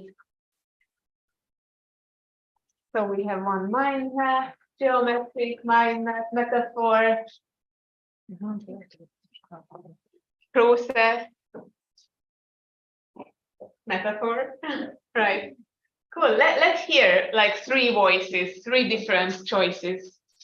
Like, why was your pick a geometric, or what was your reason for choosing it? Oh, because I like this form. Oh, okay. And it's for me easier, the most easy. Okay, so starting from yourself. So what is easy for you? That is your way of connecting to the text. Yeah, that's one strategy. Like, this is what I know. I relate from this point to things I don't know. Any other? What? Someone can pick the mind map. Yeah, Fabi? After I read the abstract, maybe it's like a case study or like quantitative. So I think using a mind map and making a schematic thing is more reasonable for me. Cool. That's all. Yeah. Someone who picked process.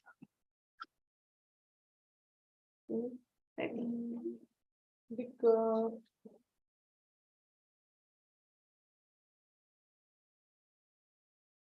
I feel small process during I read the paragraphs, so maybe that's why. And lastly, as well, also like a projection, educational, that it should focus on enhancements. And then it is essential to extend perception, so it's goal. Yeah. Cool. And the metaphor? I thought the level of expectation shot, right? Shot would be a good way to represent like a big picture. Yeah. As a metaphor, and then the research could be depicted around the idea of the shot. Cool. Okay, so let's see 2 more, right? Same thing. Now comes our next abstract. So now we have, so again, after the timer, you have some time to process the text and choose one structure.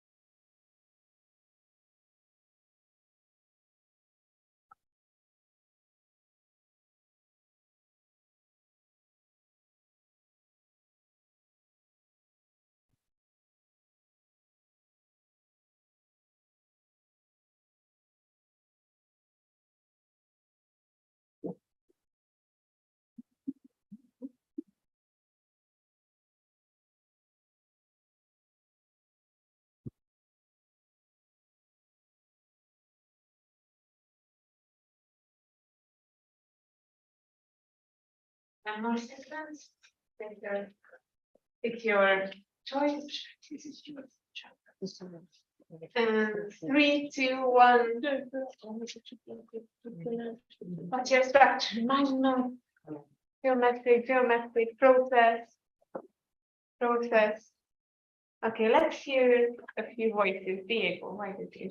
pick that It one. seems to me somehow they emphasize too much in the methodological aspects, so they were following the process of students, how they were doing. So, yeah, it seems to me to be a good connection with the process. Mind map, someone who picked mind map.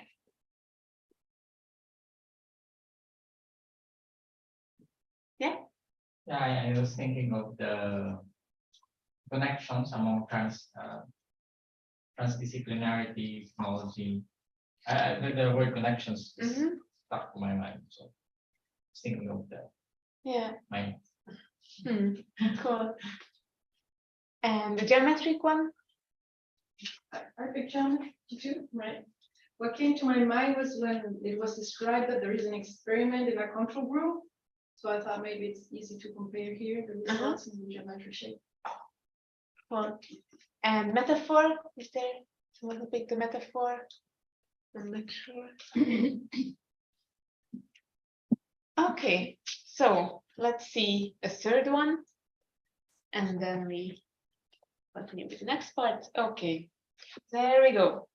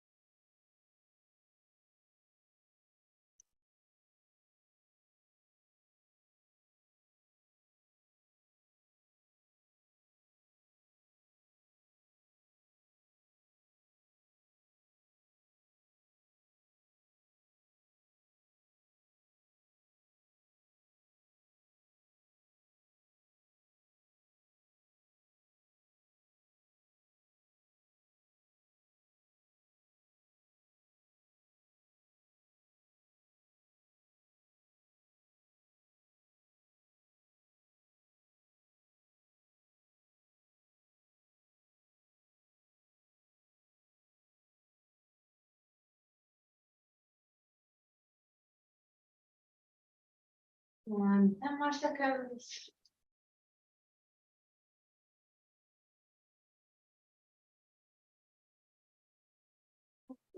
3, 2, 1. There we go. Metaphor process. Maybe just look around to I'm showing my results. It's like, come on, look around. Try to grasp why the others thought differently a little bit. Like what Can you hold could it up be again? behind?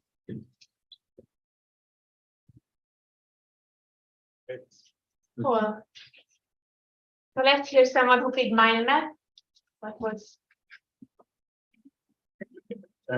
Yeah, somehow this connection with the optimal usage of technology and connecting with the curriculum framework suggested we use such mind maps to do some connections. Cool. Geometric. Funny, maybe. She's essential. Anyway. Yes, central. The core of activity, right below. And then right front, 3 kind of deliverables, prototype, development course, in a book. Yeah. So that's what I wanted to be in those 3 parts. Yeah. Cool. Thank you. What was it? Metaphor. So I think it is perfectly fine now and not practice to the prototype methods for training for serving teachers. So I agree with the connection with other areas, of course, mind methods. So also a good option. But for me, the main thing, I think, what is work. Yeah. Yeah, Yes, cool. that's why. Okay. Yeah, great. Could you like connect to this idea somehow of like reading the text and kind of connecting with your brain on a different, it's a little different thinking process and how, sorry, refocus. Yeah. How do you usually read a text? Maybe it's a bit of an abstract question, but can you formulate some self-reflection on how you approach a text in the process of reading? Like, do you have a strategy like fish for keywords or a quick scan, like right brain side, whatever, quick scan reading? Do you have some of those? Yeah, Ian? Yeah, we usually do first quick scan and look for keywords. Yeah. That's what I did for the two. Now, to ask. Yeah. Cool. Any other tips?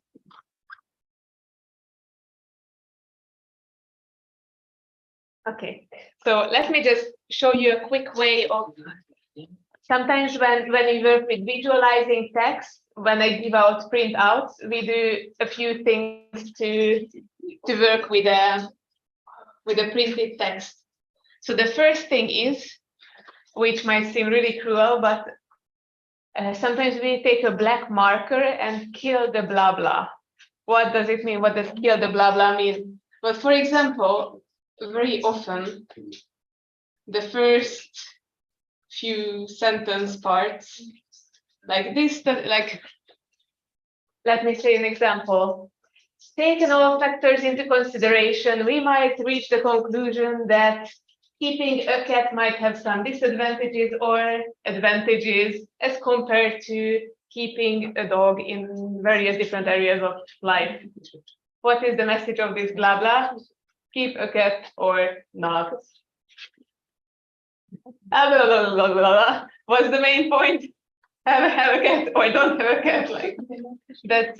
And very often when working with loads of big chunks of text, it's very difficult to fish out the key information. That's why sometimes it's a bit cruel to like cross things out. But in the beginning, it really helps you, even if you hear, when you listen to a presentation, filter things out a little bit. That's like what I often do as a first step, also while I do like graphic recording. And then the next step is like filtering out the keywords and maybe using different colors for grouping them, like categorizing a little bit. Like, is it a keyword referring to methodology, for example? Is it a keyword phrase referring to outcomes or the hypothesis? Or does it make sense? Oh. Okay, so let's give it a try. Sorry. Okay, let's give it a try. I will give you a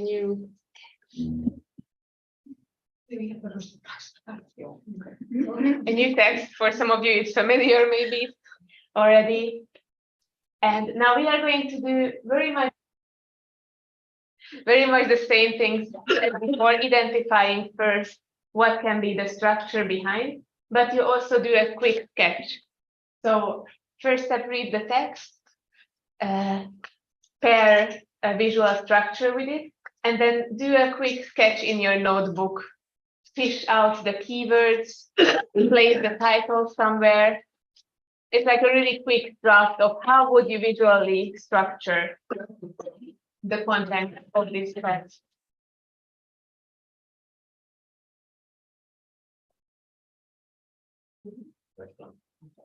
Take one of these, and within that, and I'll stop.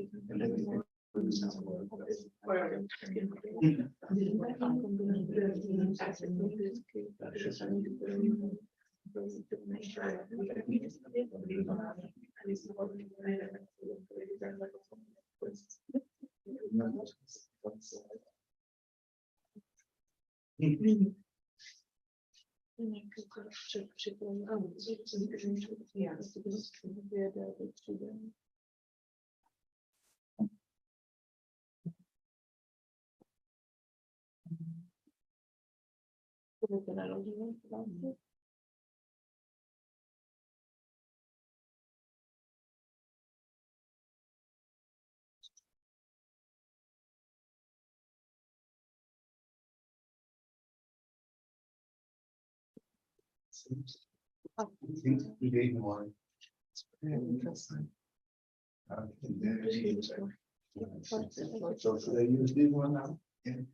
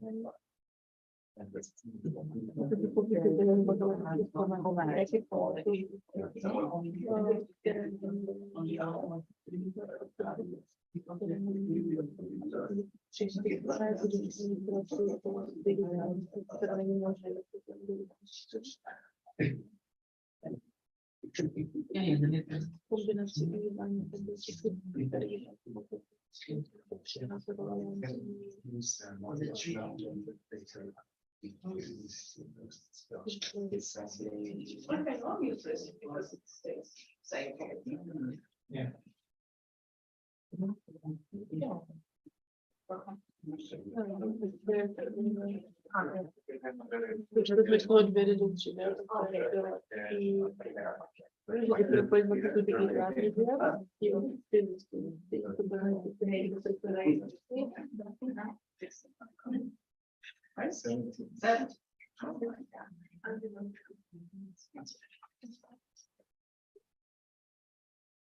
Probably because I want to learn the that's probably.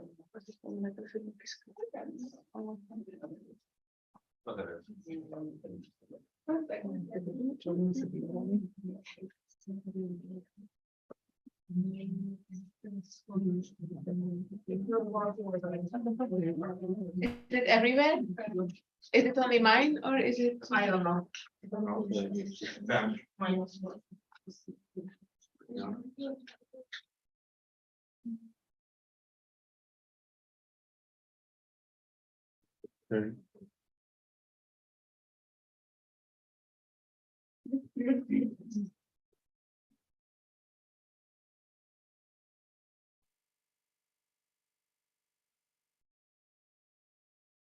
in the code, we just figured this one out. That's what.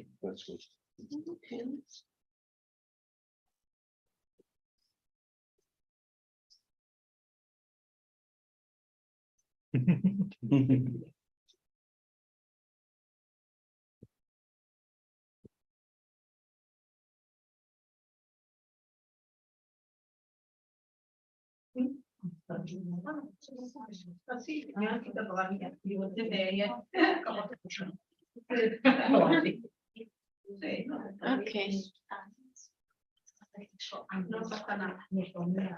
How's it going? Are you? Let me know if you're stuck or anything. Or do you?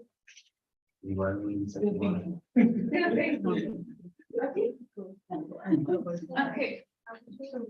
Could you guys get started, or like if you feel stuck, I can just give you an extra input. Maybe that helps a little bit. Do you need some extra hints, because it's like, oh my god, I'm blocked, and it's after lunch, so don't worry. Let's take a different approach. Let's start from scratch again. Like, whew, okay, we can do this. So here we have this text, right? And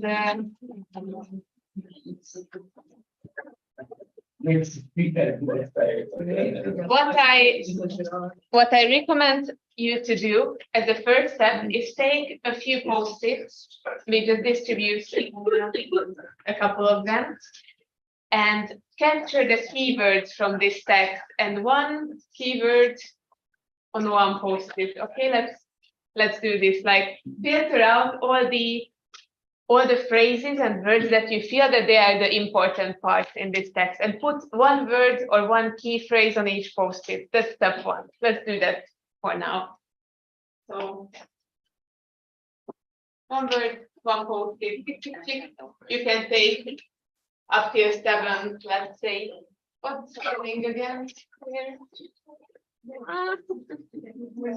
The internet is throwing me out. I'm just Can we use one of answers? And Could you help me? I can use it. I have access to the. It's not black, so it's maybe it's even the special supplement there.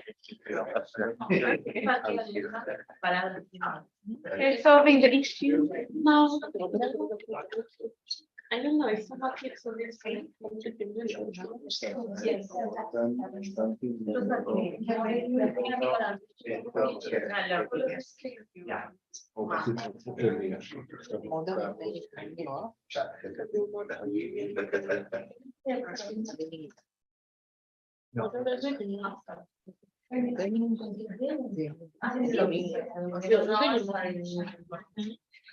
Anyway, some of you guys have your laptops, right? So you can like open the document and share it with those who doesn't have it yet. We are having some technological issues, so till then, just open.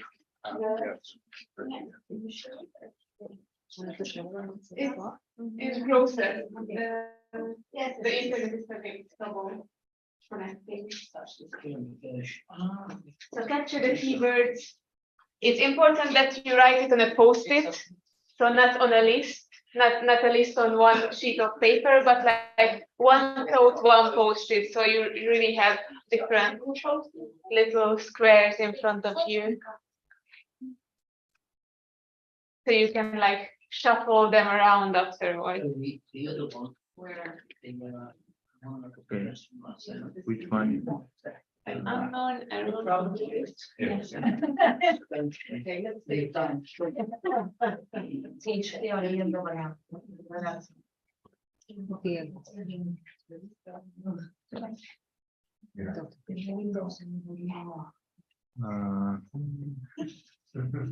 Now? And it's the one which. Okay. Yeah, this one. Yay! Thank you. Okay. So that's the next thing, you know. And then the other one. Yeah, she's got the title for that. It's expectation of.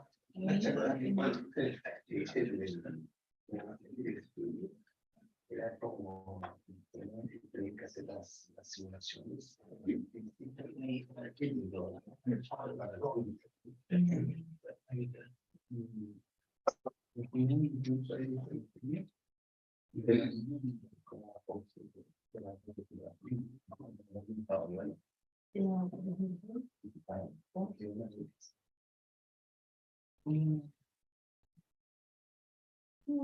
Tienen una bola consciente.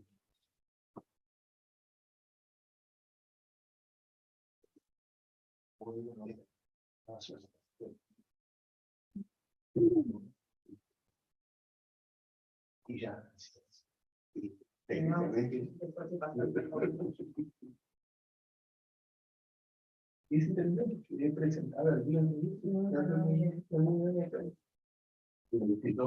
porque la hicieron solo un movimiento de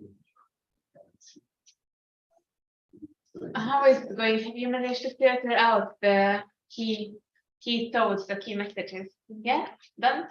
That's cool. Okay, next step. You clear a bit the space in front of you and you start shuffling your post-its around, like how do you place them? How do you structure them compared to each other? So you have now 5, 6, as many as you have post-its with key thoughts. Like try to arrange them in space in front of you. So like, how are they related compared to each other? Like try to find a structure on your desk by shuffling the post-its around.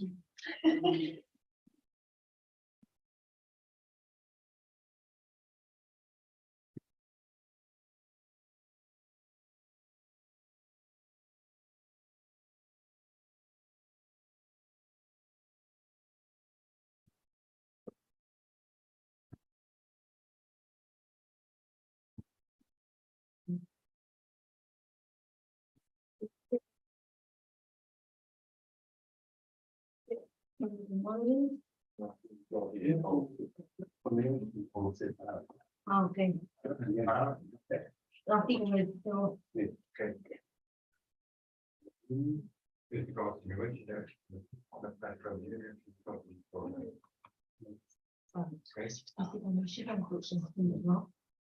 So maybe you're actually the writer of the article.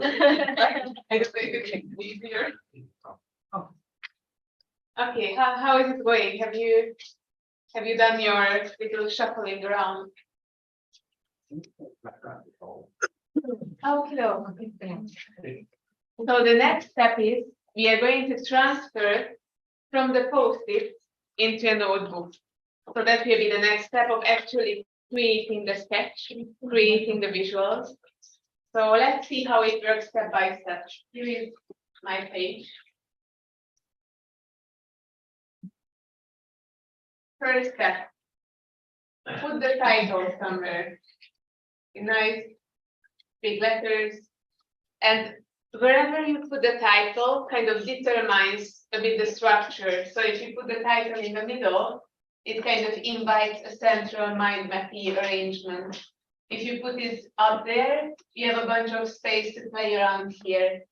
If you put it like in a corner, then it's kind of radiating from there and the content is kind of growing out from there. Does it make sense? Let me just show you a few different options here.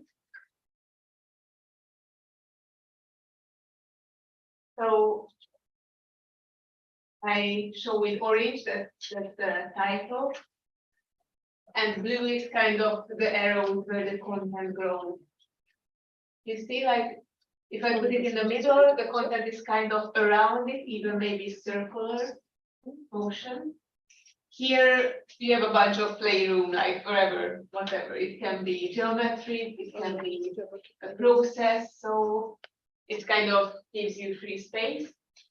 And very often when the title is there, it's kind of growing this way or up this way.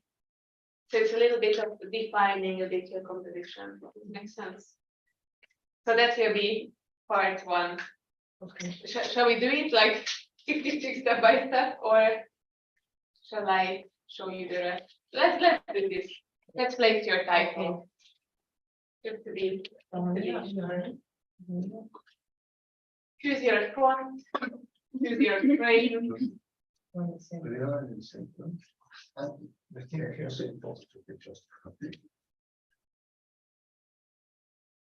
Placement. So these are the three things to pay attention to.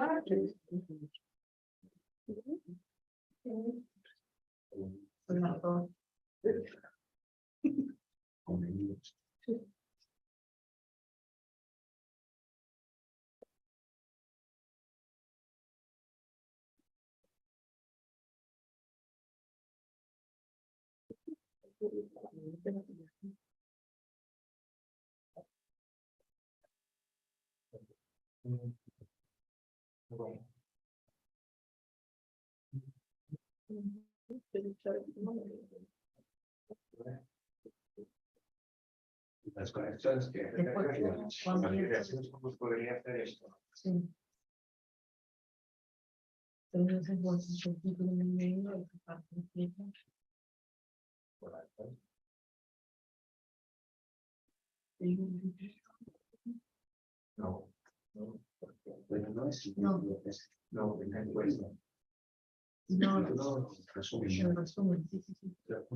Okay, let's see the next step. So those of you who are ready can start working on it.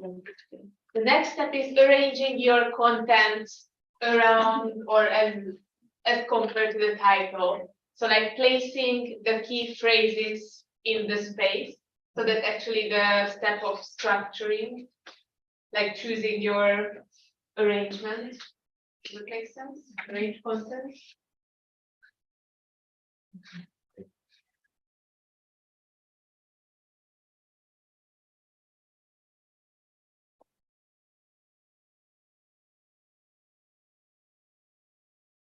So then the step of transferring the words from your post-its to your paper. Okay, so like post-its.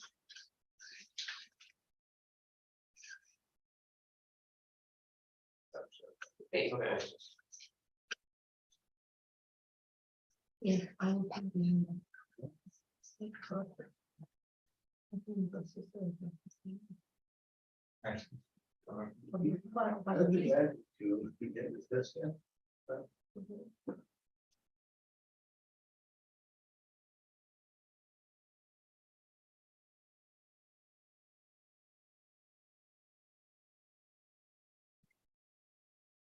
Un poco la mirada. Sí, para entender y agregar para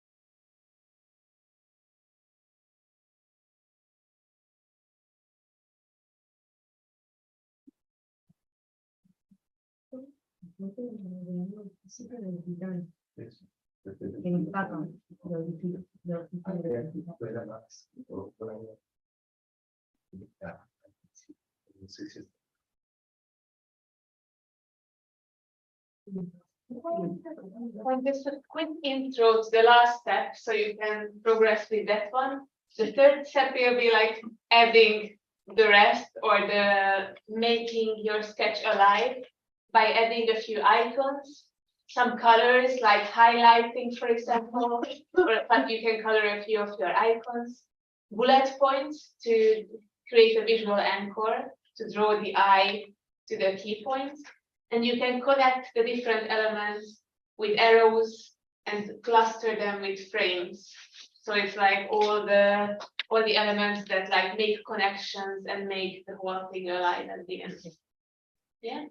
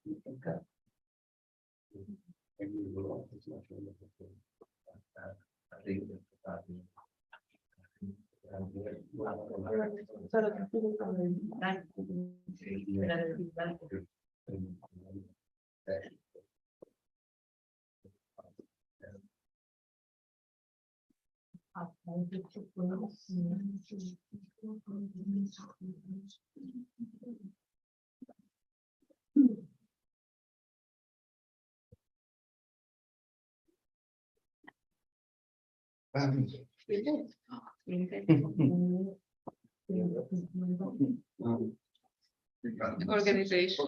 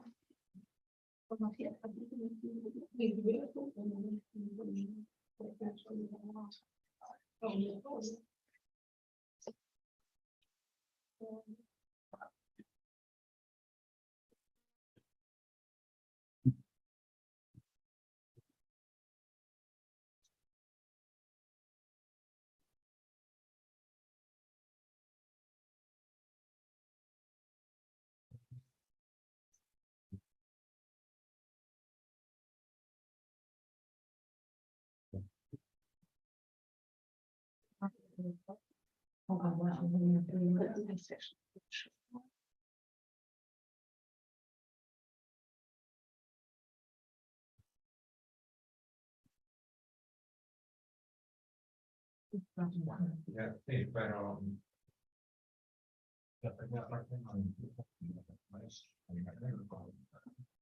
Okay, how are you doing? How is it going? Kind of done or semi done?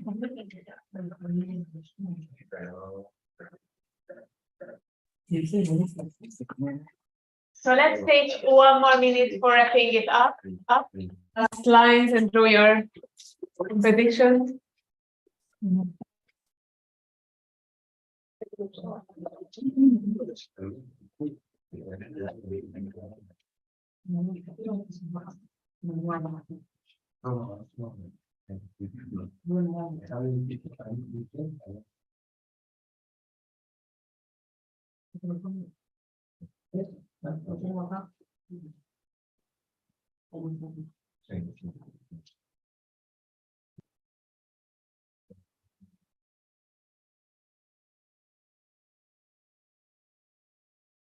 Okay, and let's make a really brief and essential quick reflection around like how was this whole thing for you? You can show your drawings, your sketch, and like what has been the most challenging part, and maybe we can look at how that could be addressed.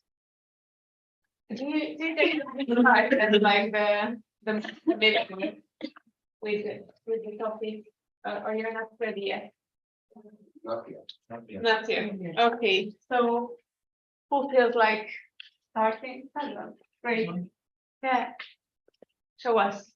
Wow. Actually, I don't really understand about the topic, but I highlight the aims of the research about the framework of the combine physical and digital. So I'm just using this one to represent the physical and digital, and the method is using instrumentation genesis and heuristic strategies for the transition 2D to 3D, so something like this, and the finding the use of physical simulation using this in the digital environment about the action of join and mathematical behavior. So something like this, and this is the author. Yeah. And the logo. Cool. Amazing. Like a full abstract visualization. Really nice. Can I just quickly show it to the online participants, the camera, because they just forget about them sometimes. I don't know if it's visible. We can stop Anyway. sharing for 1 second. Yes, stop sharing. So they can see it. They can see. And the camera is off for some reason. No, this one. Okay, this is the camera. Let me. Thank you. You're welcome. Can I grab this way?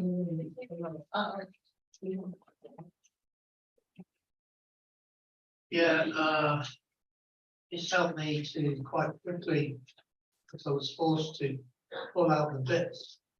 And it seemed a very simple, powerful message. Basically, geometric modeling of the process, plus combination of physical and digital media, plus heuristic strategies enhances the mental schema. Yeah. Cool. Thank you. Shall we, or do we want to make popcorn, or that way? Maybe. Do you want to share? Oh, I'm Still in the No. And I take some ideas about the patient. Yes. But I didn't finish. Yeah, It's yeah, no worries. But you like started to Yes. Clustering, nice. Yes, the central idea, almost the title. Yeah. Of the text, and then the ideas. Yeah. Cool. I'm not sure about. Yeah, sure. Let's just make a quick round from here to there. Are we finished? I thought about it as a process. Uh-huh. And that involves combination initially from the dreadful frameworks. And then this will feed the task design. And then students engage in geometric modeling using the physical resources and the digital resources. And the conclusion is that the reading schemes were enhanced by the activity. Yeah, cool, very nice. And as you can see, like even with two colors, it can be something really like visually effective. Like you don't necessarily need a lot of color palette, but black and orange works really, really well. Cool, thanks. Yay, cool. Because at first I thought that the title should be in the center, but then I changed my mind. Yeah. And so I don't put into details, but only some big concepts. Yeah. So the physical resources enhance compliance and so on. Digital resources enhance the spontaneous respect of folia, the combination of geometrical modeling. Yeah. Cool.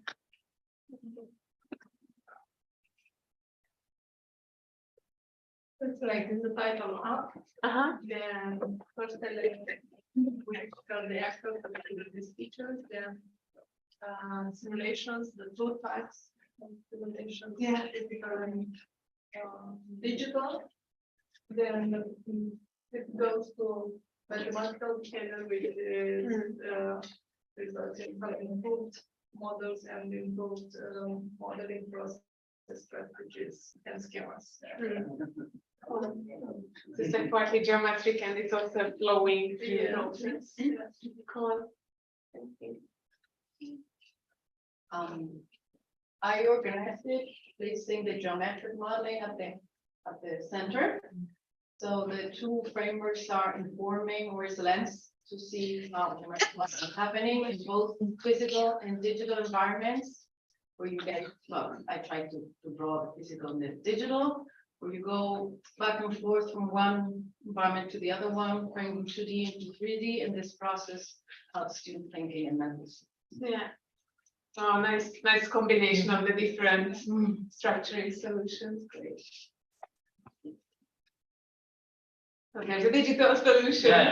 Yeah. So this is I put the instrument. It's very long, so it is instrumental genesis. The center and then the digital and physical resources have to be connected, and also the 2D, 3D. On this tree, as I said, I don't know, correct me if I'm wrong.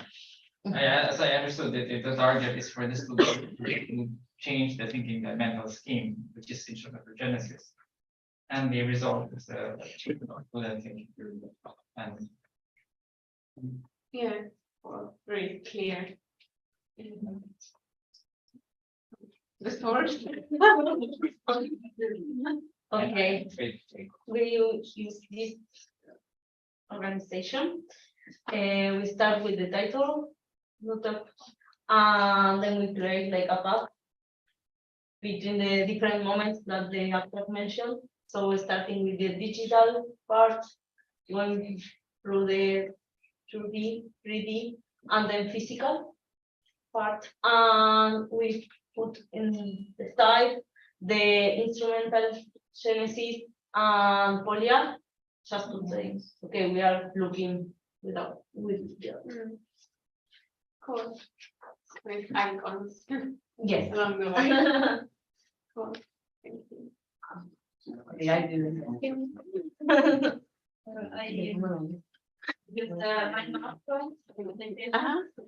and I put the title in the but not all the title, all the work, just the framework to geometric modeling. because the final result is framework. And I put without the heuristic strategies and the information genetic control, which were go to the frameworks in the center, and in the bottom part there are the physical simulation and digital implementation. So output because they both enhance the mental the strategies for the students and so. Yeah, cool. So combining central arrangement with the indicating connections between the parts. Nice. Yeah. So I did like this. In the middle, I put the title like geometric modeling, and I use like keywords or like frameworks for exploring physical and digital environment, translation from 2D to 3D, and geometric modeling process. And now I'm thinking about some icons. Cool. Awesome. Yeah, I'm not so satisfied with it, but I try to use the path, and maybe it's not only one way. So I try to combine the possibilities, how to come or how to reach, achieve the goal. Yeah. Well, thank you. Yeah, it was kind of a deep dive, but really, really nice solutions. And it was really great to see all the different approaches you took to the very same topic and how there are many different solutions for visualizing it. So it was very nice to see. How are you guys doing? There's like 2 more hours of precious time left of this workshop. Is there anything like a burning question? Because what I have planned is like a quick walk through Canva for you so that you get an idea of the software and you can get started of using it, and a bit of a practice time, so that which you can carry on further in the future. And then we're gonna have like a closing of the whole 2 days and like a shared harvest.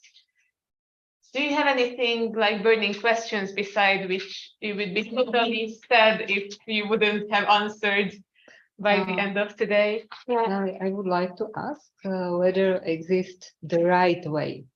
For example, when we had now this abstract and we have to choose one possibility how to make this, or which chosen would be the right. Is it exist or is it subjective?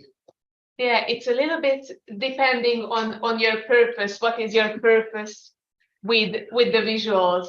Is it you want to highlight the methodological approach? Do you want to highlight the key message or the outcomes? And I would say whatever serves your purpose efficiently is the right way. But there are things to mess this up, definitely.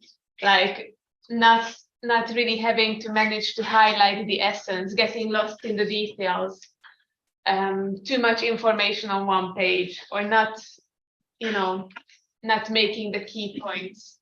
Does it make sense? Like, for example, messing up visuals, a great way is to create a PPT and dump a bunch of text in it in one color. Yay! Like presentation techniques -2. I'm sorry, but that's a great way to mess it up. Like if you ask right and wrong and what is like a purposeful presentation technique or purposeful visualization, and getting lost in a bunch of stuff. So these are okay. We have some guests arrive. Do they need presentation? Okay.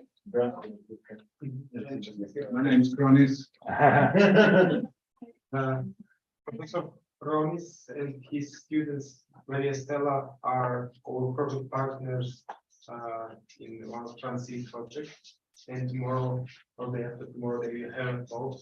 They are really famous in technology and educational research, so I'm sure that we will get to use the information. Which means we have to learn.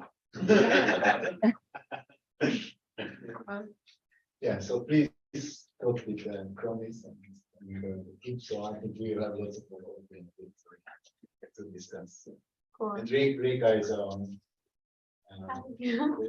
he was helping us with transforming ideas into visuals. Yeah. And it's like the last part. Okay, so my suggestion is to quickly refresh yourself, do whatever, like 10 push-ups outside on the cold, or like jump squats, or whatever that makes you feel like present and ready for the last part. Have you all managed to log into Canva, create an account, download it? Ronnie, did you get a computer or like? Well, I've got it, but, Because yesterday there was the whole topic of borrowing one, if you need. Is that one? Okay, so let's take 10 minutes for technical setup. Log into your Canva account, drink coffee, do whatever you need, and then we are going to get ready for our final stretch. Okay. Great. Well, in case we can. We can go here. That would be amazing. My issue is that the internet keeps on throwing me. Get a new. Yes. Well, one can be okay, you can send it to me. The certificate. And you need tomorrow because tomorrow you are leaving. Yeah. Okay, I can ask Calvin is the one.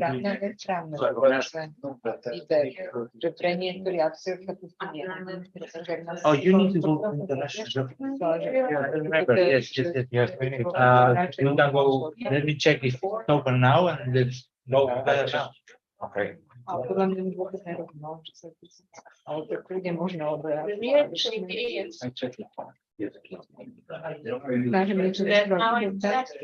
Yes. Then in case of disconnecting in unexpected moments. Do you have one of these codes? Yeah. Yeah. Do you want to try another one just in case? Yeah, I can. The next moment. Shall I try it now? Oh,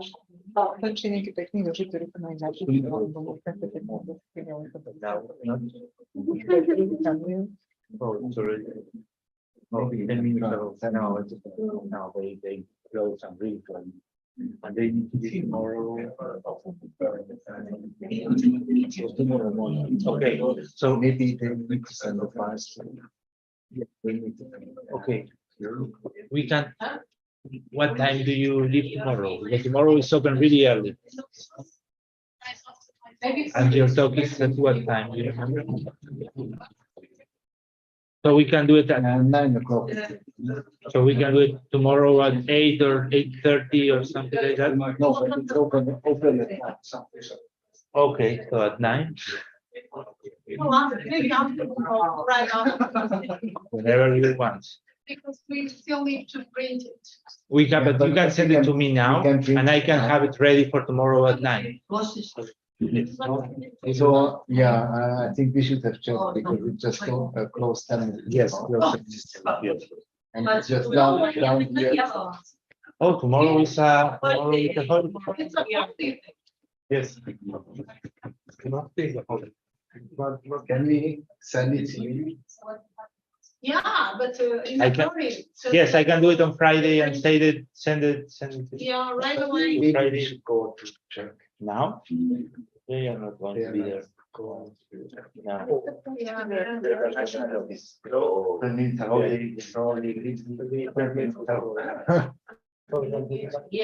I can, if you send it to me, I will go on Friday and get it ready and send it to you on Friday. Yes, of course. Okay, thank you. Don't worry. Somewhere there, or of course, Thank you. It seems it works for Okay, now. keep this just in case, Thank you. and I will give this to Tony, so. Okay. Lovely. I hope this one will manage to stay online.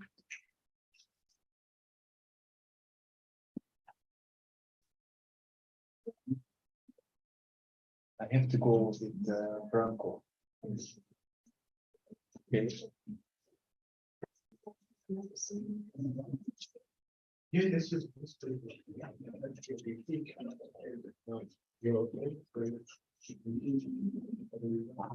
Igen.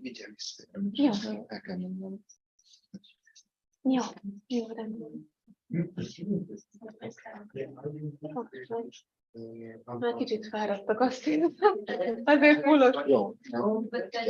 Jó. Jó. Bevonjuk, vagy a vendégek most? Nem, őket visszük. Őket viszitek. Jó, szuper.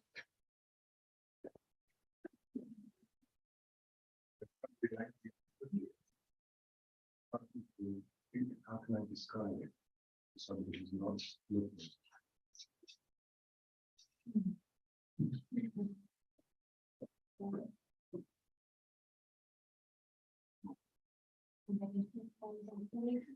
Yeah, that's, you can describe it so that somebody can recreate it. Because it's really-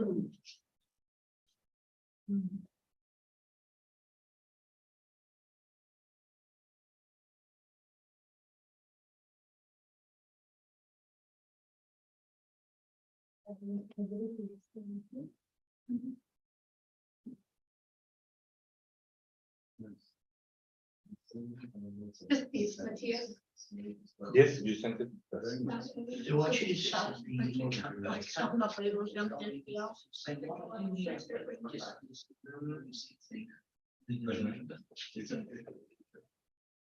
Okay, I have it.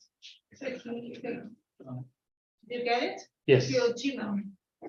Yes, I can just go on right. Do you need it on paper? Yeah. Yes. Okay, I will send it by post.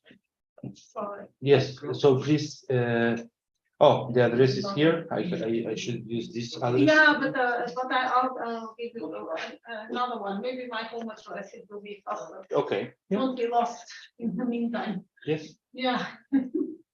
1 second.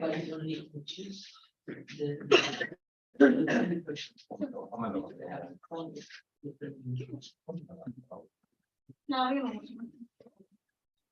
Okay, quick first.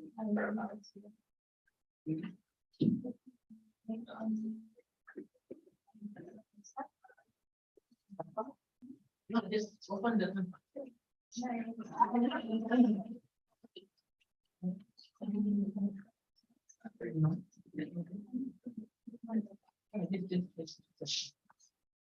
Just access the transparency.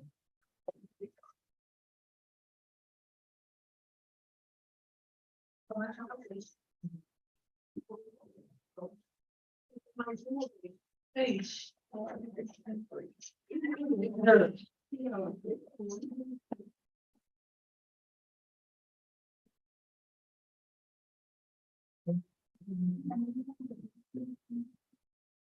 Yeah, because we got.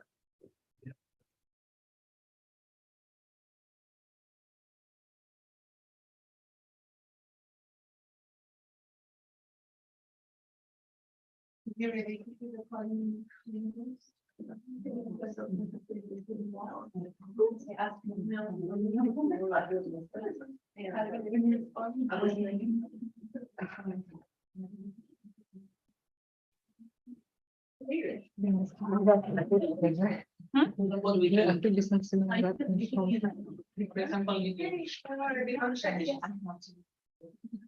So sorry about. Yeah. Thanks for letting me know. Wow, you're already on track, guys. Amazing. So there you go, over. It's not really needed to give an intro. Okay. So let's kick off our last focus creator slot. I've seen that many of you are already started doing stuff. Have you already used Canva? Do you have some experience with it? Yeah, great. So let me just give you a quick tour. And it's a bit like a magic forest, very easy to get. It's totally a great thing to create amazing visuals.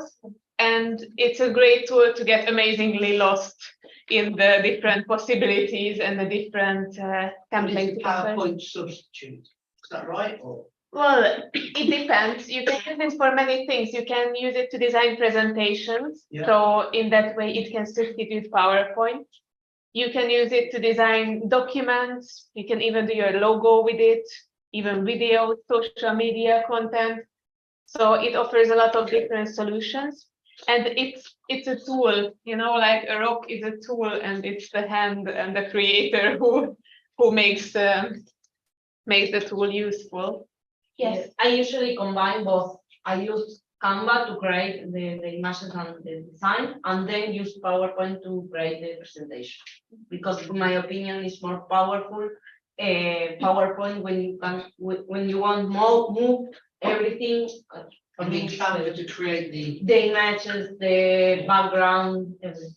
Okay. Yeah. Sorry. Yeah, thank you. And feel free to add your experience along the way, like what's your practice, how do you use it? So you're most welcome to add that. Okay, so we are at the starting page, right? You're there, we are there together. And already here, you can see different functions that you want to create. For example, I say I want to create a document, and well, I can already start writing there. And it opens a design surface where on one hand, there are a bunch of templates ready to import. Right, like you can just pick one ready-made, let's say project overview, or like this one, and it's there with all the colors, with all the structure, and it's ready for you to substitute.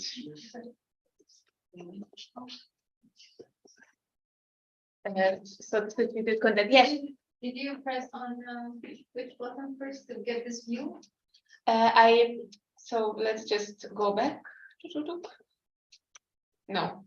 So I went to template. First create document. So it was home, Yes. document, create document. Did you say templates? Yeah. There.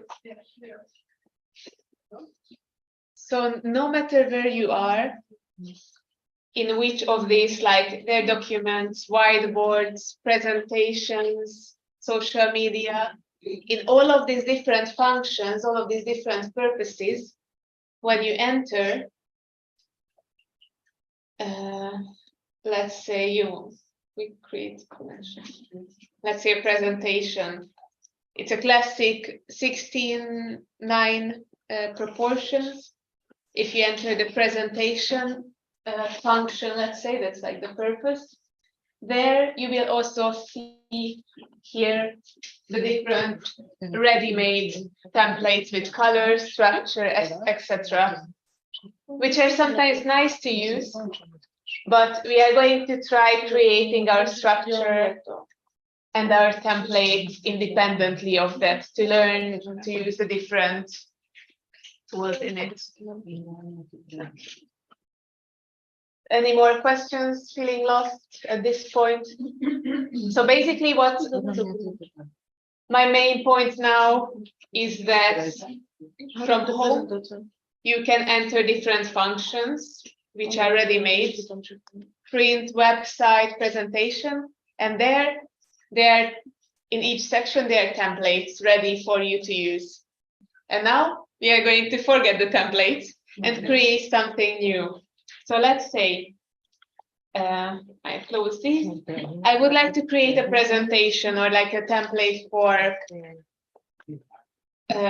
let's say I want to create a presentation in a horizontal format, kind of a visual abstract way. So I go to presentation and I choose the first one, which is also I think the HD format for videos, like 1920, 1080 pixels.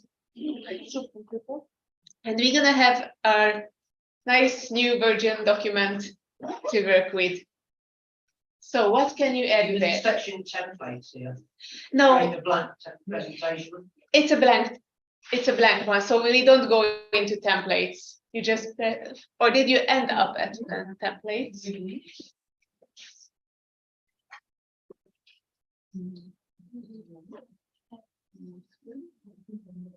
So here, let's say you want to add your title. We are just going to walk through these steps.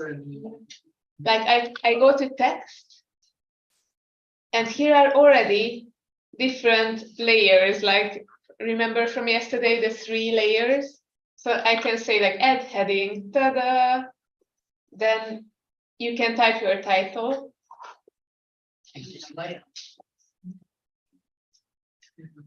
And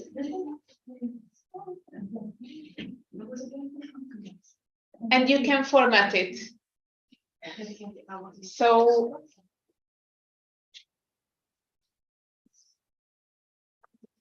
up here, you can choose your color. Sorry, I'm not sure. Yes, tell me. That's great. Here? Exactly, go left. Here? No, left, more left. There's the vertical. There, down, down, down, exactly, down. And there is text. Yes, there it is. Exactly. Thank you. So we are going to select elements from here, this vertical column, and every time it will open something here. So we can select stuff from there and from there. So you can choose your color. Remember our brand book from yesterday when we made our color, primary, secondary color selection, the fonts. It would be really exciting to connect that, like maybe not the very similar color with the code, but like building on what you have already gathered yesterday in terms of fonts, colors, designs, icon bank. Okay, so I choose my color, and up here, I can choose my font. There's a bunch of exciting ones for a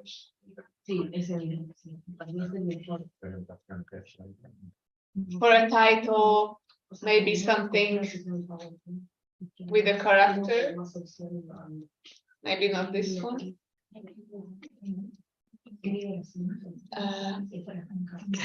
Yeah, whatever. You can choose something with a character. Here you can set the size of your font. You can even write how big you want to make it. I'm sorry, this is a really sorry. I don't like this font, whatever. And here, like in Word, you can choose your alignment. If you click on it, you can position it so you can move around on your canvas. And what we have done in the previous exercise, first is it's good to position your title somewhere to define your structure. So for example, I would like to have a central arrangement, and this title is really, really big. So I'm gonna make this a little bit smaller.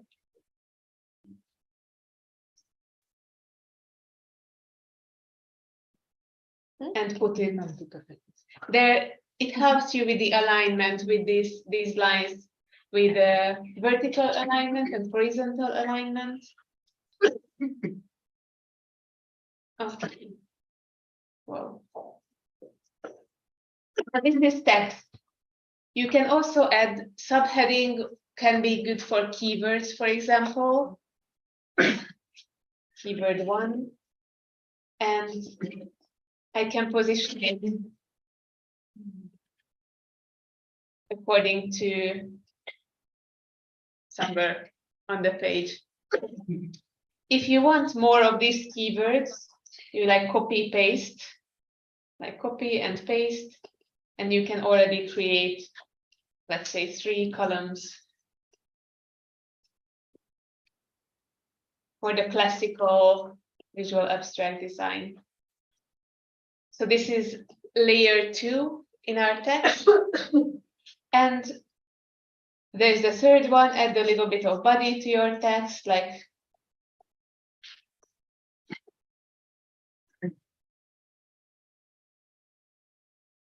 you can add content like as the third layer. So 3 layers of text. Then we have the elements, which is the second from the up, where you can find different geometrical shapes or different like fields and color containers. I think container is a good word for it, which you can insert here in the upper row. You can find different things like, for example, arrows. Amazing arrow vocabulary. You can find lines if you want to connect elements with each other.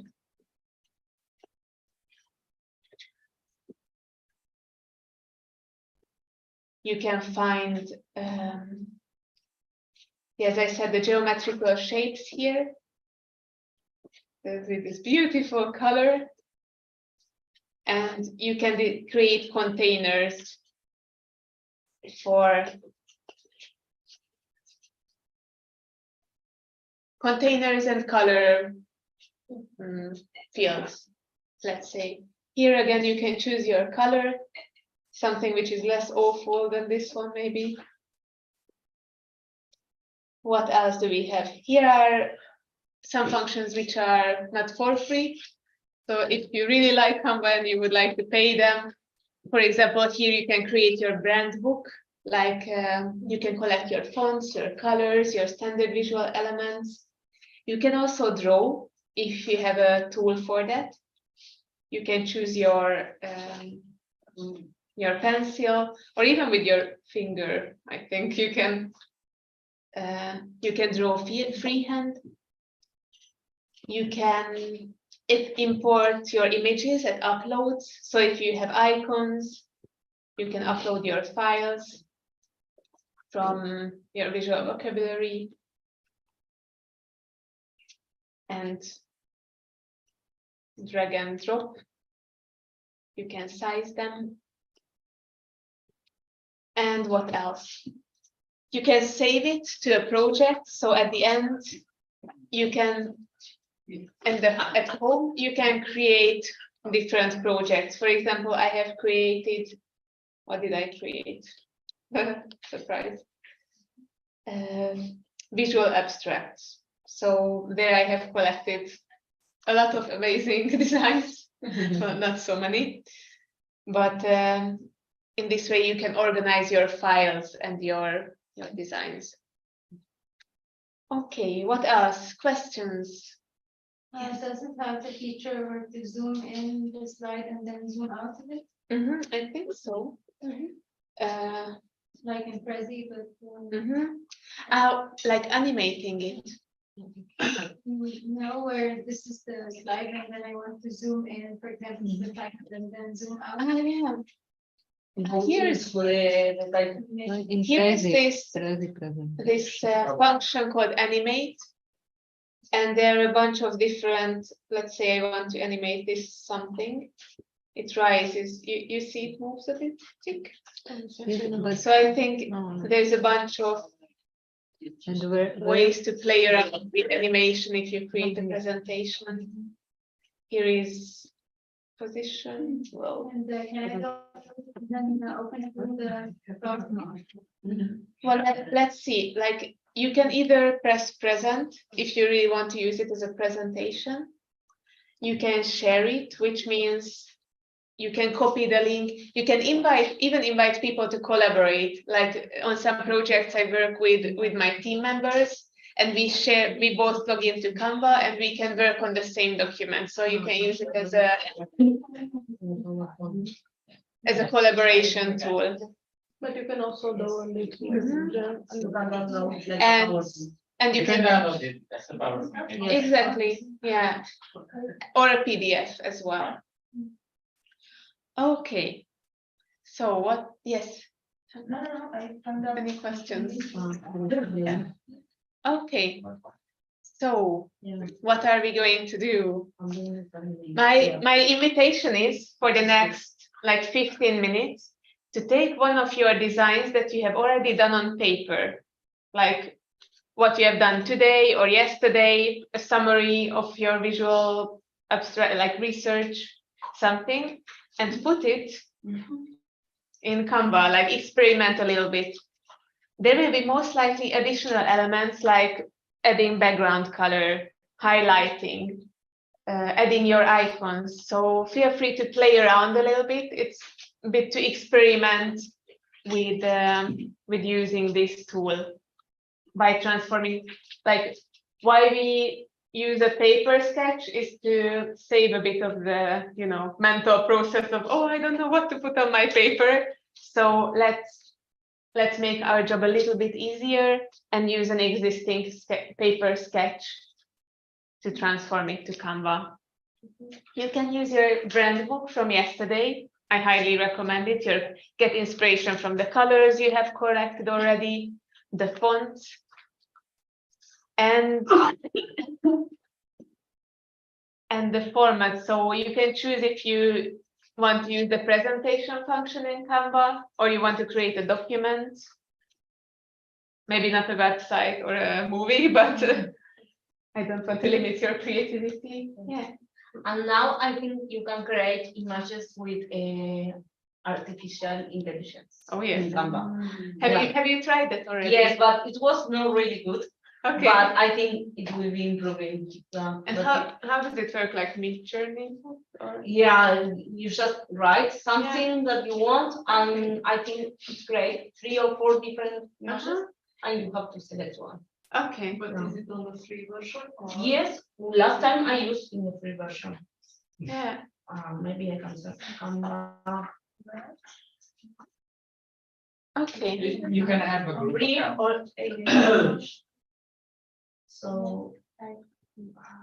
They have this group account, so if you don't want to, like, if you have friends, you can pay, like, divide, because they allow that different emails. So it is quite expensive, but if you divide like 5 friends, it's not that bad. Okay. So, and just to be able to look at each other's work at the end, I'd like to invite you, when you're finished, download it in a PDF. And I'm gonna put on the Slack the Drive folder to upload your PDF on the Drive so we can look at it together. Search in Google. What did you search for? Canva, IA, Okay. Working. Could you repeat? Yes. Okay, so I would like your undivided attention for a few minutes. Sorry. Yes, sorry. Just one moment of stopping whatever you do, and let's summarize. Okay, step by step. Take a design from yesterday on paper, put it in Canva. When you're done, download it in a PDF. You can find it in the export section, like here. Just a second, up here. Here, share, click share, then click download, and a standard PDF. Then you copy it in the folder called Canva Experiments for now on our shared drive. And you can find this link in Slack in 5 seconds.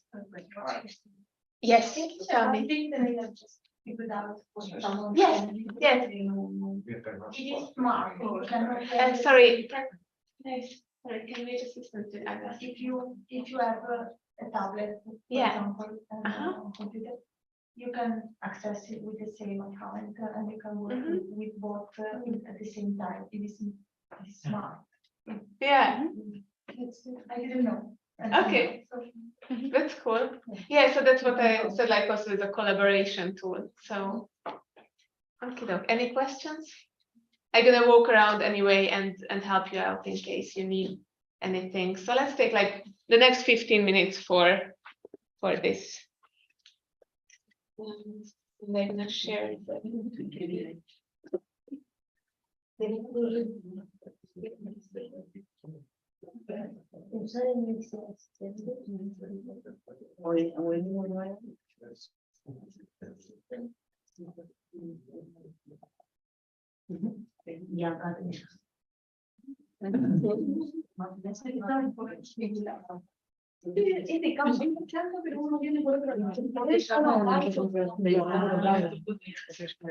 Claro, que encontrar el botoncito de dentro. Sí, o sea, Just click next.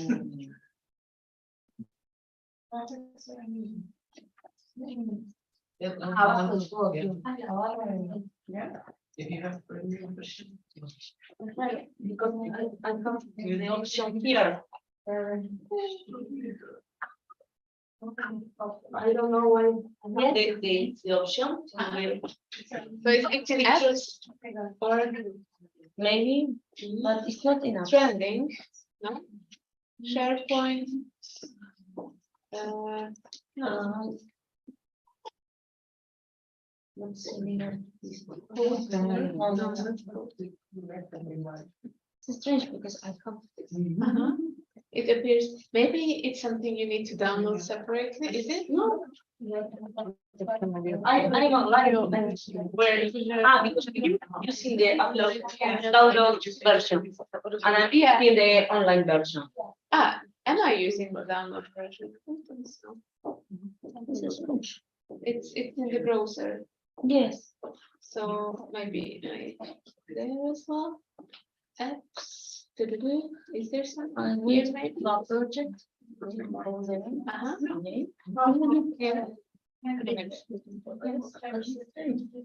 Now something else appears, right? Discover. Looks similar, but it's also. Is it? No. AI presenters? No. No. But look. Okay, I'm curious. Yeah.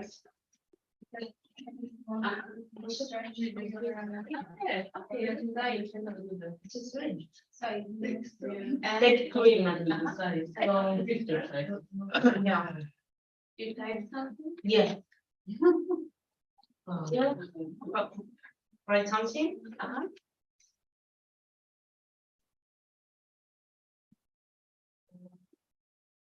Okay. I created a photographic. Yes, it's not like wrong. Okay, so it doesn't create a whole design for you, like with text and colors and everything. It doesn't create a template. No, creating only the image. Okay, but it's like some text. Yes, in this case, but you know, Yeah. not always. But can you even edit the text with the? I think so. No, it's the layout picture. It was the.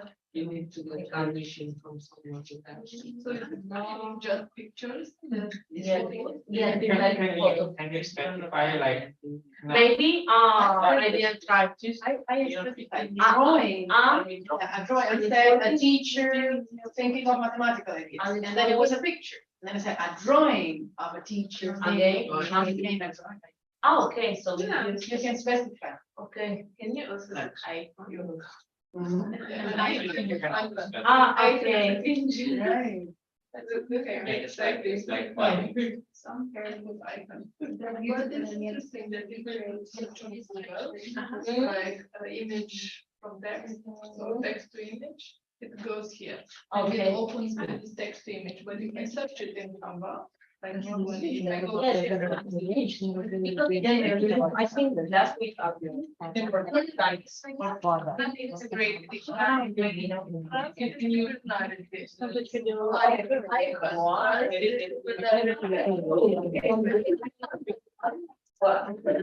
But maybe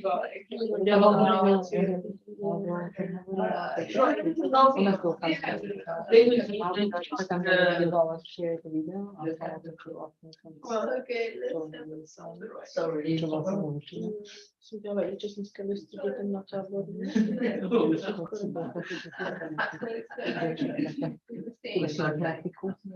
Ja to bym się będziała do pracy z wyborem specjalnych operego, byłam się wtedy posłałam, gdyby sobie zajęli do szkoły, to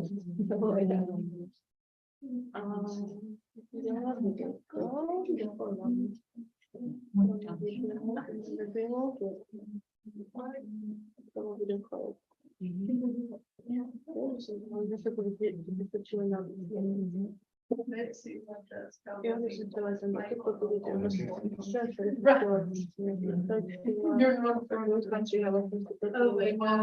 Tricky one.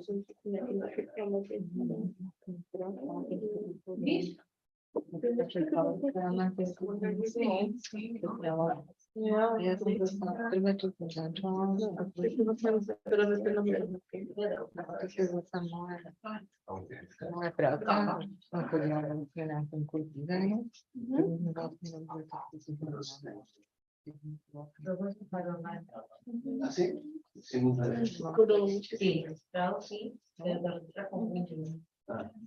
Le cuento franco, ¿no? Che ci corro.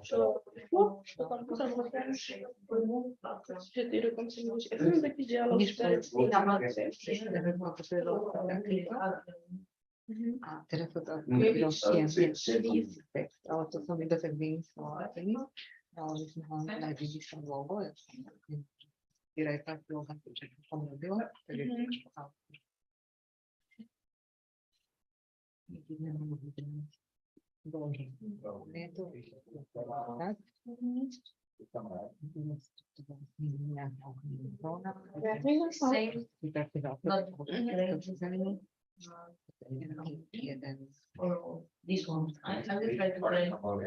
Yeah, I will try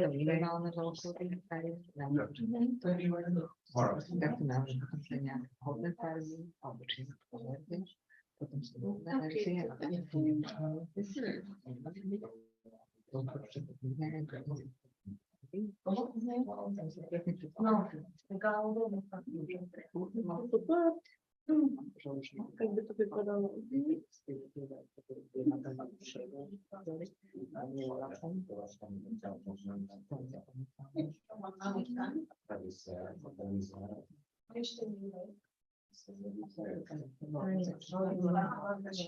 Pero sí, yo pago la ley.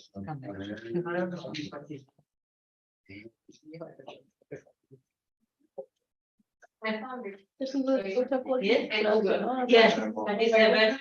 Yeah, I think so, yeah. Because when sometimes appear, sometimes not. Yeah. Is it better? Is it not better than No, it's not better. Then you should that which one? But I think you have. Now, Yes. But I think you have some kind of limit of the things. So sometimes, yes, I think we have like when they no, I don't think, I think it's with your account. Yes, I think. It's like all this. No, but no, it's typically my I just want you on the. I only the text cover side. If you click, don't you double click the text? Is it already included in the? Yeah, it doesn't know. I guess sometimes we do it in the text and then another layer. Okay. Still the dummy. The dummy designers reply. Yeah, it's yeah, it's probably make like this. That it goes. I'll do different texts. Because you inserted the table, right? Yes. Together with the text. Okay, I'll do it separately. Right? Yeah, I think that's because then you can move the text and Okay. they need different things. Yes, so it'll be here. Okay, and then I can move that. Thank you.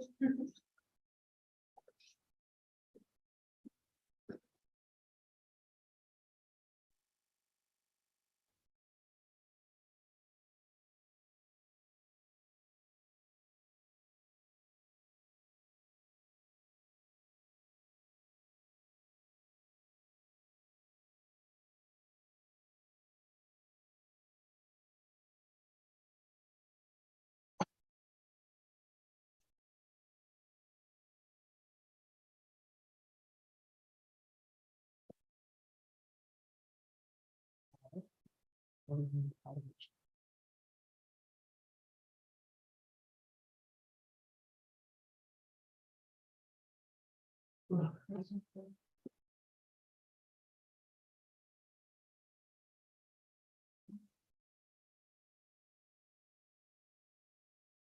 you go.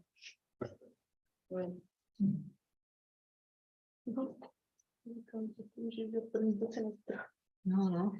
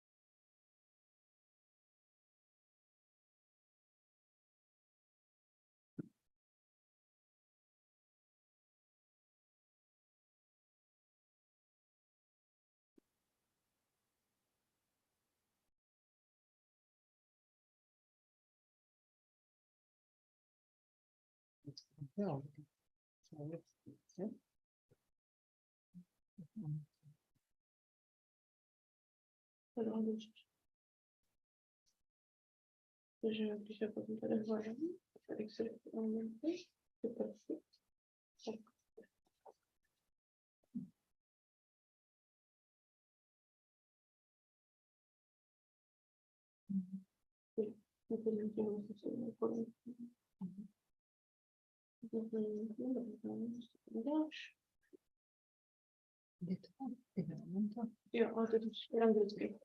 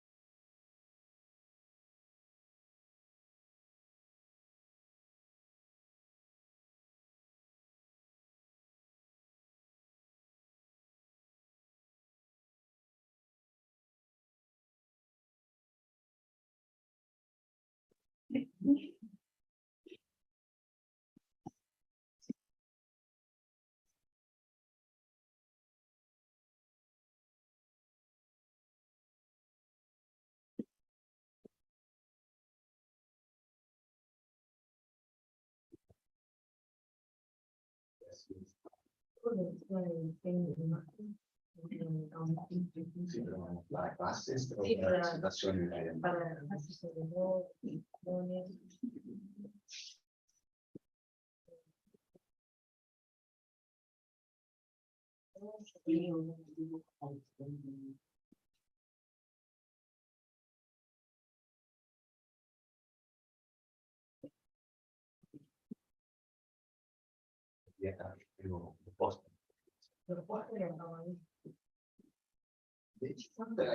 Será un póster mismo.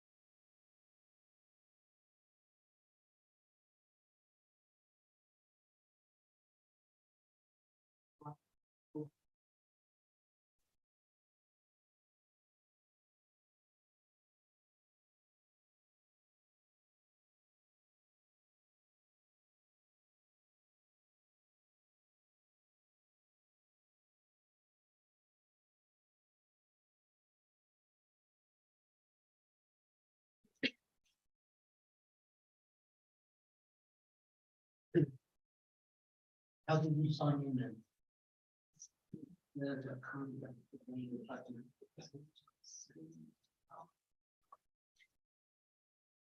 Oh, well.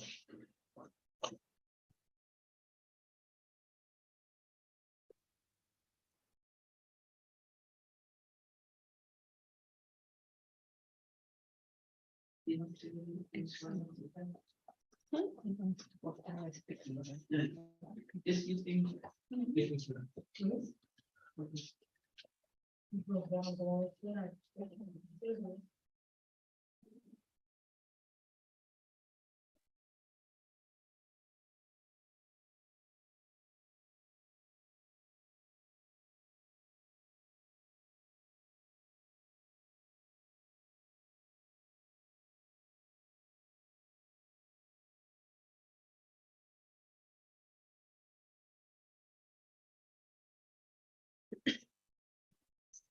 So I was logged in as the apartment.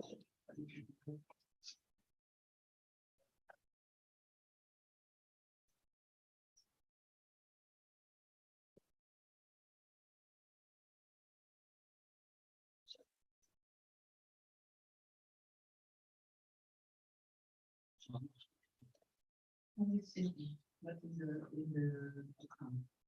All right.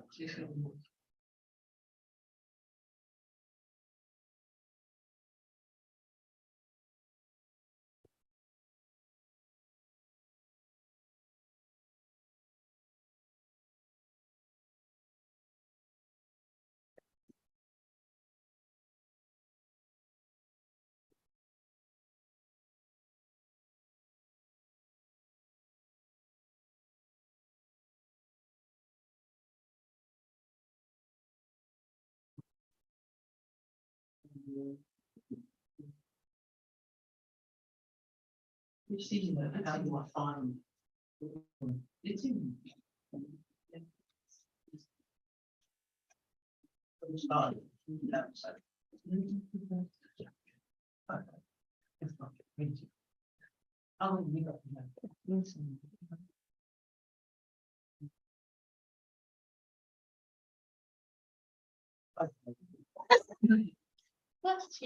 Thank you. Yeah.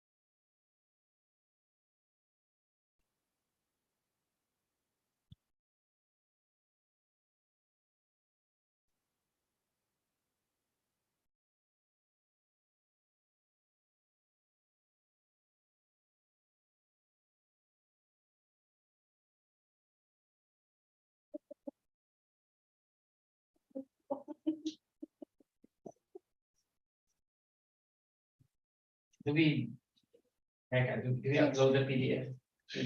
Yes, I put the link in the Slack. Okay. So PDF is okay.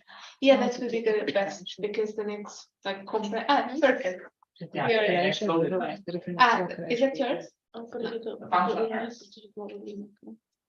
It is uploaded. Yeah, okay, great. So whenever you're ready. You can, no, not even close to ready. Okay.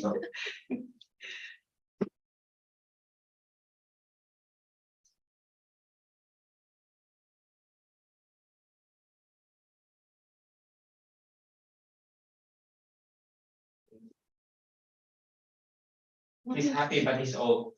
The guy He's is happy, but he's old. Yeah. the high hair already. Wow. Amazing. Really nice. And there's more space to create. Nice. Do you think like 10 more minutes can be sufficient for it? Not to finish. Yeah, but to reach somewhere. Okay, so let's aim to have a shared gallery walk at 4:15. So no, it's 4:04.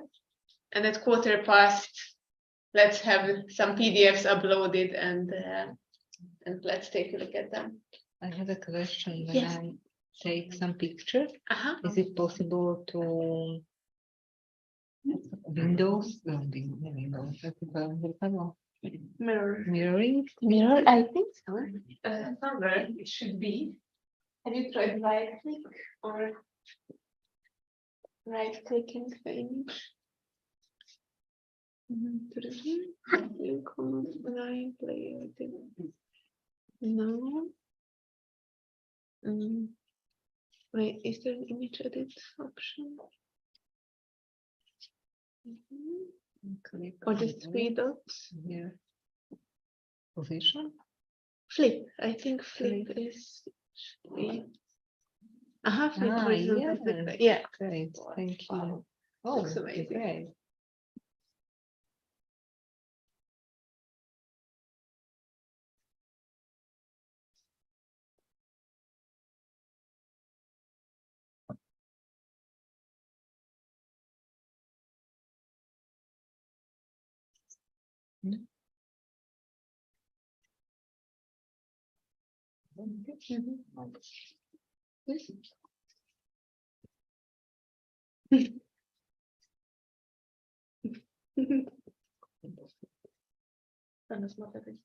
Wow.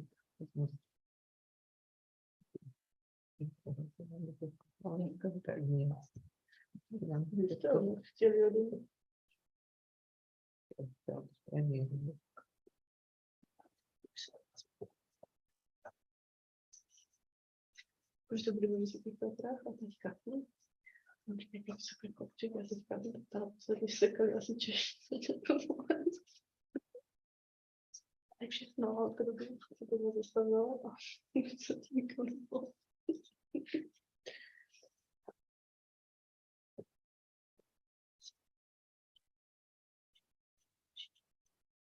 What I don't know.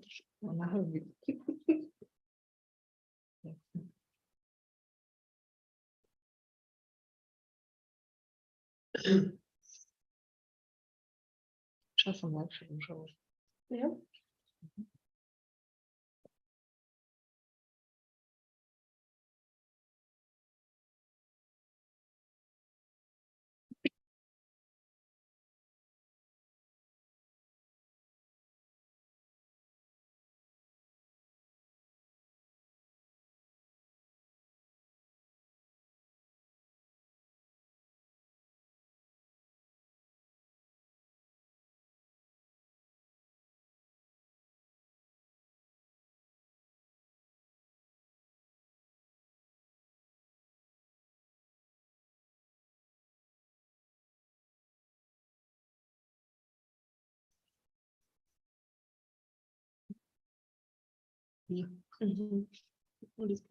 Kozanica.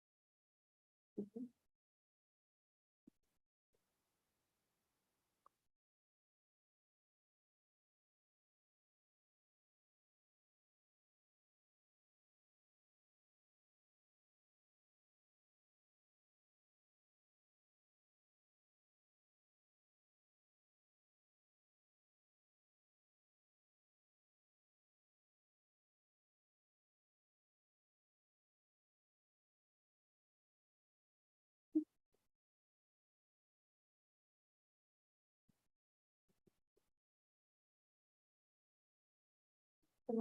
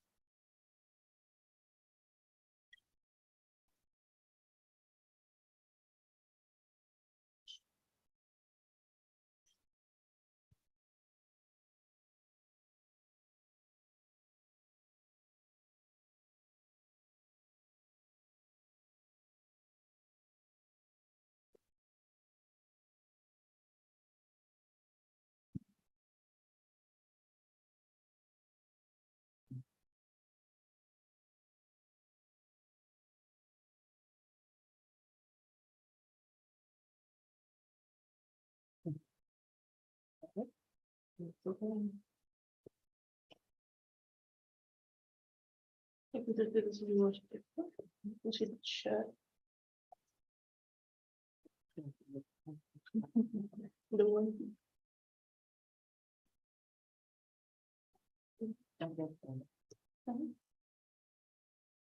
No.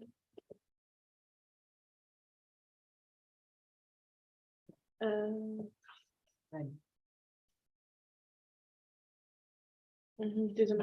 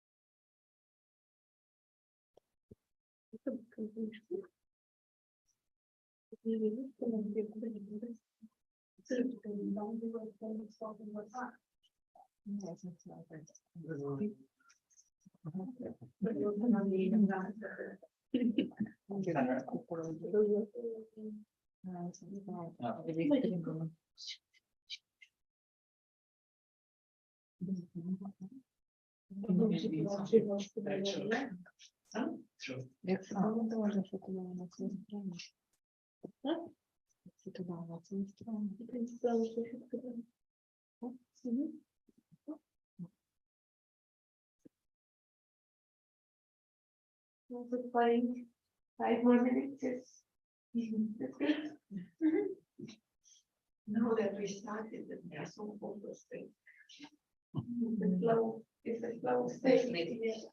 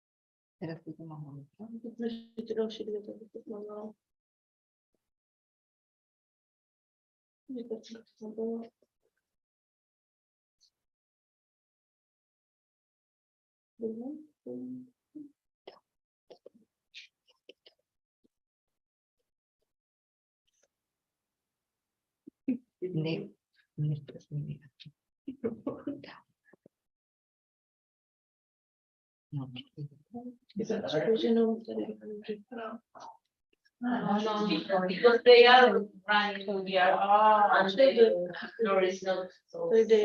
Confident about that. There's a way. Maybe you can. Yeah. There is. Done. Good job, good job. Much for support. You're not 3 feet over. We had. Yeah, already they one. I had already done. I didn't have time. I like it. It's nice.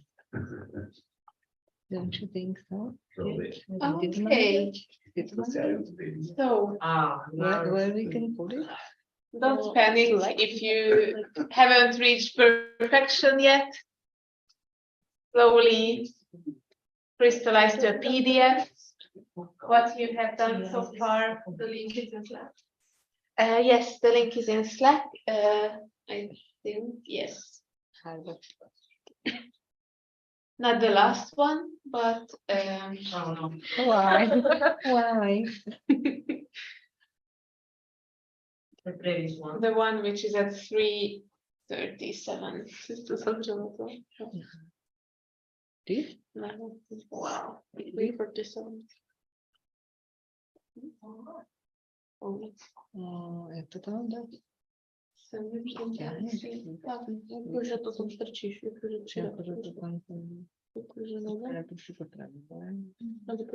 там то чим не потом. Це не треба немножко. Я все закрила.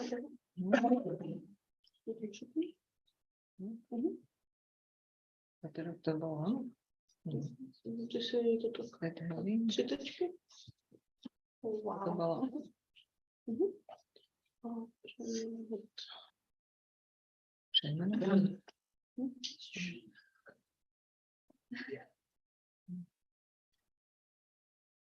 So we have like 5 so far. Anyone else?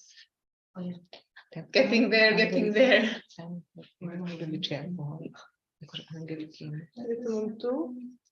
Там мезера осе.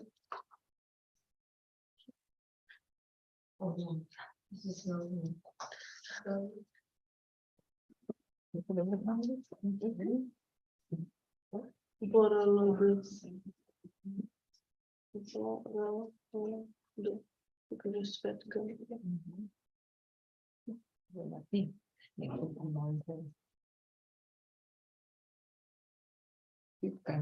Oh, YouTube channel. World of Geometry, Angelica. Hi everyone. Hi everyone. I would like to You not follow me yet, just start. So today we will speak about GeoGebra. About the triangle with given property. How to construct triangle. Two given property. Again. And set. And no one. Have to construct a triangle. And now you know you are expert for triangle. Let me see if it So, are you ready? There. Is that enough for you? Just repeat. Didn't you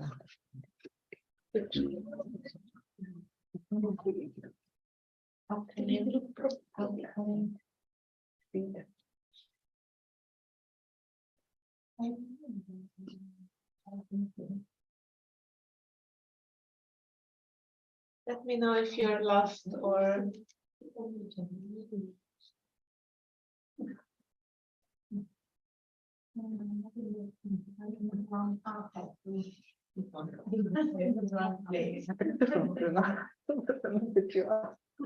Tipo lá bateria de benzo.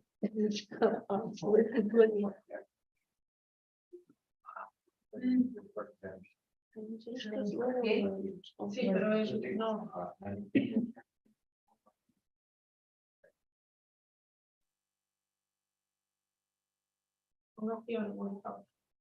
It's a scientific triangle. Okay,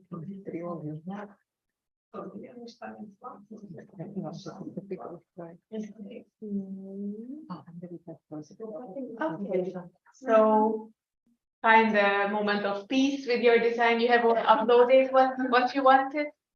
Okay, great. So bring your attention from your screens to the big one, because here will be your moment of glory with our amazing creators. Like, let's just walk through our designs, and those of you who have now the magnified, Well, anyways.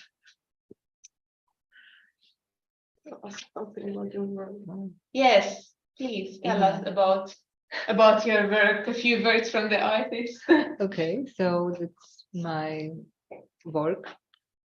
I used this colors combination from yesterday. I try to use also style, also so the type of writing, but it was not available in Canva, or I didn't find it, so I used something else or another type of writing, but I think it looks good. And then it was a little bit problem with these nice pictures. Yesterday I had problem with Changing color. changing of I would like to have invisible background. These pictures are already without background. It was good, and it was possible also to change the color because I like pictograms because it's like minimalism. I like it very much, so I was very happy to find out such pictograms which are connecting with my topics. But at the end of my work, there was a problem with payment of these pictures because they was not available without paying. But I'm a mathematician, so I can every time find some way how to do it. So solving everyday life problems is the goal, which lends us mathematics. So I make a picture and then I upload this as PDF. Nice. Great. So I didn't pay for these pictures. Okay. Thank you so much. Like really powerful, shiny work. Great job. Thank you. Okay, I would just, for the sake of our online participant, those of you who have it displayed, maybe just come up here so that you can stand here a little bit for a moment of glory, so that our online colleagues can see your face and hear you. I think it is Gia and Marcus. So this is my study on function art. These stops are actually the some of the major areas that I want to focus on. The function arts, for those who do not know, are actually using mathematical functions, graph of mathematical functions in creating artwork. So for the first part, I will analyze the content. What do the students learn in functional arts? And then for the second stage, I will analyze the student support and the teacher support, particularly in my country. What are the support needed? Because it's a bit of a special case because of the lack of technology in many schools. And the last is I want to connect it to culture, like the Philippine culture. How can the arts be connected to Philippine culture? And here, I'm already old. Thank you. Amazing roadmap, really nice. And there's even like space for unfolding creativity. Bit more cool. Thank you. Great work. So iceberg. Yes, it was like iceberg. I just copy the design that I did today in the morning, but I changed the words for images because I think it's better. It was a really simple design because I like more the minimalistic design that's full of information. So this is my answer. It was a little hard to find the picture for the answer, so I combined both. I found that, and then I found this one, so I put together and use a really hard line to split the separation. Yeah. Amazing. Wow, like clean and the point. Very nice. It's very nice color. Yeah. I like this color.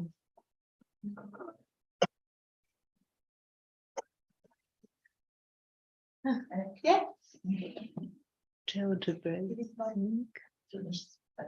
No, it is a mind map around the title because the title is so heavy and so each word means something. So it's a mind map, not finished. But yes, it's my map. So each word is with some text that explains it and with some icons, not all. And yes, okay. Nice. Thank you. Thank you so much. With the own story is great. Yeah. Really nice.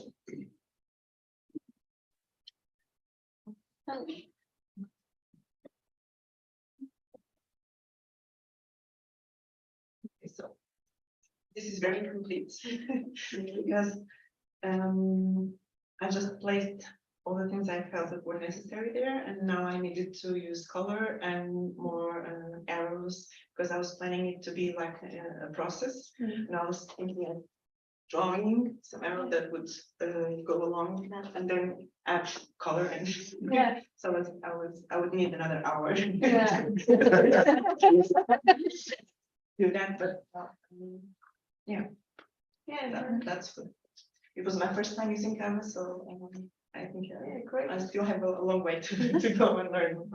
Yeah, but great job. Thank you. Thank you. There's a saying in visualization which says content is the king.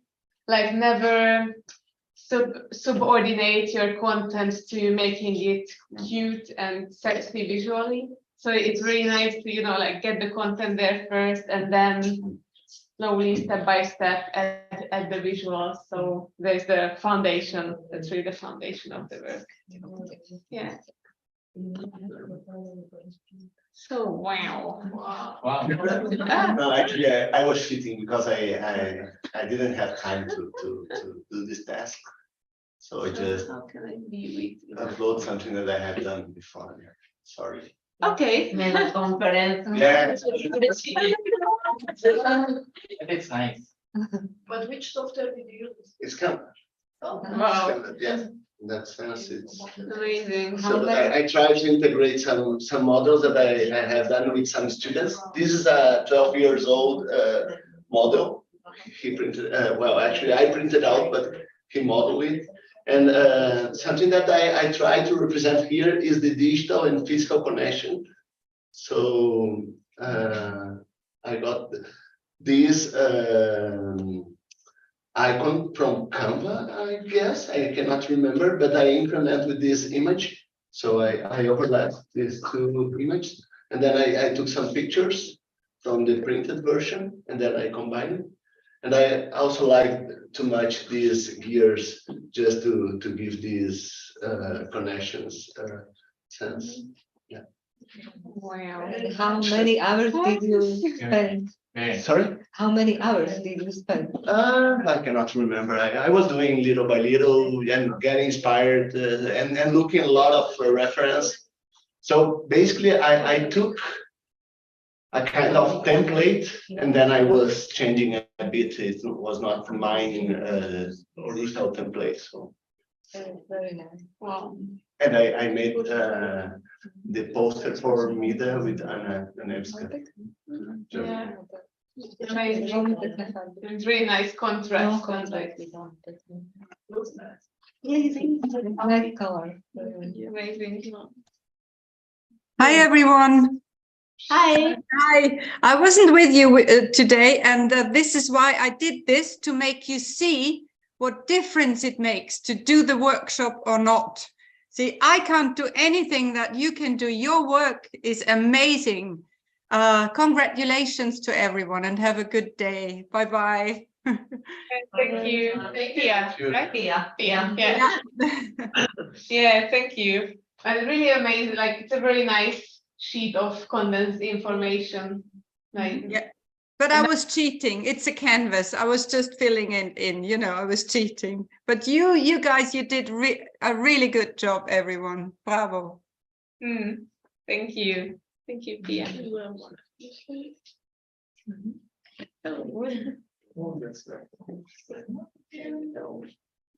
Yeah, that's really zoom out.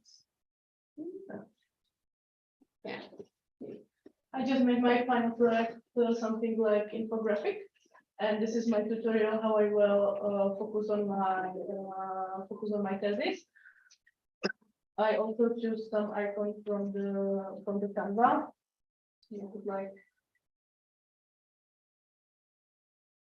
Amazing, really nice. Yeah. I would like to print it and hang it on my wall. Well, great job.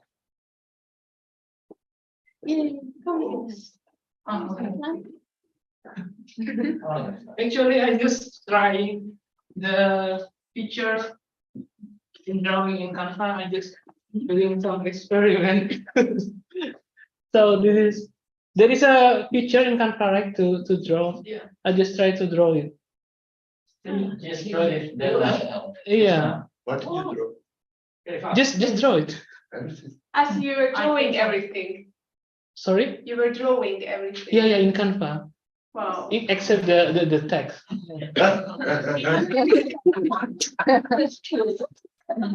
Just doing some experiment. And yeah, Canva can do that. No, but you can. Yeah, this is the step of my research. It's just a common step like doing an initial analysis, designing, and doing a trial of my comic. And I just put the random like stamp in there to fill the emptiness. Okay. Okay, that's all for me. I wish I had the time. With motion comes.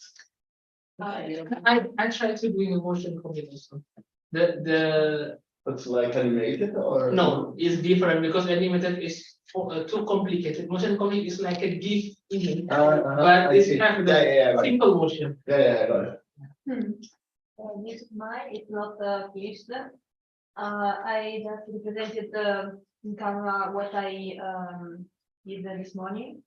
And so I represented the process and I divided it in 3 parts. In the first part, there is the design of these activities. So I put the ingredients there and try to find some icons related to those ingredients that I put in my activities. And then there is the implementation part, and I wanted to represent the context in which these activities were implemented. But it's not finished because I wanted to put some icons and represent it in drawing. And in the last part there is the analysis, and this is not finished. So I put some icons of questionnaires and interviews and what I want to focus. Yeah. Thank you.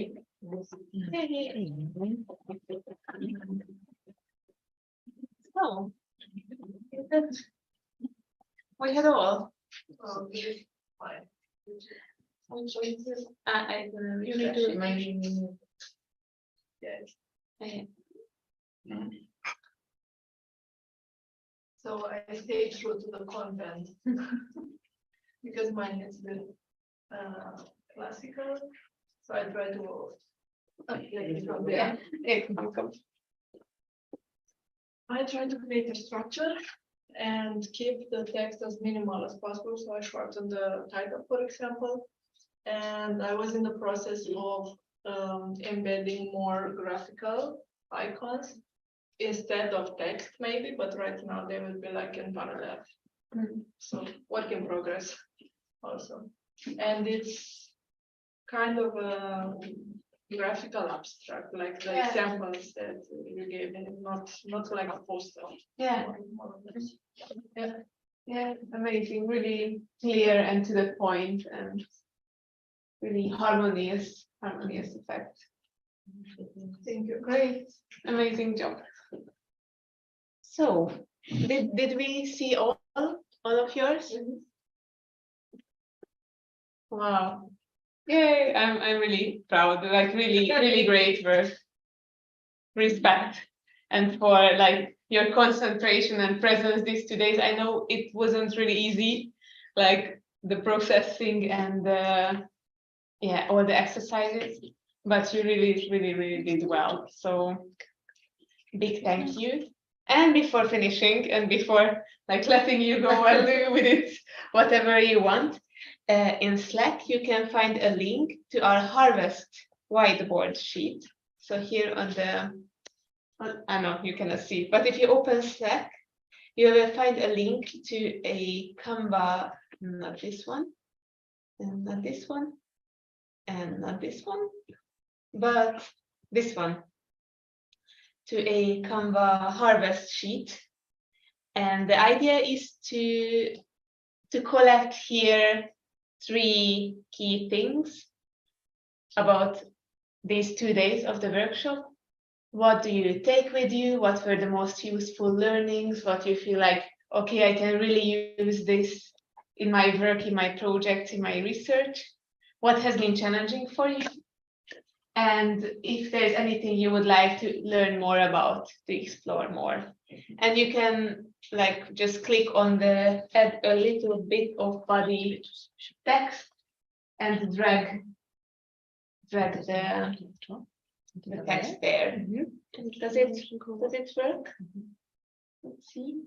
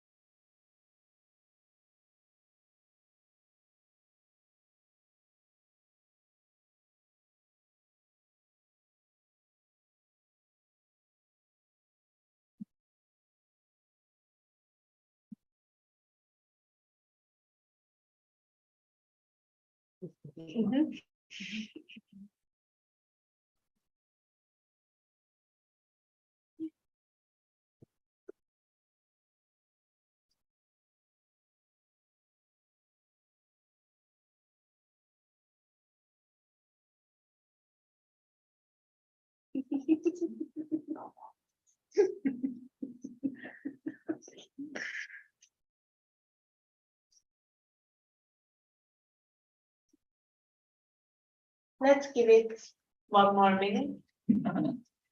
And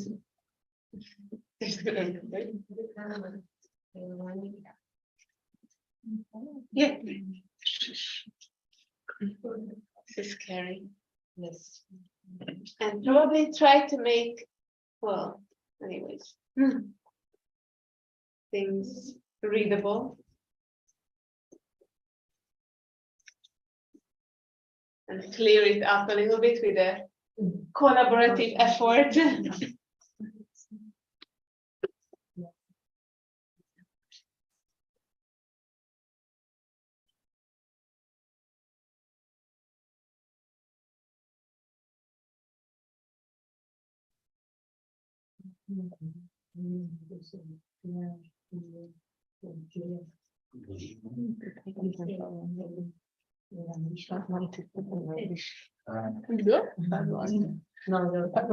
What are you doing there?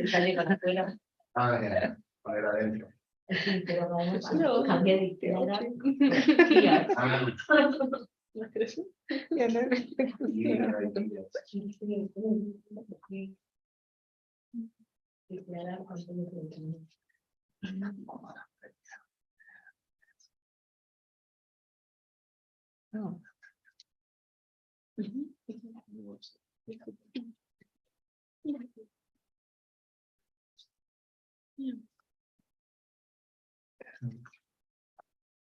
Oh, that's nice.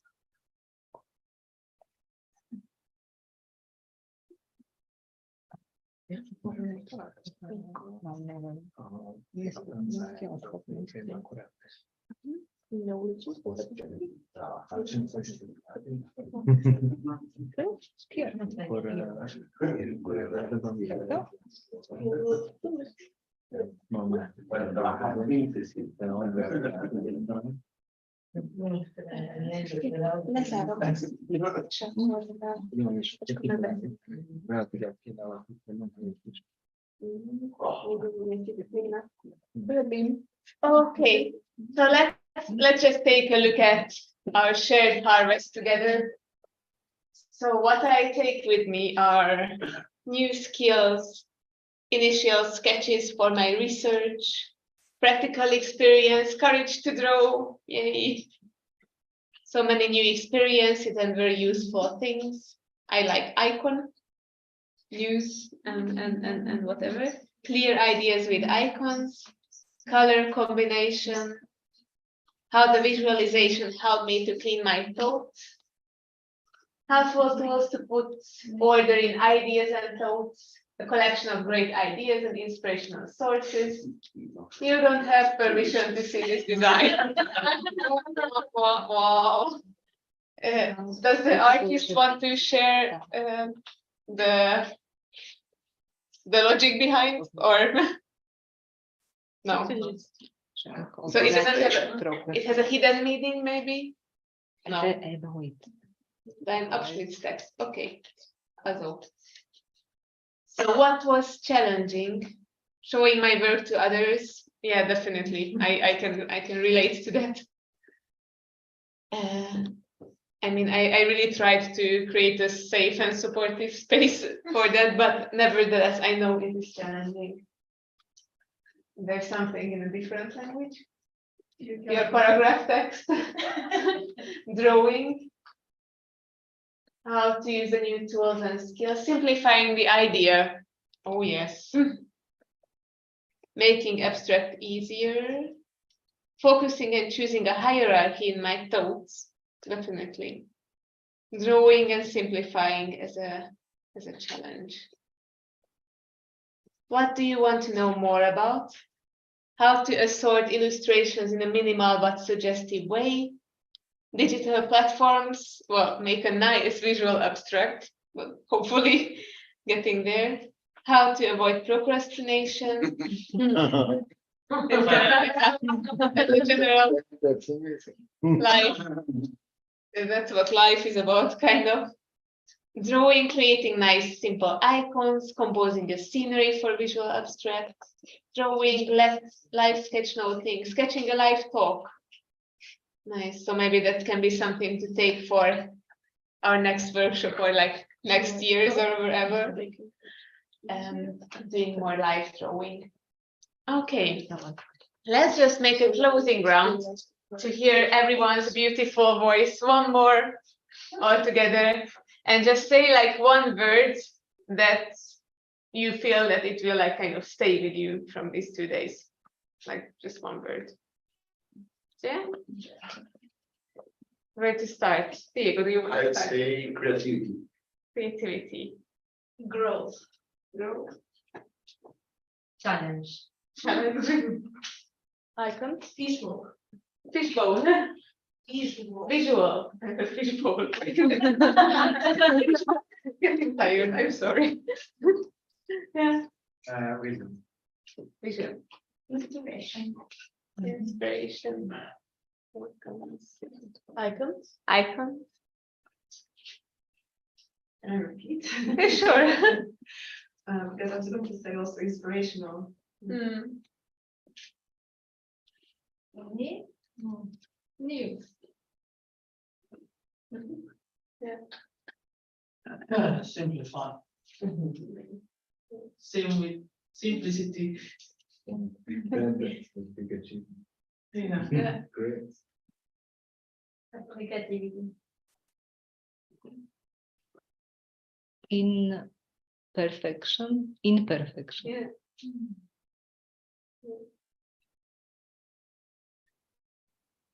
Okay. So, thank you. Thank you so much for your amazing work.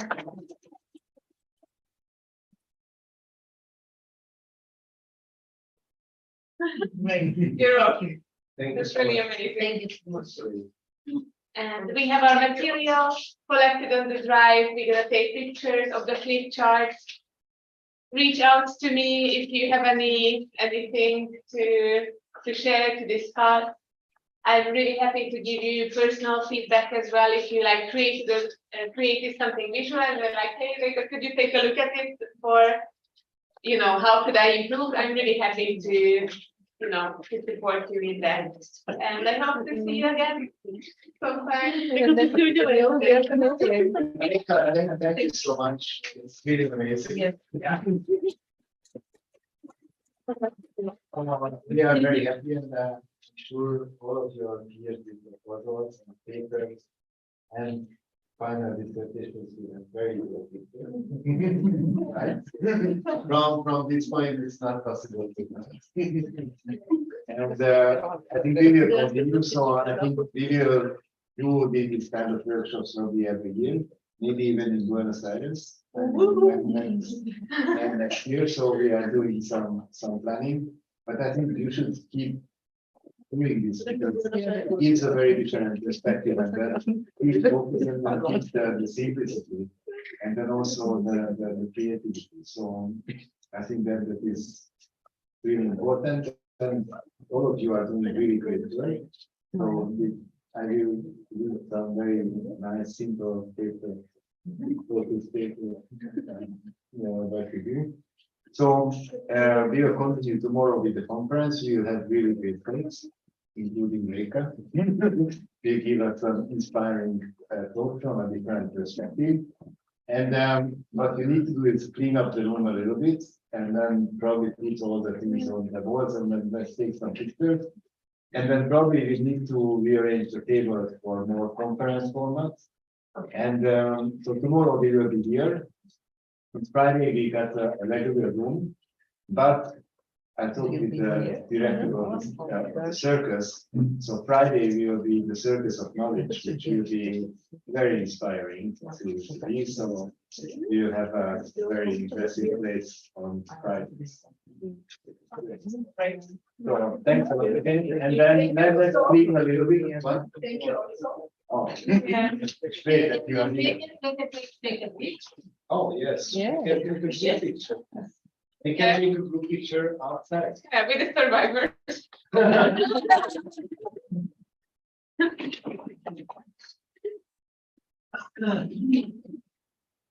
then I took lots of pictures, so I will share it on the photos, and then you can add your own pictures.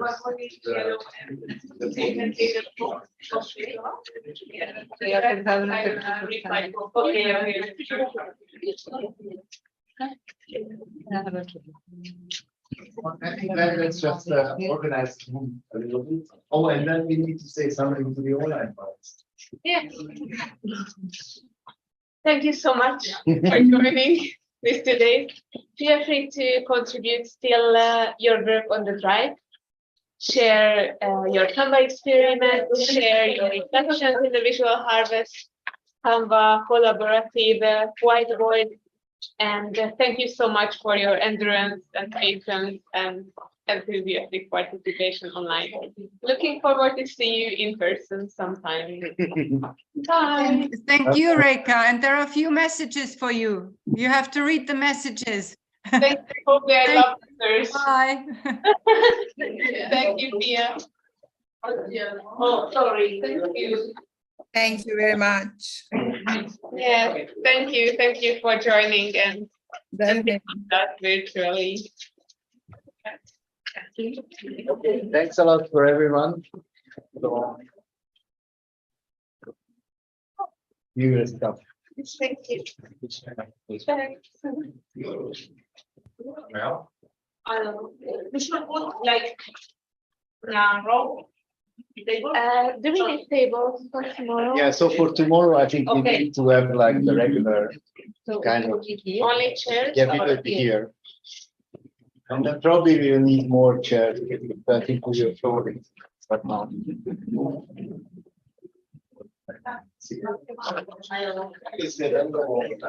Ami nem kell, meg ilyesmit, amit itt adsz, ezt nyugodtan itt adj, de fognak volna pár percig. Ezért nem másik.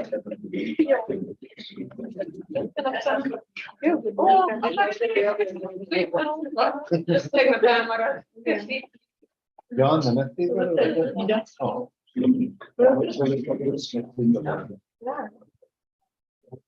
Where can I buy such bike? I You like. don't have to buy, we will get to from the geography. So.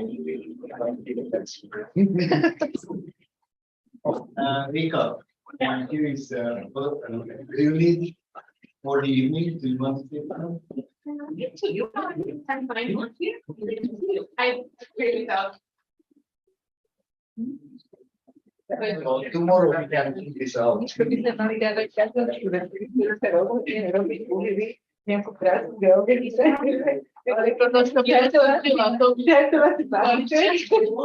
Ale tam by se jako musela vyspat věci a čokolády na nervy a do uší a to mě vykladat.